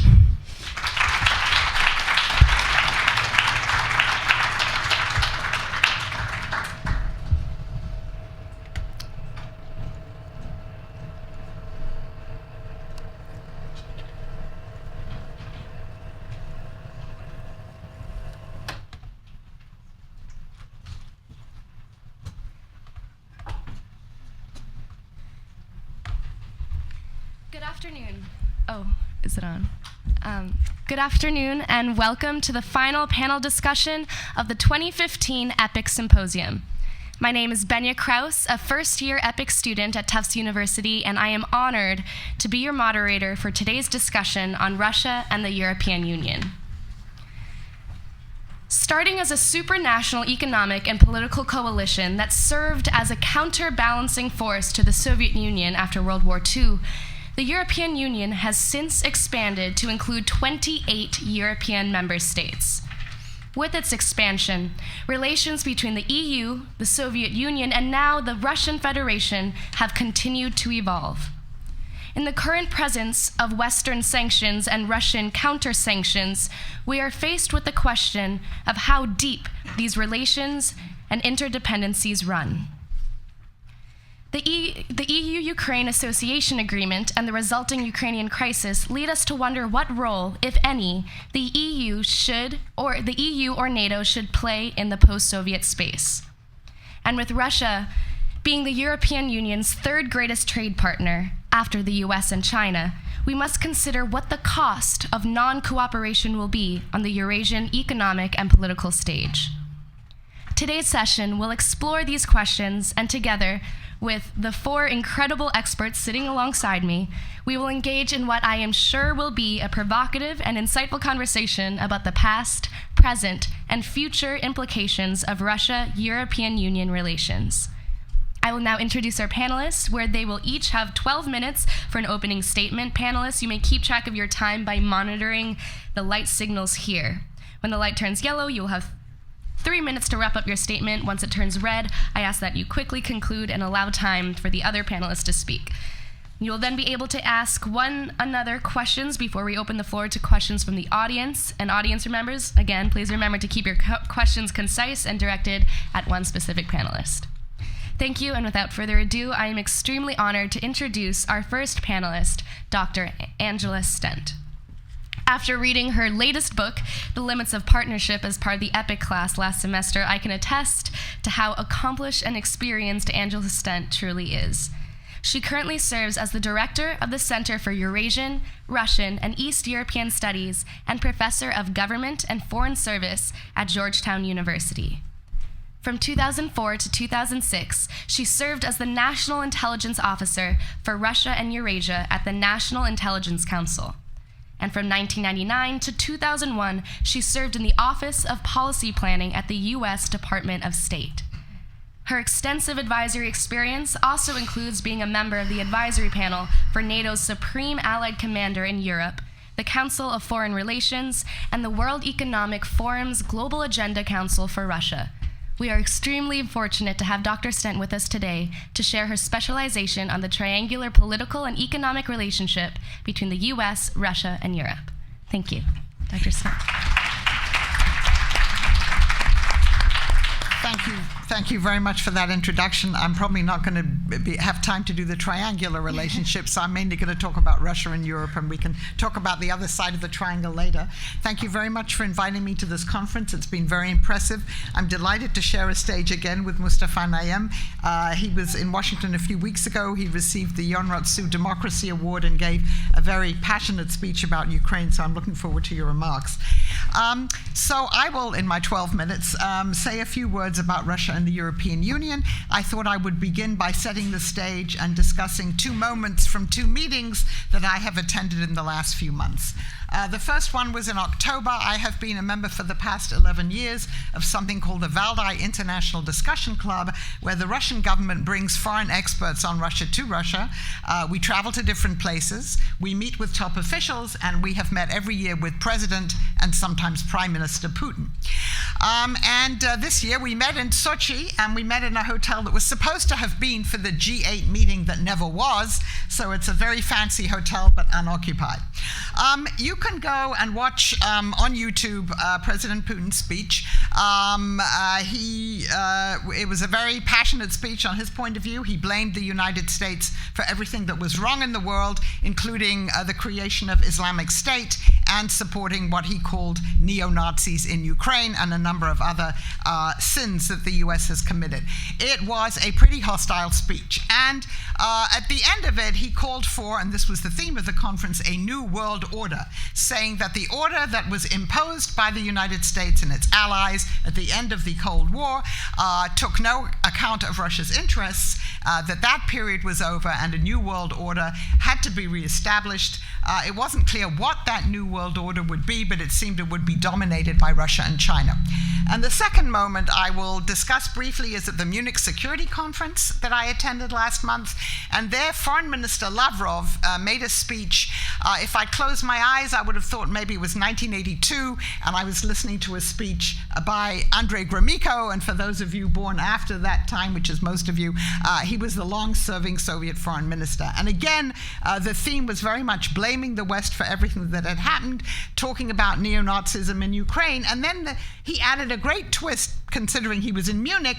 He said that Crimea joining Russia was more legitimate than East Germany joining West Germany because they'd never had a referendum in East Germany before they joined West Germany. Now, his German hosts were not too happy about that, and if you watch that YouTube, you will see that there was some laughter, some derision in the room when he said that. But as we understand, he had an audience of one, and so he delivered the speech as he was supposed to do. All right, now let me say a little bit about EU-Russian relations, but this is again the atmosphere in which this is taking place. And I think people came away from the Munich Security Conference, the Europeans too, very depressed that the atmosphere there sounded so much like the atmosphere during the Cold War and the words that were used, and that really impressed people. One word I'll say about Russia and the EU is at these gatherings, we have heard Mr. Putin say several times the EU is kind of a weak organization. What kind of organization has rotating presidencies, which it used to have? And obviously Russia prefers to deal with individual European countries, because with individual European countries, you have your business relations, your special political relations, and it would prefer not to deal so much with the European Union. Now, I have to say that if you go back to 1975, I guess it was, Henry Kissinger once asked, give me a phone number for Europe. What is Europe? I can't call Europe. So the US has some of the same issues with the European Union, but they're more pronounced maybe with Russia. Before the crisis in Ukraine began, and I'll use the word crisis, I think it's fine to use the word war, except that the West doesn't consider that it's involved in a war, but it certainly considers that it's involved in a serious crisis in Ukraine. How did the European Union view Russia? It viewed Russia as a large, important, very difficult neighbor. But if it's your neighbor, you have to coexist with it, you have to deal with it. And so time and time again, there were different EU projects to try and integrate Russia into Europe. And the latest one was something called the Partnership for Modernization. It was something that Germany very much sponsored, but the European Union took it on, the idea that if you helped Russia build institutions of good governance, if you gave it a stake in concepts like the rule of law. In other words, if you tried to persuade it that the values that the European Union stands for would in fact serve Russia in very good stead, that this was the way to gradually draw Russia into a better relationship with Europe. So that was one side of it. Then, of course, you had a burgeoning economic relationship. It's already been referred to. Europe gets about 25% of its gas from Russia. Some countries get much more. The further east you go, Germany gets about 40%. And then, of course, there are a lot of ties with financial ties, banking ties, business ties, small enterprises, medium enterprises, large enterprises. There really was economic integration. And so the hope was that this would continue. And then the other aspect of the EU policy, which of course feeds directly into Ukraine, was the idea, and this began in 2006, this particular aspect of it, the Eastern Partnership, the idea very much championed by the Polish and Swedish foreign ministers that not only should you try and persuade Russia to become more modern, more democratic, accept the rule of law, but that you should be doing the same thing to Russia's neighbors. Now, this program was not offered to Russia, and the Russians were not happy about this, but the idea that you try and help build state capacity and governance in Russia's neighbors. And therefore you get the negotiation negotiations between the European Union and Ukraine to sign an association agreement. Now, we can go into the details of it. You can certainly criticize the European Union for some of the things it did. It sent technocrats to negotiate very technical details with the then government of President Yanukovych, and it maybe wasn't aware of some of the geopolitical implications of this. But the EU people did try and discuss this with Russia. It's wrong to say that Russia was not consulted about this. There were attempts and they never went anywhere. But we know that as a result of all these negotiations, Russia, which had beforehand said NATO was a threat to Russian interests, but not the European Union because it just deals with, economics and politics, Russia began to see the European Union as a threat. And obviously Ukraine signing an association agreement, we heard about this yesterday night, meant that it would not be able to join the Eurasian Union at that point. But you should also understand that the Eastern Partnership was deliberately conceived as a policy that's an alternative to membership. No one in Brussels has ever raised the possibility of EU membership for Ukraine. People in Poland have, the Baltic states, but this has not been so far a policy of the European Union. And therefore to say that this was some kind of threat that Ukraine was poised to join the European Union, it's not on offer. And by the way, and this was mentioned last night, in parenthesis, NATO membership was not on offer either. And therefore to say that the reason why Russia took the actions it did was because it feared that Ukraine was going to join NATO, it's not on offer. It hasn't been on offer. It was defeated in 2008. All right. So after November 2013, then, how did and the beginning of Euromaidan, how did the European Union countries react? Well, very cautiously. Obviously, the European Union has had a number of splits in it over how to deal with Russia. If we use Donald Rumsfeld's phrase, New Europe, the countries that used to be part of the Soviet bloc, cast a much more wary eye on Russia than does old Europe, but still they managed to forge a common policy. And of course, the French, German, and Polish foreign ministers negotiated with President Yanukovych on February 21st. They were very surprised when he fled the next day. He fled because he clearly feared the fate of Nicolae Ceausescu. Maybe this is something, again, we can go back to, and you know much more about that than I do. But anyway, because they had negotiated in good faith with President Yanukovych. When the Crimea was annexed, the initial reaction from the European Union was, everyone was taken by surprise, as of course was the United States. Gradually, the idea of sanctioning a few individuals who were responsible for it were accepted. But I think if Russia had stopped at the annexation of Crimea, probably you would have had 6 months hiatus, as you did in 2008 in the Russia-Georgia war, and then it would have been back to business as usual, although not recognizing Crimea's incorporation into Russia. And so the Europeans were still very reluctant to take any substantive measures after the annexation of Crimea, even when the little green men began to appear in what they called Novorossiya in eastern Ukraine. So what really did it for the Europeans, and we have to understand that, was the MH17, the disaster when the plane was shot down. And I think even then, if President Putin would have gone on television the next day and said, this is a terrible tragedy, we have to have a commission of inquiry, we've got to look into this, lives were lost, that would have had an impact. But instead what you got was blaming the United States and the West for that. And you have all these things appearing in the Russian media, including, that the US was really trying to shoot down President Putin's plane when he came back from Brazil, or that the best one, the most grotesque one, that the plane was filled with bodies from the previous Malaysian Airlines plane that had disappeared. This stuff was on official media. And so the Dutch lost proportionately as many people in the MH17 crash as did the United States in the 9/11 catastrophe. So this meant a lot to the Dutch, who had a close relationship with Russia, close trading relationship, etc. And this is what really turned the Europeans against what was happening there and made them finally sign on to these tough financial sanctions. I won't go into, I see the yellow light already. They've obviously had a major impact on Russia, and I know you've had a panel on that. So that's when they signed on to the tougher financial sanctions. They sanctioned more individuals. Even though the business community is not happy about that in most European countries. And again, 200,000 German jobs were dependent on trade with Russia, about the same in France. et cetera, and in other countries. So it was very, very hard to get the European Union to agree to this. Now, the most important person in all of this, the leader of the European Union in all of these issues, has been Angela Merkel.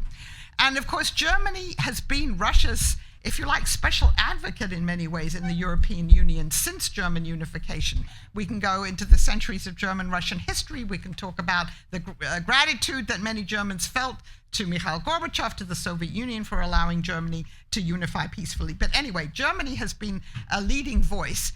And Germany has been the leading voice in trying to negotiate with Russia. Chancellor Merkel has spent more FaceTime and phone time with President Putin than any other leader in trying to get a settlement. And as she herself said in the Munich conference, and she looked pretty exhausted from all those travels, there's no military solution, is what she said. And the violence has to die down, and we have to have a settlement, and obviously still very much pushing the Minsk II agreement, however difficult it is.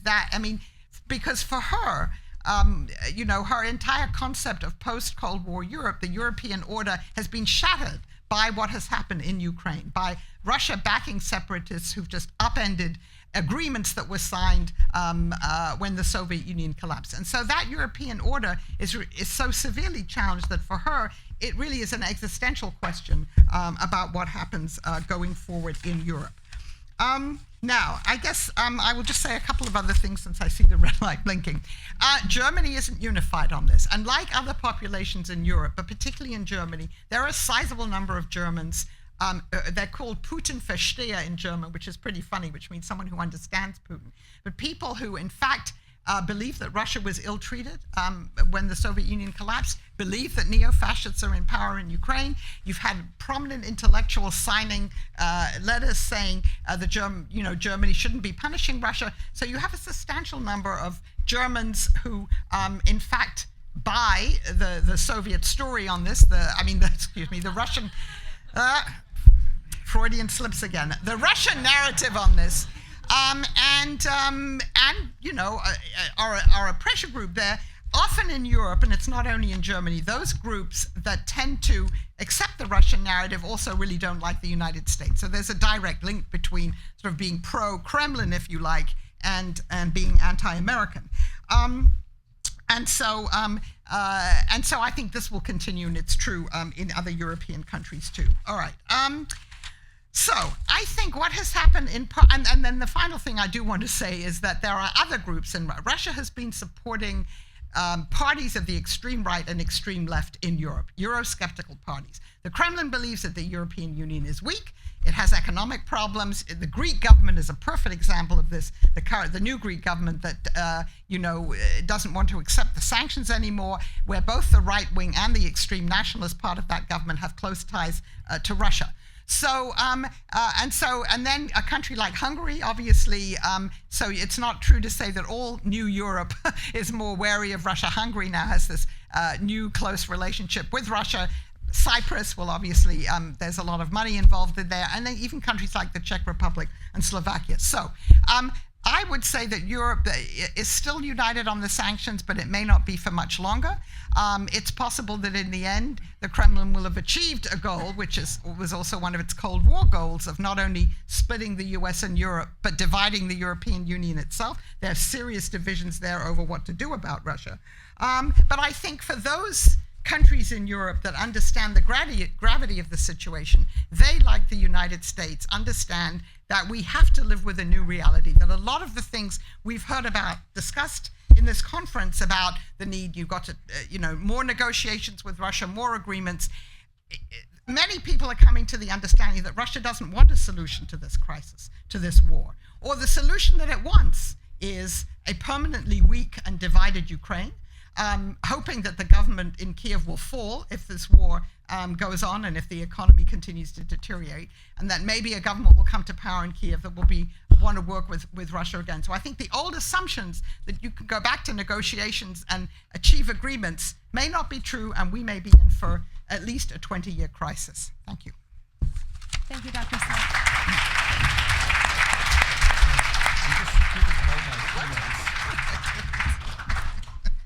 Our next speaker is Vasily Zarkov. Dr. Zarkov is the program director and head of the political science department at the Moscow School of Social and Economic Sciences with a PhD in historical sciences. He currently teaches courses in international relations theory and the social memory, cultural peculiarities in politics. In addition to being a professor, Mr. Zarkov is also an active contributor to Novoya Gazeta, a popular Russian newspaper well known for its coverage of Russian political and social affairs. Mr. Zarkov brings to the symposium his expertise in political science, Russian government, and Russian society and media. Thank you.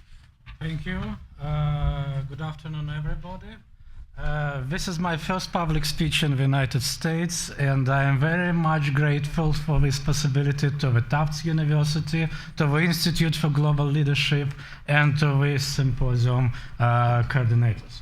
Actually, I've been confused when I have been found out as a speaker on Russian-European Union relations. First of all, because I have to be a talk about the thing this is still exists, but it is a very hard question these days.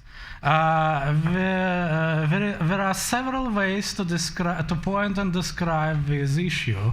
For instance, it could be done in perspective of economy, how to do international trade, banking and investment, in terms of governance, to be closer, how to be closer in law norms, in standards of education, public administration, and industrial certification, and by the way, in Vice's regime. Of course, in security cases, exactly it could be described as an institutional question in a perspective of Russian Federation membership in the international organization like PACE, the European Court of Human Rights, etc. My focus, however, is on the issue of identity and Russian perception of Europe, because it's clear this is a key question in the present time.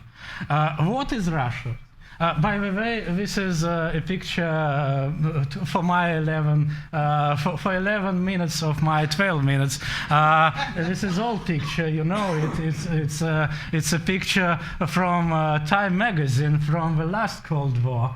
To remember us about it, and it describes one of the views of Europe from Moscow. Anyway, what is Russia? Does it a European country or not? These questions debate among intellectuals in Russian public sphere not later than since Peter Chadaev, philosopher, to the present time. And for many Russians, these old questions still have no resolution. Russia has a more than 1,000-year history. All of us know it. A lot of Russian people talk about a special Russian civilization at this symposium too. But during all last 11 centuries, we couldn't answer to very simple questions. Who are we? And what does it mean to be Russian? And in addition to this question, what do we want as a country? What is our national interest? Our officials and Kremlin experts used to claim we are a sovereign state and the unique civilization. But nobody could describe all of these constructions in terms of rationality. I can understand what does mean to be a Jewish. This is a religion. I can understand what does mean to be a Romanian. This is ethnicity. I can understand what does mean to be American. This is a citizenship. Who or what can help me to describe Russian identity? It might be a language. We know, however, that many of our Ukrainian friends used to speak Russian very well, but it's clear they are not Russians. Like English-speaking Americans are not British. Somebody tells to me, and this is a European romantic idea of the 19th century, Russian does mean a very special spirit. Who can explain what is it? Where can I look at it? How can I collect it and make a data analysis of it? We can now answer beyond the indistinct world spirit.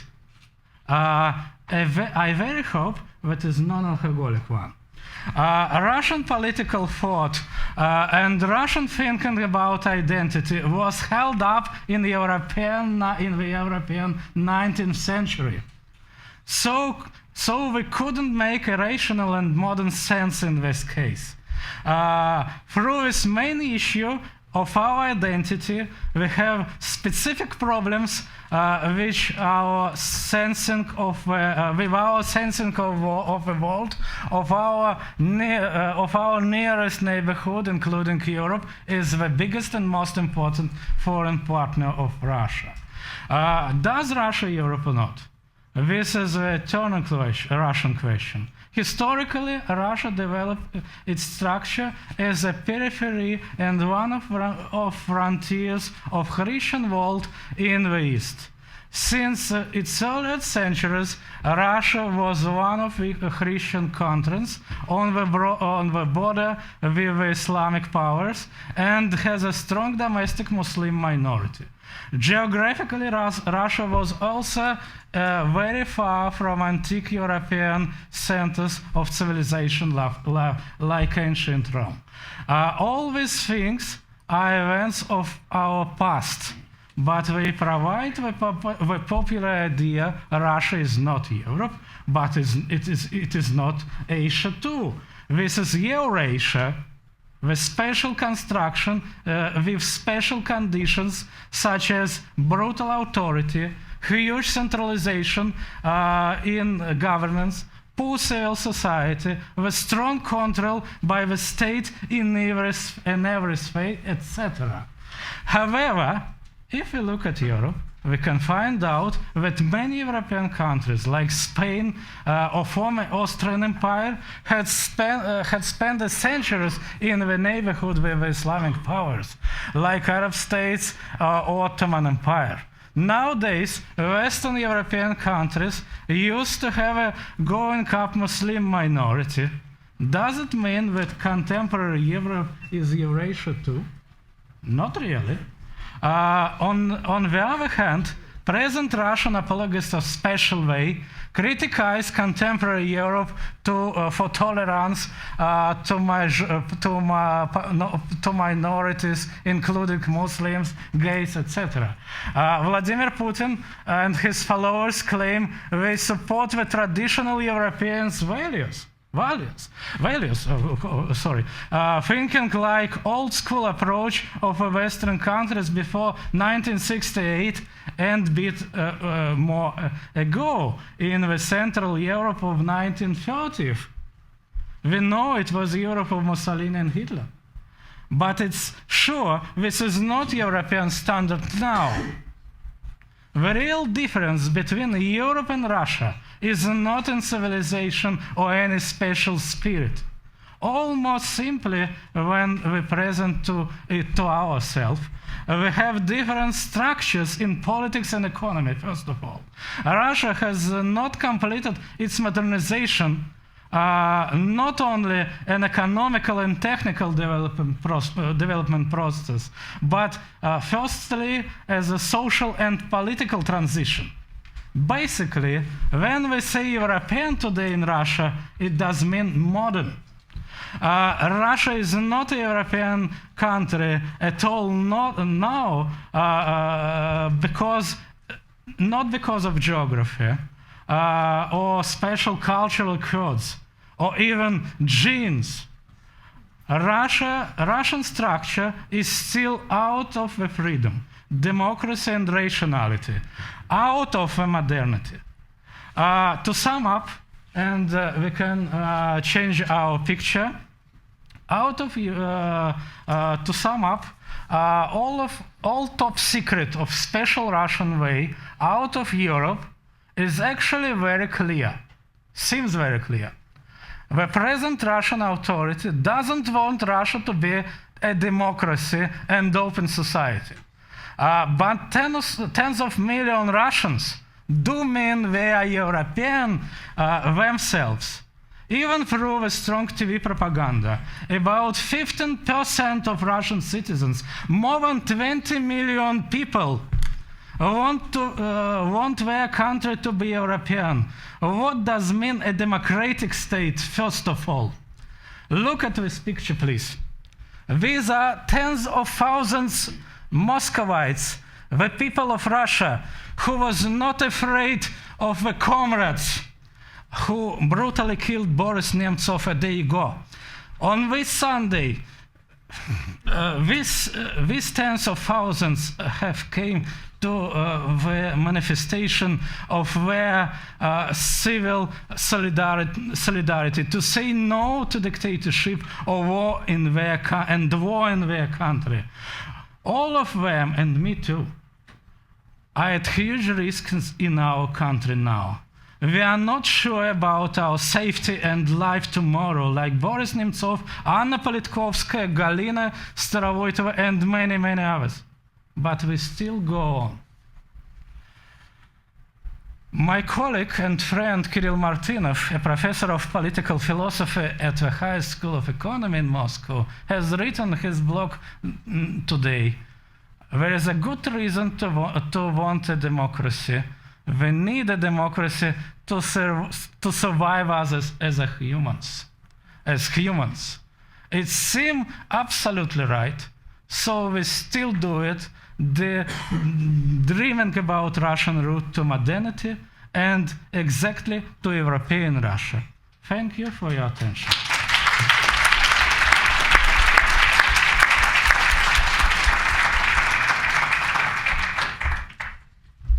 Thank you. Our next panelist is Professor Bruce Hitchner, a professor of classics and international relations at Tufts University. His areas of expertise focus on Roman history, archaeology, and international relations. Professor Hitchner also serves as the chairman of the Dayton Peace Accords project, where he has assisted parties of Bosnia in producing the April 2006 package of constitutional amendments.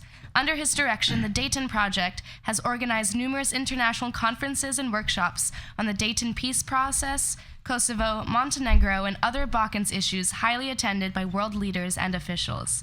Professor Hitchner currently works as an editor of a new web platform for Bosnian and Herzegovinian citizens and the IC, where he has written extensively on Bosnia and the Balkans and continues to work with the IC on Bosnia policy.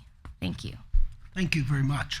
It's a pleasure to be here because I think that Russia and the Balkans and its relationship to the European Union are critical issues at the moment.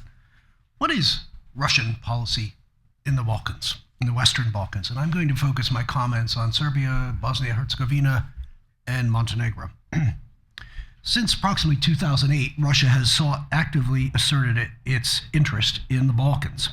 Its goal, in many ways, can be summed up as attempting to discourage further rapprochement and integration of Western Balkan states into the Euro-Atlantic community, specifically the EU and NATO. A lack of Western unity in the Balkans has in many ways enabled Moscow's efforts in this regard. All of this is in considerable contrast to the period before 2008, when Russia played a more positive role in promoting regional stability, not least in its support of the Dayton Agreement. What is Russia doing to warrant this assessment? I begin with yesterday.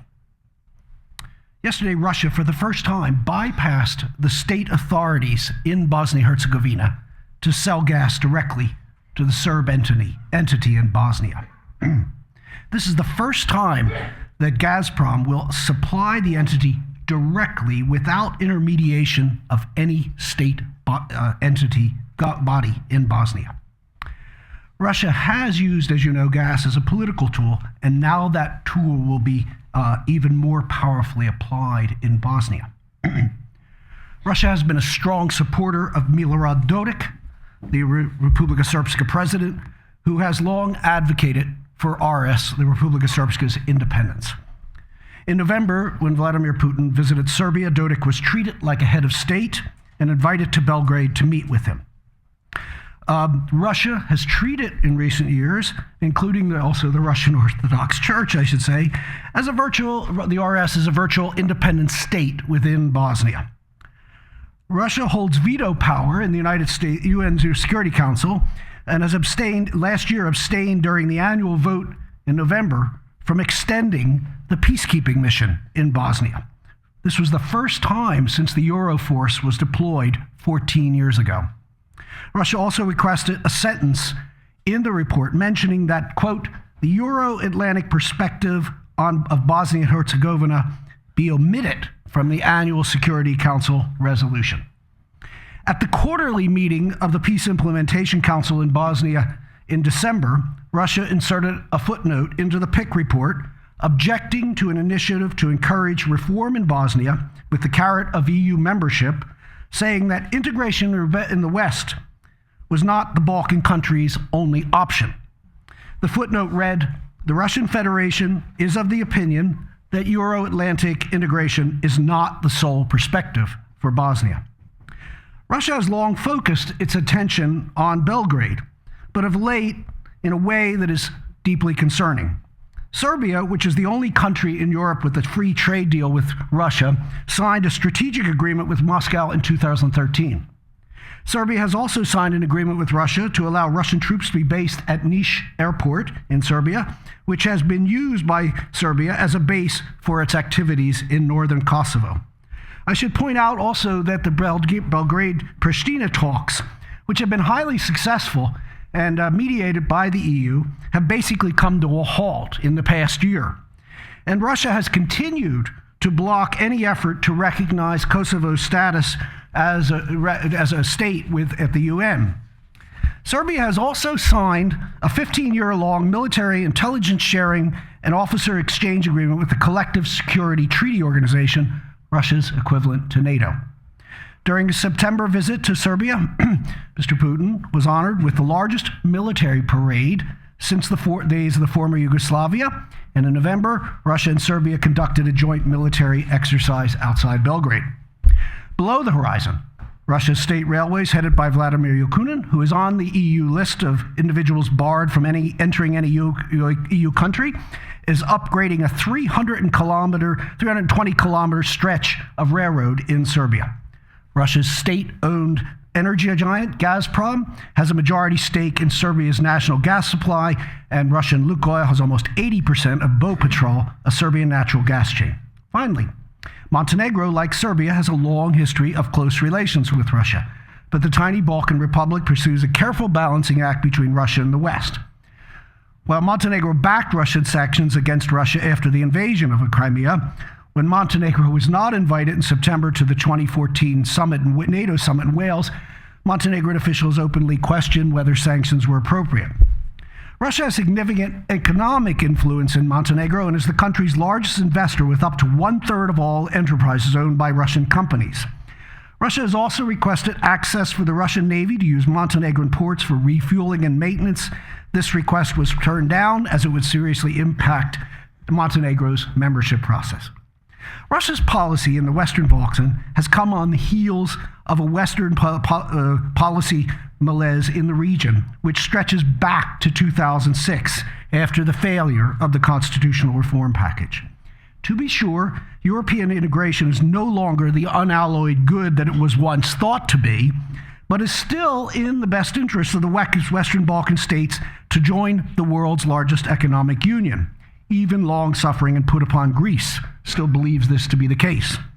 The Balkans are not on Russia's border and do not pose an existential threat to Russian economic or political security interests. Moreover, while one can understand the Russian interest to discourage NATO membership in Serbia and Bosnia, both countries see institutional and other benefits that extend beyond military and strategic interests. The Balkans, simply put, are not the Ukraine. But to understand the truly problematic effects of Russia's policy goals in the Balkans, we need to look at what's going on in Bosnia and Russia's role in it. Since 2006, the RS under Milorad Dodik has been pursuing policies designed to peacefully set the entity on the road to independence from Bosnia. While ostensibly calling for strict adherence to the Dayton Constitution, Dodik has been relentlessly challenging the constitutional powers of the state and driving Bosnia toward a federal union in which the two entity governments, pursuing their own approaches to EU integration and other matters, function in place of the state government. The eventual goal here is to create the circumstances for a Czechoslovak-style velvet revolution within the next decade. Although Bosnia recently signed an agreement to support a new U.S. initiative, new EU initiative to jumpstart the long-delayed EU integration process, Dodik is already gaming the initiative to pursue separate entity paths to EU integration. The EU sadly has done little or nothing to discourage Dodik and has often appeased him. Its neglect of Bosnia has opened the door to greater Russian involvement in ways that have sown division within Bosnia and contribute to its ongoing political dysfunctionality. As a result, the Bosnia created by the 20-year-old Dayton Agreement, of which Russia is a signatory, is being undermined. Russia's encouragement of sub- and anti-Dayton policies in Bosnia, a state far from its borders which poses no threat to its security, is short-sighted in many ways, a more subtle version of its Ukraine strategy. What should be done? Russia has a long and complex history in the Western Balkans which needs to be understood and respected. It has a positive role to play in promoting stability and prosperity. It could work, for example, to restart the Pristina-Belgrade talks. It could insist on implementation of Dayton, for example. Unfortunately, its current policies seem less designed to secure and stabilize the region than to use the Western Balkans as a proxy battleground for its geopolitical competition with the West. The West, especially the EU, needs to address this challenge and put in place a comprehensive policy to limit the Russian potential for undermining the region's stability. The EU also, for its own part, needs to focus and invest more on strengthening the weak institutions and economies of states in the Western Balkans as a complement to its EU integration. It needs to work more closely with governments in the region to promote fundamental structural reforms and functionality now, rather than simply demanding that they check off long and cumbersome lists of requirements for stabilization and association agreements. The appeal of the UN lies in its participation in it, not in the application process. The US needs to do more for its part to support EU integration and NATO enlargement in the region. U.S. engagement in this Western Balkans needs to move beyond a focus on the threat of terrorism in the region and support for civil society and small business growth. Indeed, the U.S. is better positioned than the EU to focus on building strong EU-ready democratic states in the region capable of serving their citizens and engaging constructively in their international responsibilities. In general, the West needs to develop a credible posture to address the regional security issues. The U.S., for example, NATO should consider, in my view, right now, a conditional green light with clear reform benchmarks for Montenegro. The EU should also develop an energy policy to help the Balkans, assist them in their dependence on energy from the outside. Finally, in Bosnia, if push comes to shove, unlike Ukraine, the EU and the US, the latter a guarantor of Dayton, have the diplomatic and other tools to intervene legitimately to prevent another proxy frozen conflict from emerging in Bosnia. If the US and EU do not act to arrest the growing division of the credibility of the Euro-Atlantic commitment to keep Bosnia intact will be cast into question with serious policy implications elsewhere. And in this regard, I have two recommendations. The U.S. should consider placing a NATO contingency force to replace EUFOR. And secondly, the EU could link the integration process with Bosnia and Serbia to enforce harmonization of the candidates countries' foreign and security policy to the European Union's common foreign security policy. Thank you.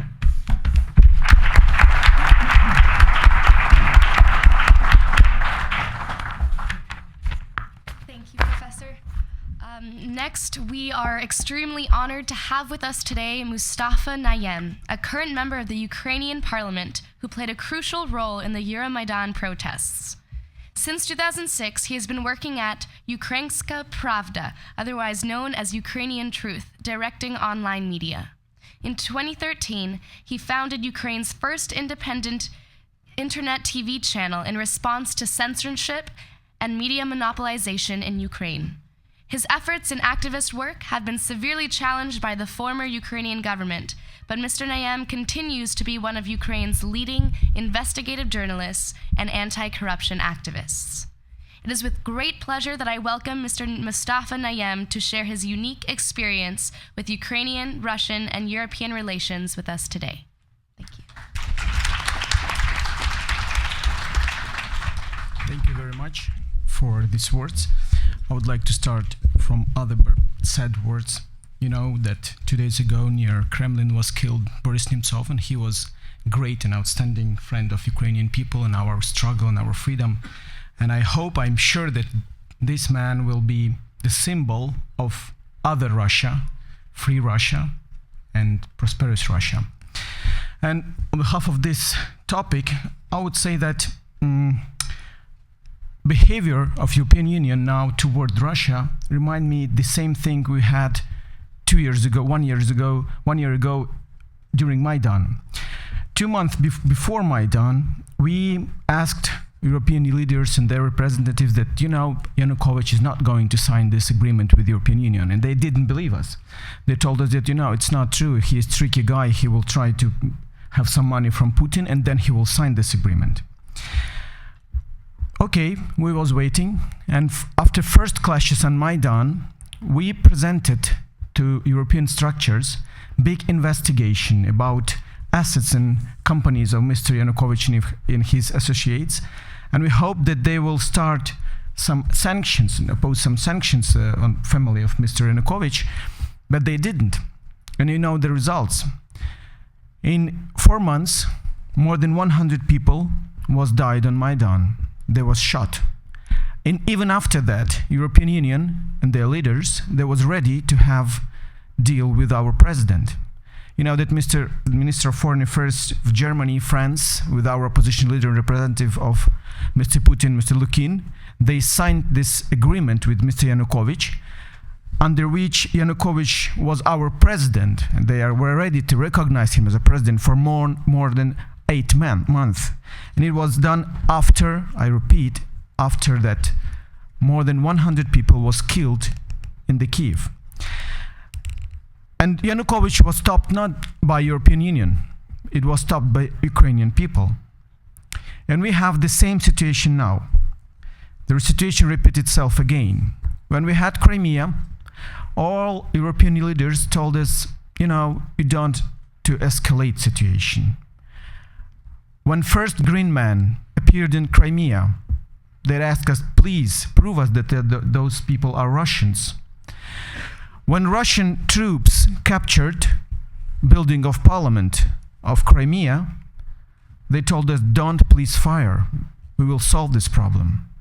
And then result, Crimea was annexed.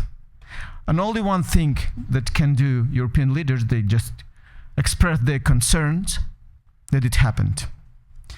So for me, it's obvious that the same thing is going on now.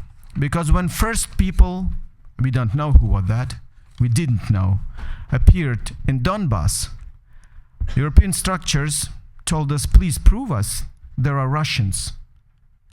We responded that, that Mr. Putin admitted that those green men were Russian troops, officially, openly, and publicly.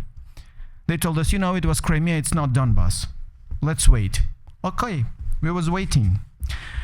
We was not able to convince them even when Mr. Girkin, it's Ivan Girkin, it's one of the leaders of Donbass terrorists, we call them terrorists, I'm sorry.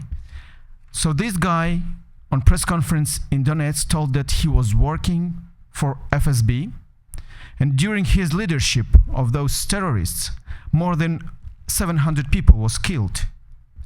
Now Mr. Girkin, he is living and located in Moscow, and he's having big press conference, demanding people of full invasion to Ukraine, because he's not happy with this behavior. So why I'm telling all those things? Because we are really happy that we have partners. I mean, European Union, United States, but it looks like all of them, a little bit lagged behind reality. And the reality is that during this time, when European Union and United States was waiting to be convinced and to admit that there are Russian people in our territory, we lost more than 5,000 people. And only now, after last Minsk negotiations, when Mr. Putin directly called to terrorists and their leaders, Zakharchenko, to ask for ceasefire, only after that, not after MH17, not after Debaltseva, not after Volnovakha, only after that negotiations, European Union recognized that, yeah, you have Russian troops on your territory. But I repeat, we lost more than 5,000 people. More than 10,000 people were wounded. And more than 1 million was registered as internally displaced people. This is reality for our country, and that is real relationship of European Union and Russia for us. Maybe it's a little bit tragic, the words I'm saying, but you know, during Maidan we had joke. What next will do European Union, United States, after next people who died? Do they express concerning or deep concerning? We are now in this situation. Because every city which is captured by terrorists for us, it's not only Ukrainian city. It's the city which can be Gdansk of 21st century.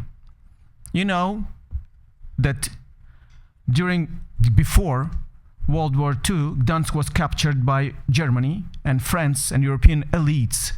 They were hesitating to be involved in this conflict or not. And when Hitler captured Gdansk, started World War II. Now we have Mariupol. It's the same city with the same population and its harbor. It's very symbolic city for us. And now, you know, at this moment, we have clashes around this city. And all European structures, they're keeping silence and they do nothing. But we have agreement, Minsk agreement.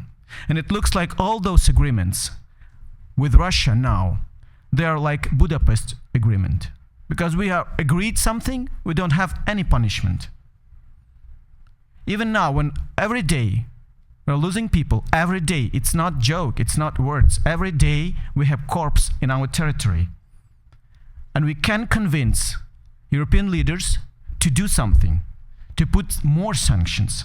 And the question is, are those sanctions effective or not? You know, the problem is that when we are talking to Mr. Putin now, we are talking with the president, like with the economist, politician, but in the reality it looks like it's not pragmatic president of his people. This is very clever player which is addicted and fell in love with his ideas. But those ideas are incompatible with the freedom of their neighbors of Russia. And we can wait for something, but Mr. Putin will not be count neither on people loss, not on financial. His idea is more important than people in Ukraine and people in Russia. And we see that. So let's do something. And the challenge is how to answer that. Because now Mr. Putin is not ruining just Ukraine. He's demolishing all values and all rules we had before. Not because he does something we don't like, just because we don't have answers. What are we going to do when someone broken law and those agreements? Thank you.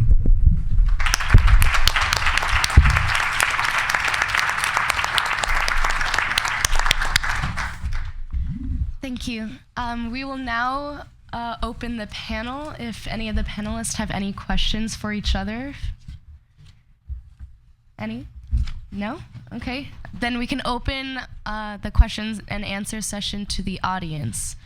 Audience members. Hi, my question's for Professor Hitchner. My name is Chris. I'm from the Fletcher School. You mentioned that you think the RS will attempt to secede from Bosnia. How do you think the EU and Russia would react to that, and do you think that could lead to another war in Bosnia? To the answer to the second question, yes, it potentially could lead to another war in Bosnia because the Bosniaks, the Federation would not tolerate it, almost certainly. The question is down the road. The strategy here, and I should also point out that the members of the opposition coalition in the RS, who are now in the presidency and in other government ministries, do not favor the approach being taken by Dodik. And one of the challenges we face with Milorad Dodik is he is under threat. He has severe corruption charges waiting in his background. And so one of the issues is he's attempting in many ways to outrun this by his particular approach. What I see happening is that if the goal of Banja Luka at this stage is to create circumstances on the ground which will make the division more palatable, peaceful. That is to say, by creating, if you will, a parallel government in the two entities that essentially run the country and bypassing the state institutions, if this is allowed to go forward as part of the EU new EU initiative and other things, what we'll create is essentially two countries ostensibly working together. So his goal is within a period of 6, 7, 8 years to create facts on the ground in which both entities are effectively working autonomously and independently. And his hope is that with the support of Russia, with the support of some European states, that the idea of a Czechoslovak scenario is possible. And I can tell you, I've heard them say it. I have heard him say it directly. Thank you. Yeah, it's working. Yeah, thank you. Armen Akminesians. I am from the Fletcher School of Law and Diplomacy Research Associate. So basically, first of all, I would like to thank the panel for very impressive remarks on the topic there. Indeed, the EU-Russia relations are kind of a high point for us now here. But my question would basically go for Mr. Nayem and Dr. Stant, and it will be in a topic which we are kind of not touched here, but it's directly posing also the possibility to talk about EU-Russia relations.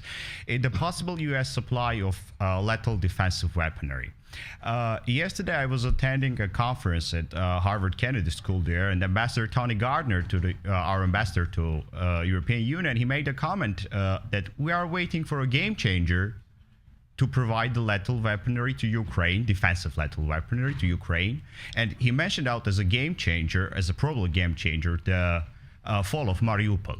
So my question would go in this way: how do you consider why we should wait for a game changer itself, and why we don't want to take our leadership? And if European Union is not going to do that, let's maybe do it from US, and maybe we should become a game changer. It was just interesting to hear both perspectives from the Ukrainian side and also from American side, just to see how you see the situation with this article there. Thank you. Thank you for your question. It's an excellent question. So right now, as you know, the U.S. government is deeply divided on this question. The White House doesn't want to supply lethal defensive weaponry. The Congress has a bill already passed where they want to do it. And I would say large parts of the State Department and the Pentagon are in favor of doing this. So it's divided. I think that if Mariupol did fall, then that there would be certainly more pressure on the White House not to do this. Again, if I go back to the Munich Security Conference, the German chancellor is passionate about the fact that she thinks these weapons shouldn't be supplied to Ukraine. And obviously, the US and Germany have been working very closely together on all of this. So although there are obviously some individual EU member states who would like to supply these kinds of weapons.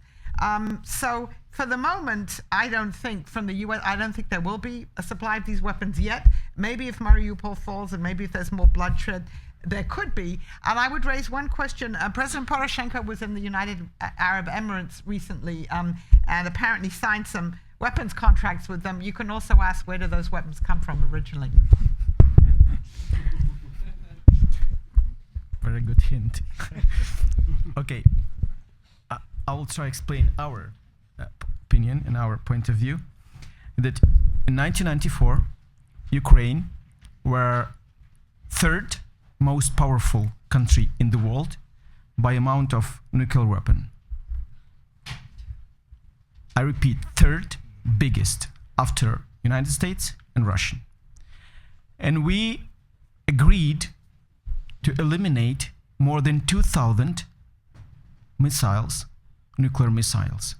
Why we did it? Because United States, Great Britain, and Russia convinced us that it is a very good idea and that they will protect us and our sovereignty and integrity. And now, it is very strange for us to hear some discussions. Could we have at least guns, not missiles, to protect our territory, not to attack someone? And it's very strange for us, this discussion. And it's more strange if you imagine that today, every day, through our border with Russia, terrorists are supplied with lethal weapon. We know that because they don't have supermarket in DNR and LNR. Yes, someone supplied them, and we know who that. So we can discuss this question, but whose the problem is that? Our problem? No. We will protect our country. We will stand for our territory. We will defend. But if not, it will be a problem of Europe, United States. How are you going to convince other countries, nuclear countries, to eliminate their savings? How are you going to convince other world that you can protect your partners? That's the question for you, not for us. We just wait, but our people are disappointed about these discussions. Hi, my name is Ken Martinez, and I'm here representing the Stanford U.S.-Russia Forum. Thank you, panelists, for your interesting commentary on the events that are happening today. It's a very important time, and I'm grateful to hear your thoughts. My question is for Dr. Stent. You made comments, of course, about both Hungary and Greece. So I think that looking at Hungary specifically 20 years ago, the authoritarian bent that's currently present in that country would have been unthinkable. But now you see, now even in Greece, there's a pro-Russian leadership that's taken power there. And my question is, what do you think the ultimate strategic aim of these overtures to Western political organizations and countries is? Is it ultimately to kind of disrupt the unity of the European Union as an actor? Is it to create a kind of model of authoritarianism that can be exported to other countries? Is it some kind of geopolitical balancing? I'd be interested in hearing your thoughts on the ultimate strategic goals of this type of approach. Thank you. It's a great question, and I would say all of the above. Right. I mean, first of all, you start from the fact, the EU economic zone is not doing that well. I mean, it recovered from 2008, but it still has severe problems. The European Union was always a kind of an interesting animal, if you like. I mean, again, 20 years ago, we all were very optimistic. We were optimistic in 2004 when finally Hungary and the other former members of the Soviet bloc joined.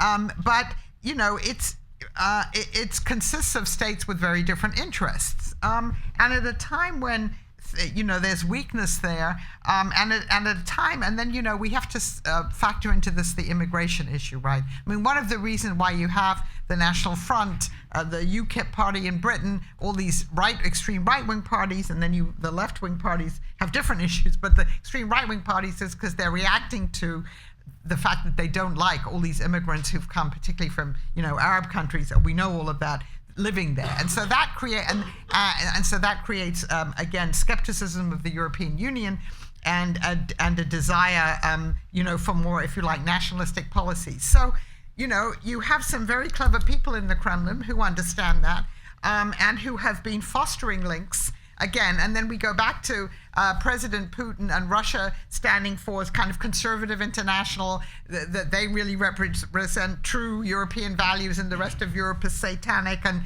immoral and all of that. And so there's some appeal on those grounds too. But I think that the ultimate goal is clearly to support all of those factions and parties in Europe, the skeptical of the European Union, weaken the European Union, and then from the Russian point of view, it would be much easier. I mean, you break that solidarity, and you have, a number of different kinds of varied geometry relations with different European countries. And so what we thought was this great experiment before, the success of the European Union looks rather differently now. And if the European Union were, I'm not saying it's going to break up, but if it were to weaken, or if you're going to continue to have problems with countries like Greece or Hungary, Russia is poised to take advantage of that. So in your estimation, how susceptible would you think Europe would be to a scenario like the interwar period, where you see the kind of discreditation of democracy as a form of leadership and the rise of other forms of government? Well, so you see that already, obviously, in Hungary. I mean, Orban, who used to be, remember, he was a young democratic leader, at the time of the fall of communism, saying that managed democracy or illiberal democracy is a good thing. I think you do have susceptibility to that, and you still have enough sort of ethnic tensions in Europe, even before you factor in all the problems with the immigrants. But even, if you think about Hungary and Romania and some of the things the Hungarians obviously said about territory that they think belongs to them, and that we thought we'd done with that after everybody joined NATO and then the European Union. I think there's some susceptibility there. But I mean, the economic situation in Europe is not what it was in the 1930s, and hopefully it's not going to come to that. But those ghosts are not definitively buried. And, again, listening to the discussions of the Western Balkans, you see the same phenomena there. Yep. I don't know, do you want to add anything on this? No, I'll wait. Go through it. Yeah. Thank you. Hello. My name is Yaroslav Brychka. I represent the Ukrainian delegation at this symposium, and my question is to Dr. Stant. Is the collapse of Russia probable today, taking into account the sanctions and the energy policies the EU is developing today? Thank you. No, I don't see the collapse of Russia. I mean, of course, the sanctions have had a severe economic impact on Russia, and it's the financial sanctions, the falling oil prices, then the falling ruble, minus 5% growth rates projected for this year, maybe even minus 10%.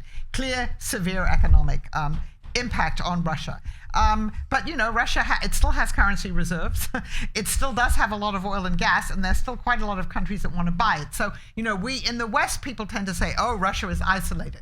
Well, it's isolated from the European Union and the US, but it's not isolated from China, from the BRIC countries. There are a lot of countries out there that are very happy to buy Russian arms and to buy their energy. So it will have severe impact on Russia, and some Russians are already feeling it. But I think to predict any economic collapse of Russia would be extremely premature.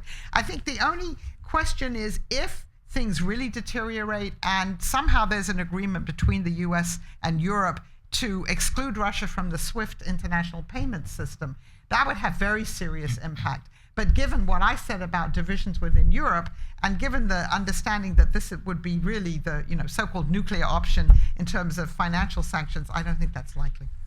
Thank you. I appreciate it. Hello, my name is Artem Barazhev. I'm the member of the MGMO Russian delegation. So I would not break the tradition and I'll address the question to Dr. Stant. I'm sorry, but that's how it is. In your speech, you dismissed NATO logic of Russia intervening in Ukrainian crisis. Yet we all know that it was only after the Georgian conflict that serious talk about Ukraine joining NATO stopped. And then we have on 2014, February 1, during the Munich conference, General Secretary General of NATO, Rasmussen, during a very unstable time in Ukraine, he said that Ukraine have a right to choose its own path and its allies and change its strategy.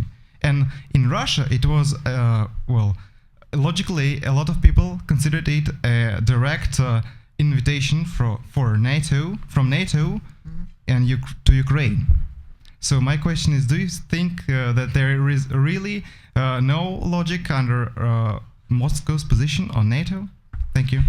Okay, it's, a question that's obviously important because it's discussed all the time, both in the Russian media and the Western media. In April 2008, right, there was a NATO summit in Bucharest. The Bush administration tried very hard to get its allies to give Ukraine and Georgia a membership action plan. The Germans were dead set against it. The French were dead set against it. And they said, we're not interested in that. And so they worked out this sort of, I suppose, compromise formula at the last moment at midnight, saying no membership action plan for either Ukraine and Georgia. And then there's a phrase saying Ukraine and Georgia will join NATO. Now, who knows what that means, right? So all I can say is in practical terms, there's really been very little movement on this. The same countries that would have liked to have given Ukraine a membership action plan in 2008, which are the United States, Poland and the Baltic states. That's about it. I mean, I guess the British were sort of wavering.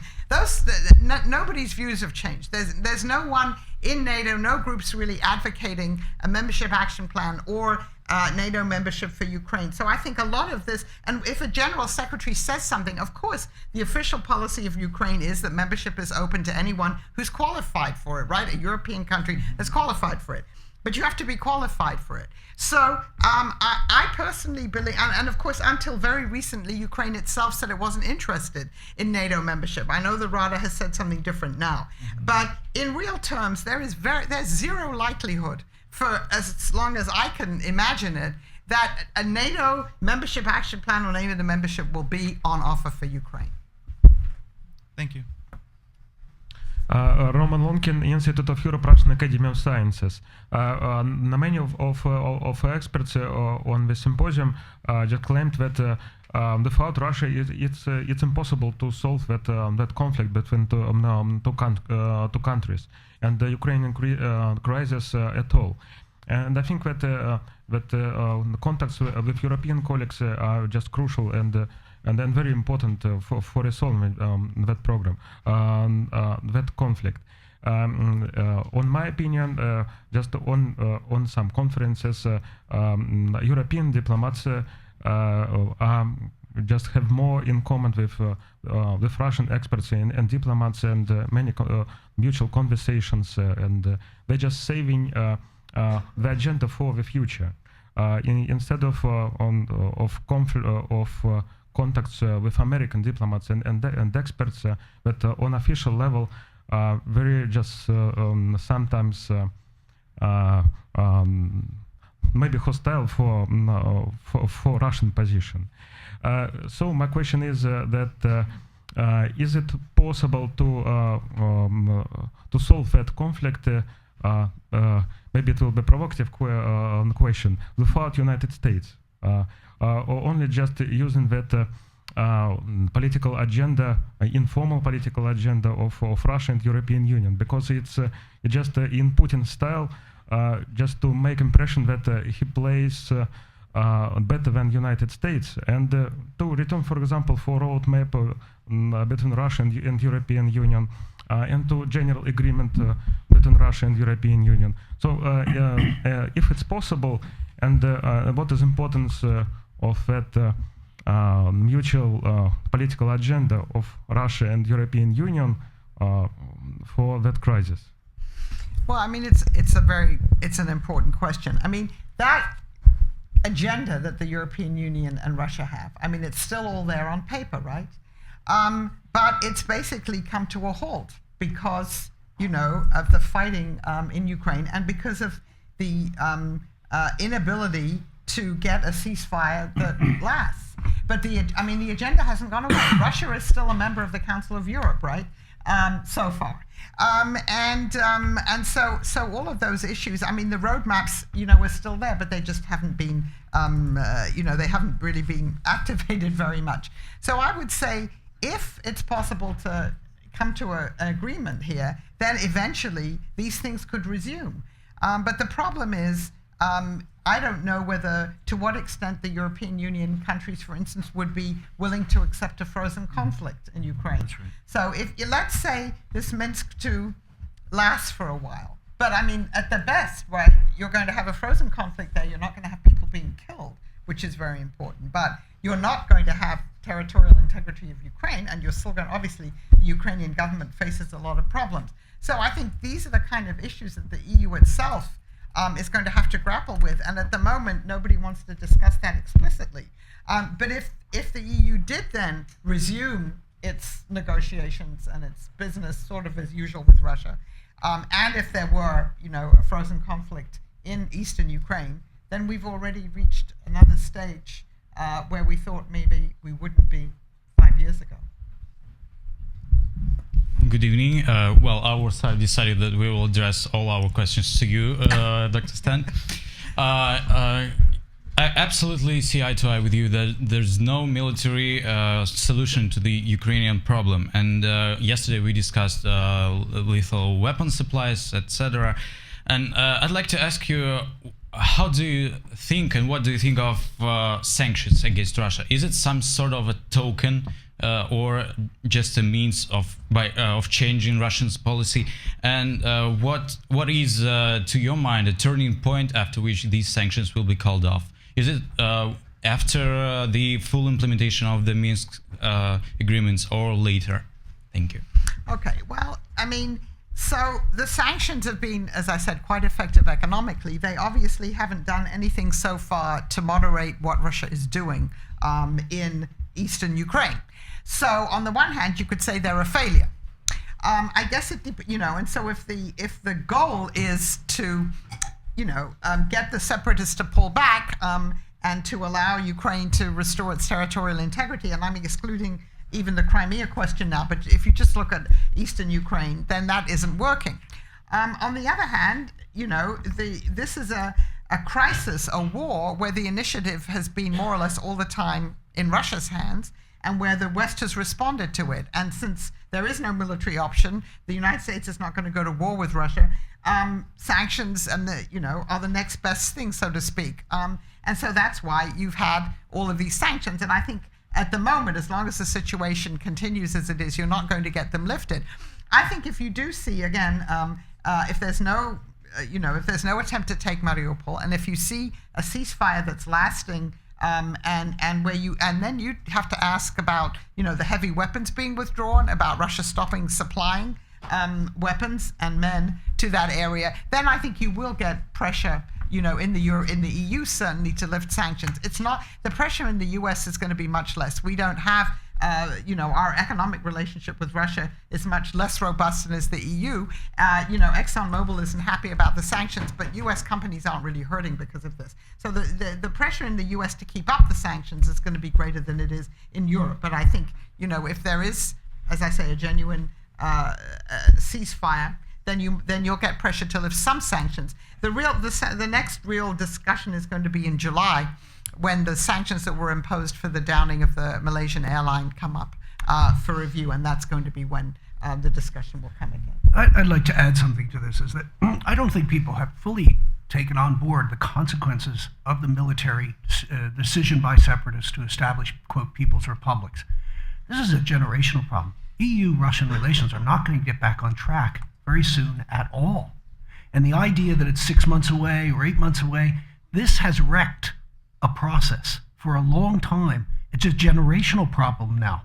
And I think that is the real cost of this decision-making process, is that there were short-term gains for Russia, for example, the separatists, in pursuing this, but the long-term cost of this in Russia's relationship with the EU, I say nothing about the US, but are severe, are hugely costly. And the reality is this is a path that people, just looking at the region that I work in, which is a minor consideration relative to what you're talking about, we're into a generation, at least a generation, before anything like stability returns. The cost of this is just horrific and short-sighted. And the failure of anybody to recognize this, the steps taken, is just appalling. And I don't think we have made enough of the consequences of this in trying to emphasize why associate. I worry about Minsk because the ceasefire is fine if you think that somehow greater autonomy is the end game. But as you know, we don't know that greater autonomy is the end game. And that makes it even worse. Thank you. Hi, Hi, my name is Masha Dzikanovic. I'm a first-year student at the Fletcher School, and I'd like to break this line of questioning by addressing my question to Dr. Hitchner. So you talked a little bit about what the EU and the US can and should do to, in a sense, mitigate Russia's influence in the Western Balkans. I was wondering what you thought Montenegro should and will do in this balancing act between the East and West, because as we know, what it can do and what it will do aren't usually the same. Actually, I'm more optimistic that ultimately Montenegro's interests lie in EU and NATO membership. The challenge, of course, is that it's a small country with few resources, and the European Union has not always been helpful in advancing the process of Montenegro's development. I'm less worried about Montenegro. What I worry about is Montenegro's relationship in the larger circle of let's say, Serbia and Bosnia-Herzegovina. And so I bring it up because Montenegro is a microcosm of this problem, and if events in Serbia continue to be troubling, and in Bosnia certainly, Montenegro is going to be affected by this. I think that it is part of the collective problem of instability in the region that we need to be tackling. We've gotten off the path in the Balkans. The European Union has dithered, frankly, in the Balkans. And, for reasons that we all know, 2008, immigration issues and so forth. But there are ways forward in which we've long advocated, people have been talking, the European Union need to focus on building institutions in these regions outside of the EU integration process. Russia can be helpful in this regard. We need to focus on that. We need to focus on the issue of corruption in Montenegro, which is a huge problem. These things need to be sorted out, and I think we can do that, but the current situation has now made that impossible. Thank you. Good evening. First of all, let me mention that it's an immense pleasure to be here and to listen all of your comments on the situation which is going on. And my question is basically... Oh yeah, I'm sorry. I'm the representative of Ukraine delegation. My name is Mikhail, and basically my question is open to the panel, but mostly to Dr. Stant as well. So the question is, what if Ukraine will change its vector towards Russia? I mean, voluntarily or as a result of Mr. Putin stated that Russia can reach Kyiv in a couple of hours or whatever. What are the hypothetical further steps that United States and EU will be willing to take? Thank you. Well, I mean, it would depend how it changed its vector, right? So in 2010, when Mr. Yanukovych was elected and Ukraine did change its vector, I mean, not much was done. Frankly, the United States was in the middle of the Obama reset, and the Obama reset was premised on doing less in the post-Soviet space. I mean, the U.S. retreated from activities or actions, if you like, in Ukraine and was focused much more on Russia. So if what presumably President Putin wants is that the current government in Kiev doesn't last that long and it's replaced by a government, let's say, that would be more pro-Russian, then I guess the West would say, well, that's how it is. Now, if it's done in any other way, then that raises serious problems. But the problem is, I know from listening to all the discussions, is the Budapest Memorandum has been violated, but it didn't have treaty obligations in it, right? It didn't commit the United States or the other signatories to defending Ukraine. And so as long as Ukraine is not a member of an alliance in which the US and Europe have to defend it, there's a limit to what it can do. But what it would really mean is, would mean the end, really, if that happened, of, what at least the Europeans and the US had hoped, what we called in 1991 a Euro-Poland free and self-determination for Russia's neighbors.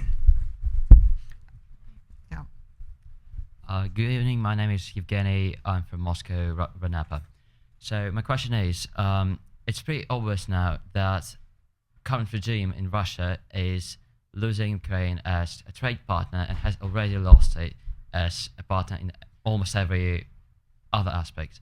So the question is, can Russia lose Belarus as a partner like it did with Ukraine? It's addressed to basically everyone. Well, Mr. Lukashenko certainly has been playing a very interesting role in this crisis, obviously partly as offering Minsk as a place where people mediate, But also, I think, what's happened in Ukraine has also been of great concern to him, as it has for other, for instance, Kazakhstan as well.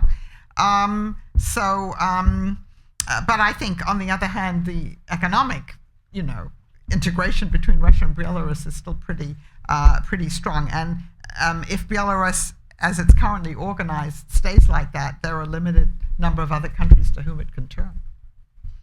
Thank you. Hi, my name is Oksana Boyka. I was one of the earlier panelists, and I also a presenter for Russia Today. I have a question for Mustafa. I sensed a lot of pain and bitterness and obviously frustration in your speech. I can understand where it's coming from. Obviously, I approach this issue from a totally different vantage point, but I happen to be of the opinion that if our countries, our peoples are to solve this problem, we will have to put our emotions and our grievances, however legitimate they may seem, aside. And I also would like to believe that an accommodation, not a reconciliation, which I think is a much taller order. I hope that an accommodation is still possible. Now, I would like to ask you what form you think, if you believe in that as well, what form that accommodation could take, especially on the issue of Crimea.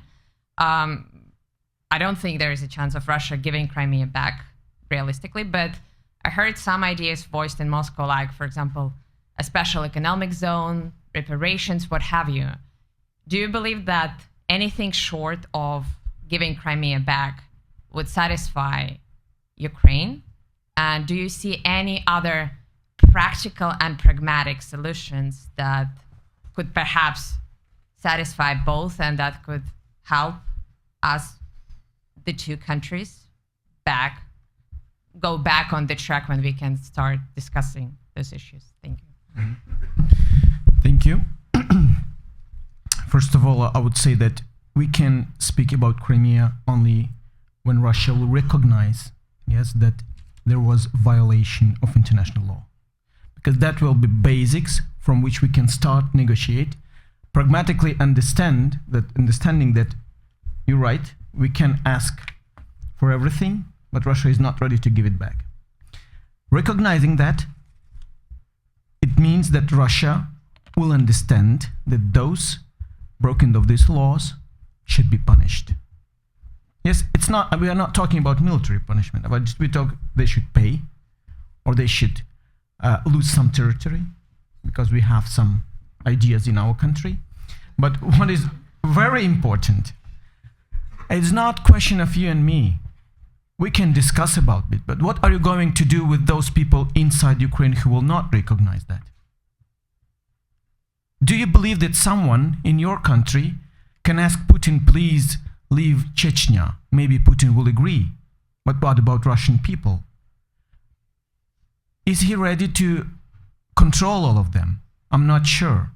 The same thing we have in our country. Those people who are now fighting in Donbass, when we'll finish this situation, I think we'll finish it. Yes, someday that will be our territory and control border. They will go to the Crimea. And no one can stop them.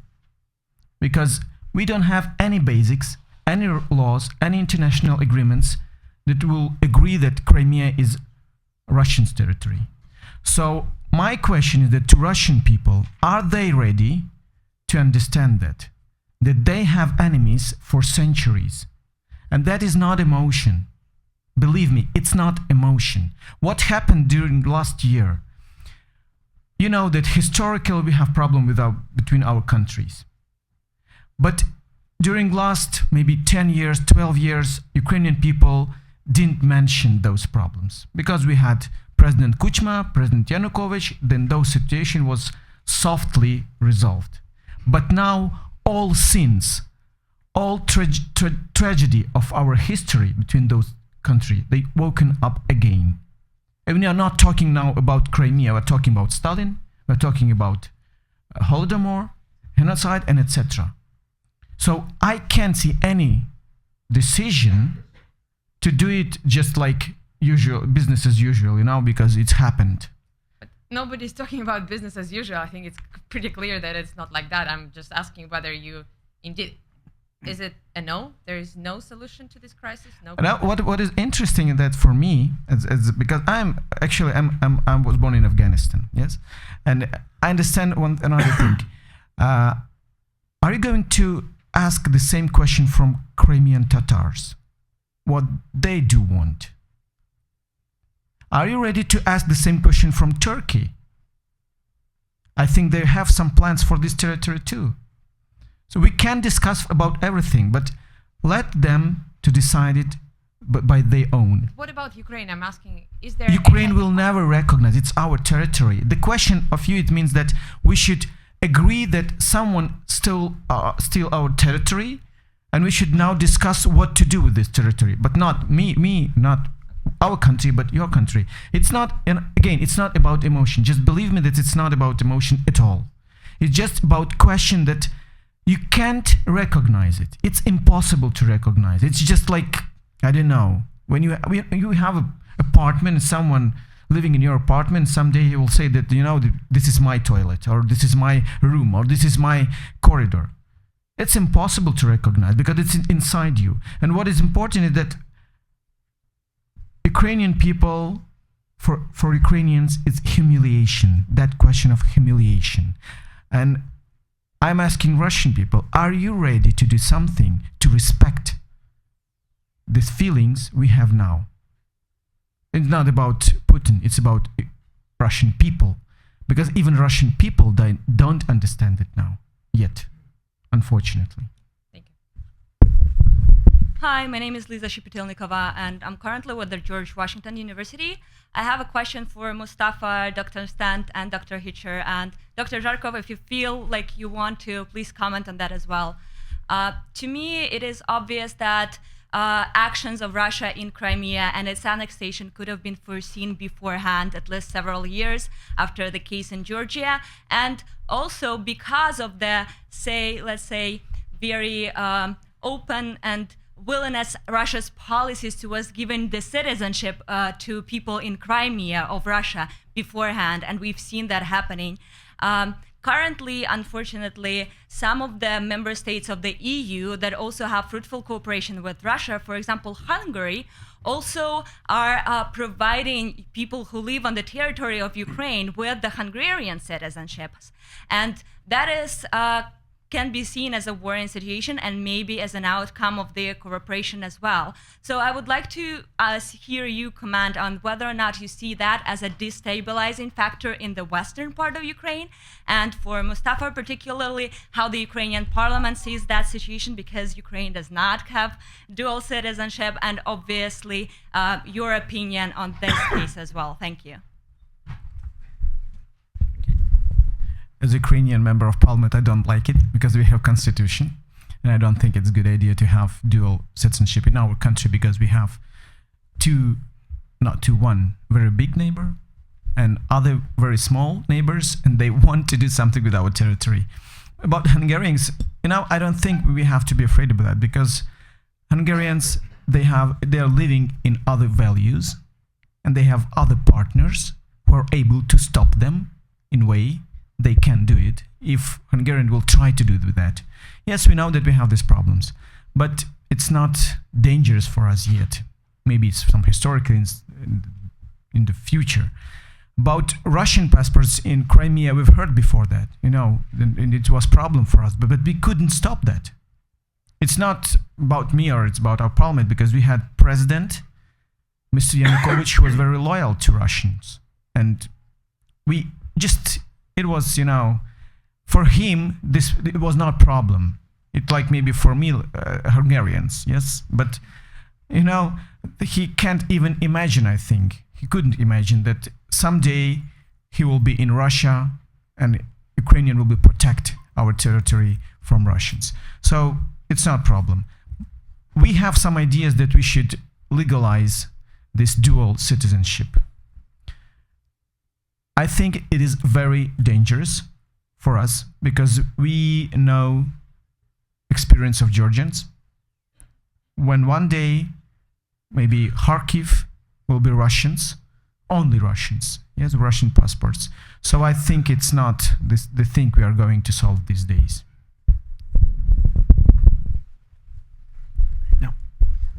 Next question.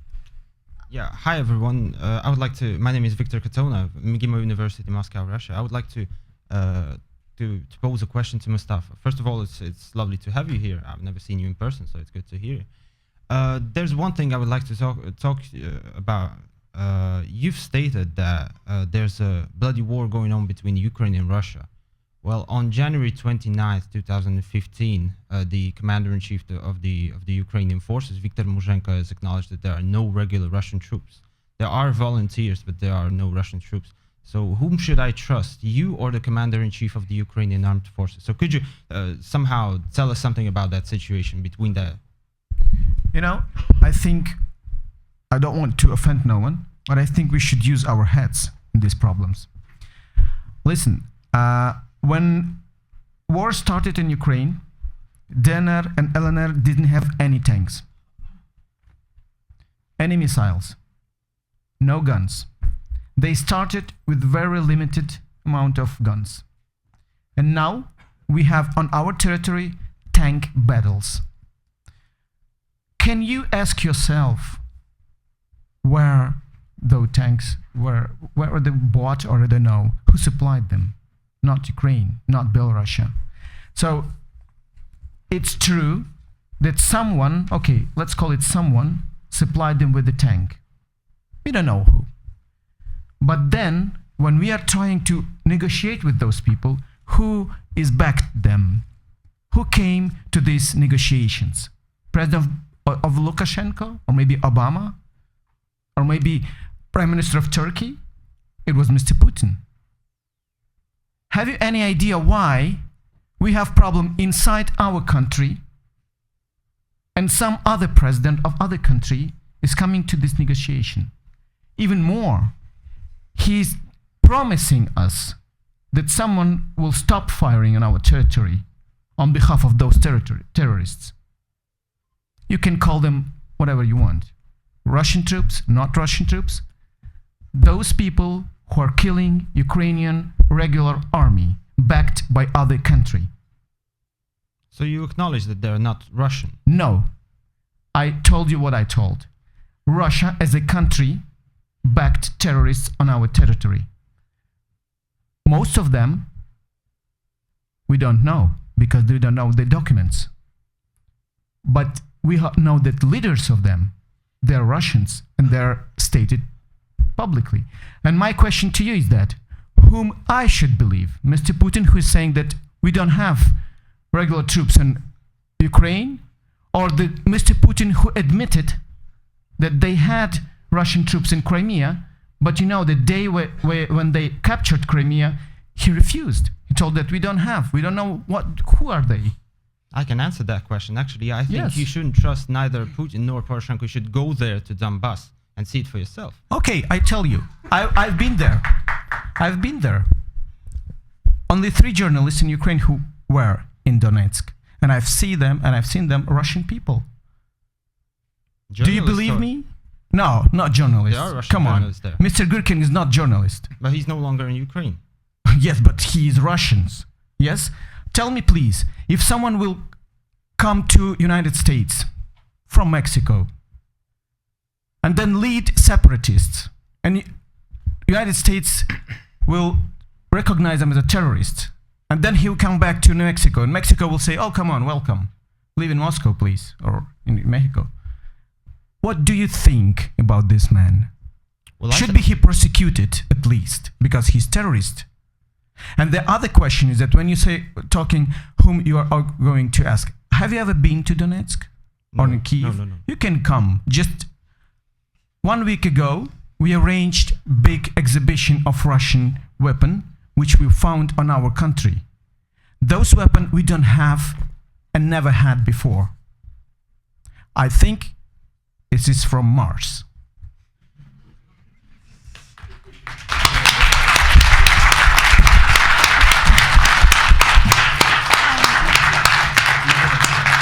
I think we should move on to the next question because of time. Thank you. Thank you. These will be the last 2 questions. Okay. Max Suchkov, Institute for Strategic Studies. I have a question to the last speaker on the panel, Mr. Nayem. Very short question, actually, and probably expecting a longer answer. To you, as an insider of a turbulent domestic politics in Ukraine, what was the rationale of President Poroshenko to hire Mr. Saakashvili as his foreign affairs advisor? And what implications, if any, it had for relations with Georgia? Thank you. I will explain you. You know, my idea is that in Ukrainian people and politicians are united in that idea that we have two front lines. It's on what we had in the east side of our country and we have inside our country. This is corruption. You know the achievement of Georgia in fighting corruption. You know that. I work now with the Deputy Minister of Interior Ukraine, who is Georgian, Akas Guladze. And we have Deputy General Prosecutor, who is from Georgia. And I know how they work. I'm not Ukrainian. They are not Ukrainian. But they are Ukrainian citizens. And they're working for Ukraine. It doesn't matter who are they. Yes, we have some problem with Georgian government with that. But from the other side, do you believe that Mr. Saakashvili really is the guy who can work against Ukraine, or why we shouldn't? It's our will. It's our president. I'm not assuming he's a bad or whatever. So your assumption is that because his professional qualities, he's there. Is that right? Yes. Okay. That's it. It's only one answer. We don't have other answers. And it's not something, you know, we don't need the toys on Christmas tree. Yes, we have a real problem in our country. You even can't believe. Just imagine that in Ukraine, I'm member of parliament just 3 months. People are blaming me that about everything happened in the country last 23 years and just asking one question. We did Maidan. Our people are dying. Why you are not fighting corruption? This is big problem. You know that Mr. Putin plan is just to destabilize the situation inside Ukraine. It's much more easier than to fight our troops on the front line, to make some protests against corruption, which is not fighted even in Russia. Yes, but we have to do that because we announced new values, we announced new direction. This is big problem, and we are using every facilitators, every tools to achieve that. Will you accept a question from someone whose best student days are behind him? Although I still consider myself a student since I learn all the time. My question Could you introduce yourself? Oh, I'm sorry. My name is Lubomir Haida. I'm from the Ukrainian Research Institute at Harvard and an old friend of Angela Stentz. My question was prompted by something that Mr. Nayem said, both at the end of his presentation and also in response to Oksana Boyko. And it's something that I was puzzled not to hear throughout this conference that I attended, unless I missed something. I'm puzzled not to see it in print or in other discussions. And that is Turkey. Turkey is a major country which is directly in that neighborhood. And somehow we talk about Estonia and Hungary, the EU as a whole, individual countries, some of them pretty far removed from the borders of Ukraine and Russia, and yet we do not talk about Turkey. Now, Turkey, of course, I realize has problems of its own at the moment. It is not an active player, both for domestic reasons. Mr. Erdogan is a bit of a problem, and he has his own problems internally. Externally, there's ISIS. But these are things that will someday pass, but Turkey will remain. Turkey is a growing power, both economically and demographically. I did a small demographic analysis, and it turned out that in the year 2011, the total population of Turkey was half that of the Russian Federation. In the population aged 15 years and under, the number of Turks exceeded the number of citizens in Russia, which means these are not projections. These are people already born and on the ground. Demographics perhaps do not determine everything, but they do determine a great deal. My question would be, would not be Turkey a place to which, for example, Ukraine might turn? I have not seen much of an effort diplomatically or in any other ways, culturally, to develop relationships. And this affects also the question of Crimea, which we heard a question by Ms. Oksana Boyko. When we hear about what the population of Crimea was, we always hear figures cited from the 2001 census, which is 15 years ago, at which the Crimean Tatars were about 12%. Because of the structure of the population, at the time of the occupation, people who know demography know that the total number of Crimean Tatars exceeded, it was between 17 and 18%, and in the youngest population, it was over 20%. The Crimean Tatars are really, in my opinion, sort of who will determine the future of Crimea, and not how Russians or even Ukrainians feel about it. At the moment, it appears that Crimean Tatars are very strong patriots of Ukraine and wish to have Crimea to be part of the Ukrainian state. So I think that, I'd like to hear any comments on the Crimean Tatar and Turkish possible connection to what we have been discussing. I'm not specialist in those issues because I'm not diplomat, but first of all, we really respect Tatar people who maybe foremost of defending sovereignty of Crimea, and for me it's big honor to have such members of parliament like Mustafa Cemilov. You know him, he's our colleagues in our fraction. And now you're right that Tatar people are very linked to Ukrainian, and they're trying to convince Russians that they are with us. We don't know the future. As I know, a lot of Tatar people escaped from Crimea, so I'm not sure they have 70% now there. There are a lot of who stayed there, but a lot of them live, for example, in Lviv, very big population of Tatars who escaped. So about relationship with Turkey, I don't want to comment that because I don't know that, and I'm a little bit representative of our country. But I think that Turkey is one of the prominent factor of this problem in the future, because you know that during this conflict they were a little bit neutral. Yes, and we're afraid of it. I'm afraid of it. So I think that in the future, Tatar people will really determine the destiny of Crimea, not Russians and not Ukrainians. And let's really hope that it will be Tatar people, not other countries like Turkey. Yeah.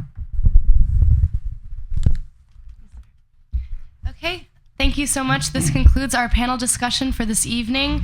Thank you so much to Dr. Stent, Mr. Zarkov, Professor Hitchner, and Mr. Nayem for taking your time to share with us your insightful perspectives and experience. Thank you to all our guests and audience members for your very thought-provoking questions. And finally, echoing the words of Mr. Wojtolowski in the earlier panels, I am confident that our generation of future leaders will bring the integrity, understanding, and responsible decision-making needed to the international arena. Thank you very much.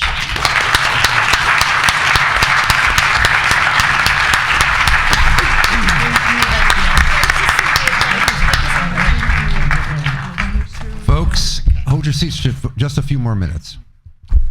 This concludes number 30, but it doesn't conclude our inquiry or our study.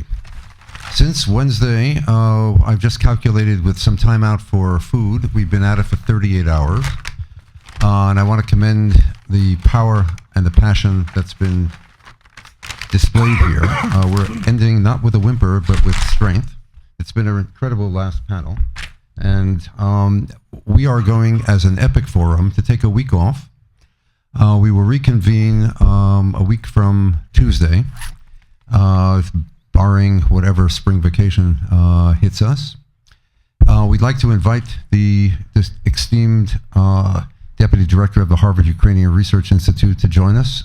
Serhiy Plokhy is in the Ukraine right now, but he was with us, and we'd like to continue our investigations with you.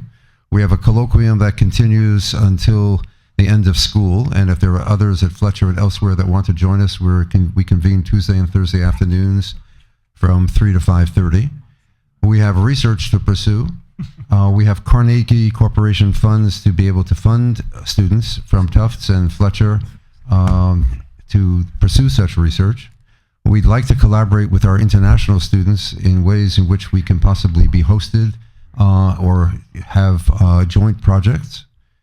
We'd like to figure out, Xenia, how to work with you on behalf of your efforts and other efforts, Ilya and others, in terms of human rights and civil rights.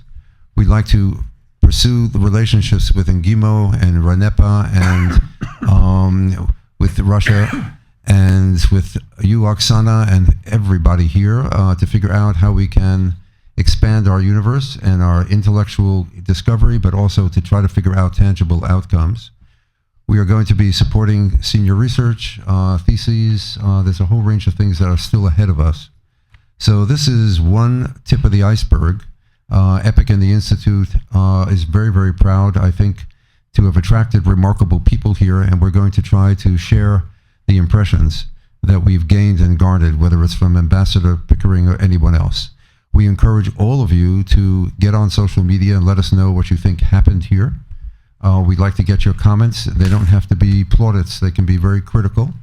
We're interested to see how you understood the equilibrium or the balance or the effort to try to have many disparate opinions presented. We'd like to learn from you about how well we've succeeded. And we are just really interested in growing and thinking how best that we can mature what we offer. To Team Techie, which allowed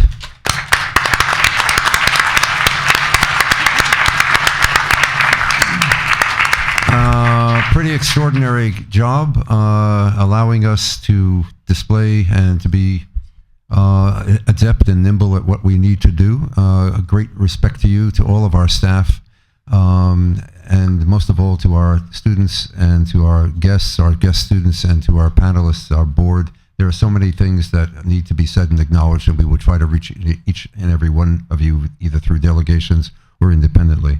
Angela, thank you for coming up at the very last to slide in and help us score and from home.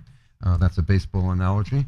And Nayam, Mustafa, to find you wonderfully, Bruce to contribute and to give us a deeper perspective, Vasily to represent Ranepa, and your own school.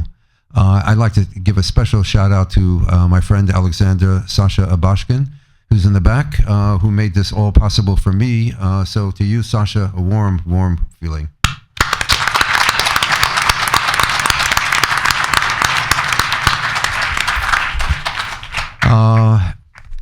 That's it. I wanted to end at 6. We end at 6. If I've forgotten somebody or something, please forgive us.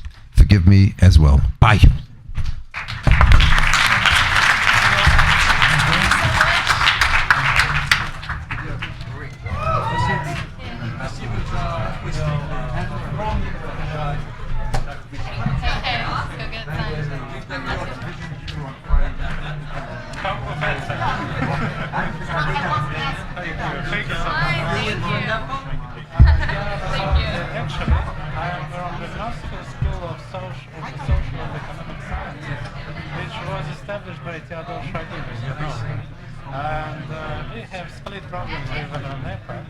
My